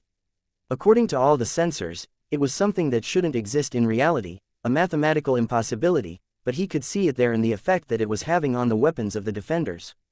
So, he changed his tactics. Instead of trying to analyze the impossible, he started to analyze the weapons of the Darklings and the Arisen to isolate the commonalities between weapons that actually worked against the strange energy barrier. You didn't always have to understand how something worked to know how to destroy it. It might be crude, but it could be effective, and the system was having much better luck identifying the common elements between known weapons to identify what they could do to make their own work. It looked like the anomaly fleet was going to reach battle well before he could make it to them, and he needed a bit of time to find out how to adjust their own energy weapons to match the requirements. It took 2 hours, and the first fleet was almost in combat by the time that he had enough data. The results made Max laugh out loud. Their existing ion cannons, which had been modified to fight the Arisen, and the warp field shielded mass driver rounds would both be effective as they were. Max passed that data on to the fleet, hoping to give them a bit of hope before the battle started. He was still far too distant to sense their thoughts, but the responses from the various technical departments were all positive. An incoming message from the Valkyria caught his attention. Their commander had caught on to a strange phenomenon on the battlefield. Various ships were being grabbed by an energy field and thrown into combat within the barrier surrounding the planetoids. Max took the chance to open their sensors to the other layer, where a similar battle was going on, but with different species supporting the Darklings and Arisen. There was also something more. Something terrible and cruel, an intelligence behind the actions, and he could feel its will surge every time another ship was thrown into close combat. But how did he explain to the Valkyria that there was a greater being directing this battle and that the phenomenon was no accident? Understood, Valkyria Commander. I have located the source of the phenomenon. It is being caused by an unknown species from the other layer of space. Open your sensors in this configuration, and you will see it. That was the best way. If they saw it for themselves and let the impossibility of that creature be shown in their sensors for a while, they would understand much better than any words could tell them. The communications channels from his fleet were still silent when the first fleet started to send out their deployment messages. They were sending the Titan-class mecha in reinforced wings, 20 at a time, and they had just reached the lead ranks of ships in combat. The fleet had stopped among the Darklings, who had moved to make space for the new arrivals in their defensive formation, and within a second, the first of the Titan-class units were out and firing, creating gaps in the enemy's defenses that the remarkably nimble attack craft of the Darklings made sure to exploit. It was the same as when they had fought alongside Max against the Arisen. The exact same weapons and tactics. The forethought that went into forming battle tactics without the allied species understanding what they were doing was absolutely brilliant. Chapter 997. What the Max's fleet continued their charge forward until suddenly, there was a portal in front of them, and it was too late to stop or change course. All vessels prepared to drop out of warp. All hands to battle stations. Brace for impact. Max ordered as Nico did exactly that. The fleet came to a sudden stop on the other side of the portal, only a few tens of thousands of kilometers from the battle and very close to one of the shielded planetoids. A Darkling ship sent a signal, essentially pinging the location of the planet in their navigation system, and then returned to the battle. It looks like we have our assignment. Let's get to work. Supports ships to the back, all pilots to their mecha. Nico cheered. Their arrival had not gone unnoticed, and tens of thousands of alien attack craft, some looking like ramshackle fighter jets, some in alien designs that they had never seen before, were coming their way from a group of destroyers that had appeared from one of the strange portals. Drones, time to work. Clear us a path to the planet so that we can send the android army down. Max ordered. Tens of thousands of drone fighters launched to intercept the alien attack craft, racing toward the superior numbers with the confidence only an android piloting a drone could have.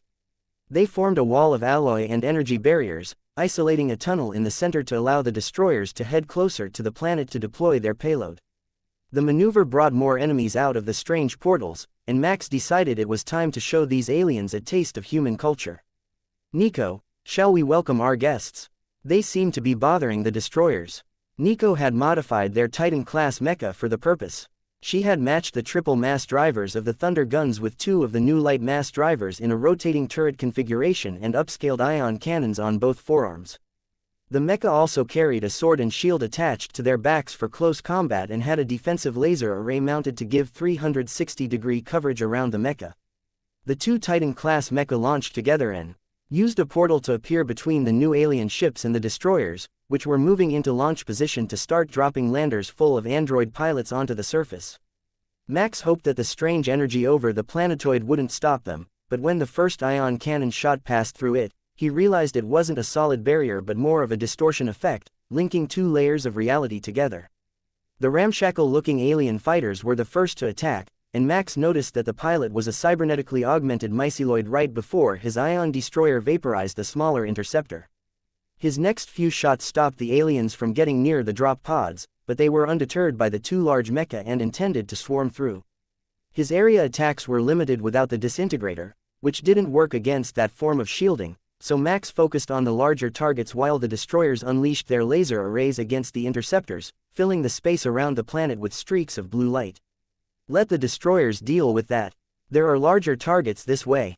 Nico cheered, as happy as Max had ever seen her now that she had hundreds of thousands of targets plus an entire planet to attack. A new alien ship, looking like an uprooted statue of a tree, appeared, and it was sending out thousands of acorn-shaped ships nearly large enough to be called cutters. These ones had some real firepower on their side, and they were doing a decent job of destroying the drone fighters and clearing a path for the other interceptors to get to the destroyers. Switching to mass driver, Nico informed him, and the rhythmic thumping of the large mass drivers began. Max smiled at her enthusiasm but decided not to go so overkill and mixed ion cannon blasts with bursts from the lighter and faster firing mass driver turrets. When the first of the nuclear warheads from Nico's thunder guns exploded next to the tree-shaped enemy ship, the entire flow of the battle changed. Max could sense their panic and horror as the massive detonation shook the vessel right before Max's smaller projectiles tore through rank upon rank of defensive fighters. The light craft didn't have a shield that could deal with the pure kinetic impact of the projectiles traveling at half the speed of light, and the mass driver rounds passed right through them to hit more targets behind them. That gave the eye on the colony ship a great idea, and the next wave of replacement fighter drones was equipped with mass drivers instead of laser arrays as their main weapons. They couldn't target as many enemies at once, but the penetration effect put the motherships behind them in grave danger as the polyhedral formation closed in around them. Max noticed at that point that the Narsians had broken off from their formation and were headed for another planetoid. It was a direct path, so they certainly intended to go in that direction, and the ships showed no sign of slowing as they approached. From all appearances, they were going to land the colony ships on the surface and not bother with their usual tactic of invading by portals. The light mass driver cleared a path through the seedling interceptors, and Max armed his mass drivers with warp-capable solid projectiles. At warp 20, the enemy didn't even have time to react before the first 3 shells made direct impact with their mothership, tearing massive holes in the armor plating and sending secondary explosions rippling across the length of the ship.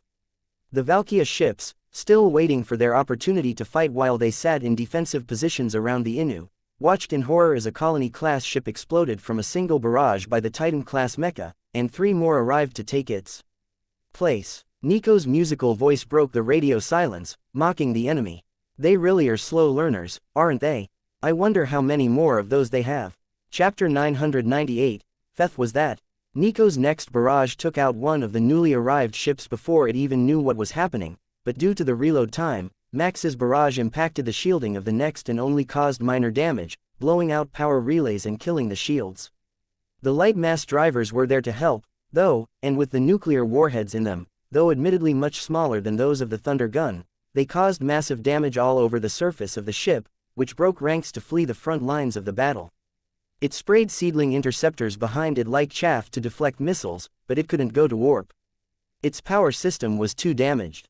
Nico and Max fired in unison at the last undamaged tree ship, tearing through the shielding and turning the ship into floating slag that the front ranks of android drones were quick to collect for spare materials to replace their losses.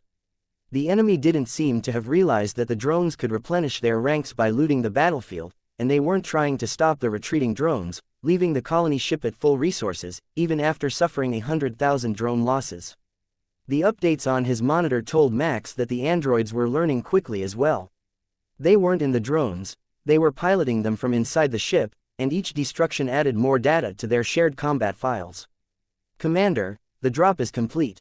Our Mecha have engaged the enemy, which appears to be a mixture of the demonic beings and the Clem. The android piloting the lead destroyer informed him. Repeat, please, Destroyer 1. I believe I misheard your message. Max demanded. Commander, the drop is complete. Our Mecha have engaged the enemy, which appears to be a mixture of the demonic beings and the Clem. The android piloting the lead destroyer informed him again. Well, that was not in the calculations. But at least they knew what happened to the Clem. They had been taken to fight on this battlefield. It added a whole new dimension of horror to the invasion.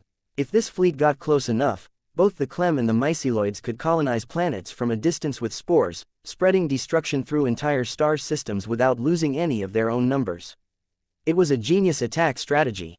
The technological species cleared the enemies. Then, the Horde species colonized reinforcements and shock troops. But Max noticed that the myceloids here weren't on the same level as the ones he faced before. They looked mostly the same, but they were using cybernetics, building spacecraft, and seemed to be much more cunning than they had been before. They had even created a complex wing of attack craft so that he couldn't easily target multiple units with his mass drivers, as they were too far apart to be caught in the blast if another was hit. That was no real impediment to the Titan-class mecha, though, and Max rapidly moved between targets with the light mass drivers, destroying one after another and then picking out new targets. He was just about to target one of the myceloid destroyers when a new enemy appeared out of the strange portals between him and the Inu, headed straight for their back lines. So far, they hadn't been too busy, but the Inu had been making spare mecha and gathering the injured pilots of the Anomaly Defense Force for treatment before sending them back out again. That must have been enough to catch the attention of whoever was orchestrating this battle, so Max quickly turned to assist the Valkyria in defending their supply lines. They were using a modified version of the Archangel exoskeletons mounted over a mobile suit that was clearly sourced from the Reavers by the design. The wings were weaponized with the default lasers that Nico had first designed them with, but the Valkyria were wielding handheld ion rifles and were ready to face whatever the new vessels sent out. What they got was a swarm of small attack fighters that had powerful laser arrays on them but extremely slow targeting systems. After the first few shots, the Valkyria scattered into attack positions and quickly realized that as long as the enemy didn't predict their attack patterns, it was nearly impossible for them to hit the small and fast-moving attackers. It made sense. Most targets in space were a minimum of 10 meters long, and even the drone fighters that they sent out were on the small side. But a 2-meter-tall Valkyria was both shorter and far more slender than their weapons had been designed for. Max took advantage of their frustration and unleashed all 3 rounds from his thunder guns into the engines of the ship between him and the Valkyria, causing the whole vessel to go dark. It looked like that also killed communications between the vessels, or perhaps between them and their command squad, because they were suddenly disorderly, and the Valkyria began to tear them apart. Max was intent on saving as many lives as possible on their side as he turned his weapons on the other ships in the region, aiming to take out as many of the large threats as possible while their mecha fought on the surface. That seemed like it might have been a tactical blunder, given the amount of firepower that had suddenly appeared in space to oppose them, but the planet was still moving forward, away from the rift at incredible speed, and wouldn't take long to pass within a single light hour of an inhabited system. If it made it that far before the mecha could deal with the demons and Clem on the surface, they would surely infest the planet, putting billions of civilians in danger. The evacuation of the nearest systems had been halted, as all vessels in the area were needed for the combat effort, so there was nowhere for them to go, and another infested world would inevitably join the attacking force. Then Commander Yuri's voice came over the communications net. "Sorry we are late, Commander. The Kaleska 72nd Fleet is here to reinforce you from the reserve lines. Where do you need us?" Chapter 999. Commander Yuri, it's good to hear a friendly voice again, Commander. Max greeted the Kaleska leader. "You can join the Valkyria defensive and then push forward with me and Nico toward the planet where our destroyers are fighting. Once we have that situation under control, we will push toward the other human troops. Our goal is to secure this region of the fight so that the Arisen and Darkling forces can push back the enemy in the other layer and keep this battle contained to the edge of the rift." Max explained. "Understood, Commander, deploying my unit now." The Kaleska war machines had gotten some upgrades since Max saw them last, courtesy of the human military. They were now in the style of the newer generation heavy mecha, with none of the light mecha present at all, though there were still a lot of conventional Kaleska war machines on the line. "We were reinforced when we were transferred from regional defense to base defense. They gave us all the new toys and some extra training materials, but the units are all locally produced, based on your designs," Commander Yuri explained, predicting Max's response. "As long as they're effective, that's all that matters. Things have gotten a bit hectic here in the last few minutes." The attacking ships had retreated once their troops were deployed, and Max would have to fight his way through them to eliminate another transport, so he turned his attention to holding the flank for the Kaleska. They had gotten very good at fighting as a unit, and the formation was quickly encircling the strange alien ships without giving them any chance to advance into the Valkyria. The extra firepower gave the wing fighters a chance to retreat and catch their breath. The only way for them to stay alive in that battle situation was to keep evading, so it was much easier on them when they were not the main force, a factor that they had not understood until faced with it today. Max could hear their thoughts telling themselves that the Alliance had gone too long without a threat and that they were in real trouble if some fraction of this force was to escape and come their way. But that meant they needed as much combat experience as they could get, so they prepared a request to move forward with the Kaleska force, working between the war machines and ambushing the enemy while they were busy dealing with the larger mecha. It was a much better use of their skills, and Max approved the instant that he saw the request, leaving it up to their commanders to implement the strategy. Their ships would remain in place to defend the Innu, who were quickly becoming everyone's favorite faction on the battlefield. They weren't discriminatory about who they helped. If they could repair or duplicate your tech, they would do it and send you back all patched up with a fresh attack craft, mecha or interceptor. They had also begun to spread out to help the other humans and the main Kaleska force more efficiently. There were a few other species in the area, but mostly, they only needed to work with a few types of vessels and biologies. Max rolled his mecha around its vertical axis, moving out of the way of a laser barrage from an incoming ship. He smiled as the pilot's frustration reached his thoughts and then put a mass driver round through the cockpit of the attack craft. He moved downward a few meters and let the next barrage fly over his head, then used the two light mass driver turrets to take out two interceptors at once. I swear that reflexes like that shouldn't be physically possible, he heard the commander of the Valkyria force thinking. The commander wasn't wrong. Max didn't have reflexes that fast. He was a telepath, and the killing intent directed his way would warn him what part of his mecha they were aiming for, so he had an extra fraction of a second to move. It wasn't even a conscious effort at this point. He just reacted when he sensed a threat, and the results were fantastic. That wasn't really something that you could explain to others, except maybe the Illithid, who would understand the complexities of using telepathy to improve autonomic responses. The Kaleska and the Valkyria working together were doing a fine job of clearing the immediate area, letting Max move on to larger threats, like the force that was attempting to eliminate his destroyers while they defended the android army from orbital bombardment. He risked a quick portal to get in front of the destroyers, emerging right on target, though the portal itself was a bit unstable around the edges. It was good enough for combat use, and now he was in a position to assist the destroyers with their attack craft issues. The drone fighters were held up a few thousand kilometers away, dealing with an influx of myceloid attackers that had just appeared through the portal, but the remaining attack craft here were all piloted by living aliens as well. That was what Max was after. Get rid of the ones who were hardest to replace first, and then they could tailor their attacks to only a few species. The more that they could narrow down the enemy forces, the better. The interceptors frantically dodged as they realized that Max's mass drivers could punch through them and their shielding without exploding. The destroyers were using all-energy weapons at the moment to avoid friendly fire incidents if the mass drivers should miss a target. It had left the interceptors unprepared for Max's attacks, but the forces thousands of kilometers past them were even more shocked to be randomly taking fire despite being well back of the lines. Nico was thinking the same thing, and when she had a good line between the enemy and their reinforcements, she would switch to solid projectiles for the secondary damage they could do. Zone clear, Commander Yuri announced a few minutes later. He had already started to press forward with the Valkyria, but the situation around the Innu and the Valkyria ships was now under control and back of the main lines again. Understood. Good luck, Commander. I will be pushing your way once this force is finished. Chapter 1000. Glorious Battle. Max took a moment to restock his material storage with parts from the destroyed interceptors, effectively reloading for the next leg of the battle, and began to assess the battlefield. Things were not going well for the defenders. Many regions had been pushed back, the majority of the Darkling and Arisen forces had been pulled into another layer to fight, and there were very few reinforcements left on the line while the enemy just kept appearing, wave after wave. From the looks of it, when the Darklings asked for every species to come and help, they didn't mean a delegation from every species. They meant everyone. Every single combat-capable being was going to be needed to keep up the battle at this rate. There was no telling how many more waves of reinforcements the enemy could bring, but there was no point during the battle when they had not outnumbered the defenders by at least 2 to 1.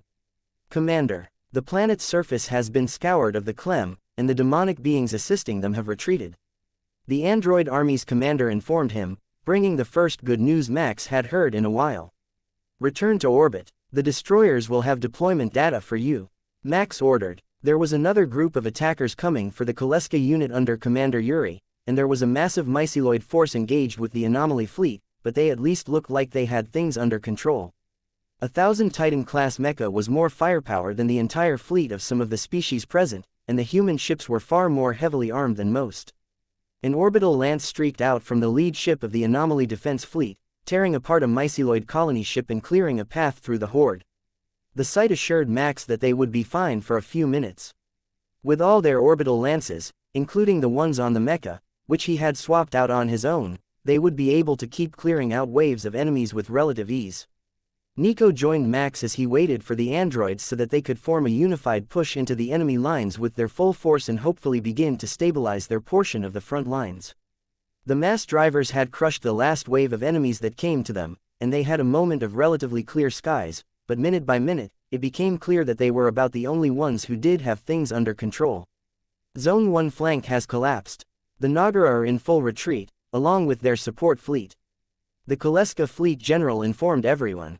Zone 2 and 3 are faltering under the influx of new attackers. He added, that was over a light year away, on the far side of the battlefield, and dozens of species in a truly massive scale battle separated them from the human fleet.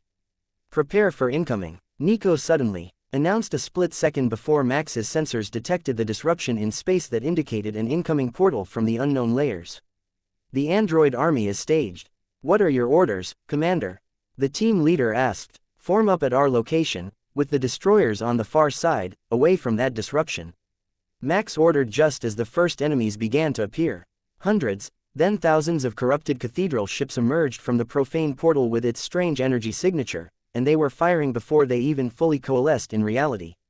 The mecha scattered and began to fire back, allowing Max and Nico to target the largest of the enemy's capital ships, hoping to destroy their command structure, but the news from the line was not good. The cathedral ships were everywhere, and large portions of the line had been boarded by the demonic beings, who were ransacking their ships. Looking into the other layer, even the Darklings in Arisen were being forced back until finally, a regroup message was sent with the Darkling security patterns. All forces were to fall back and attempt to defend as many of the worlds in the region as they could. The enemy force was too large to take face on. They were going to have to find another way to deal with it. It wasn't going to be that easy to disengage, and Max moved quickly to make sure his own force would be able to get away. Commander Yuri, fleet commander in charge of the Anomaly fleet, please move to join the Inu. Valkia, fall back to your ships.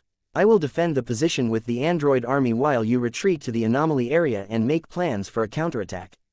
Max ordered. The androids moved to a defensive net formation, letting the others move behind them, and Max reluctantly switched the mass driver rounds in his thunder guns to nuclear bombs. The space here was so unstable from the battle that a single antimatter bomb was likely to tear it apart and throw half of the battle line into another layer. The thunder guns barked, shaking the chassis of his mecha and 3 of the cathedral ships. Shields flared, absorbing the impact and explosion, then another barrage from Nico before the androids unleashed their full firepower against the damaged ships. But 3 in a matter of seconds was nothing compared to what was appearing, and Max considered how to make his attacks more effective. The shielding that the cathedral ships were using here was nothing like the last time he had faced them, and he didn't know the capability, but he decided to have the android-piloted destroyers try their orbital lances. Each ship had 3 of them, with 1 mounted on the front and 1 on each side. That seemed to be the answer. The larger ships were destroyed in a beam of blinding light, while the mass drivers and energy weapons of the mecha dealt with the smaller vessels. The Titan-class mecha of the Anomaly fleet joined them seconds later while their ships retreated to guard the others. We are with you, Commander. We have the firepower to run a fighting retreat, no matter what they throw at us. The leader of the mecha force informed him in a grim tone.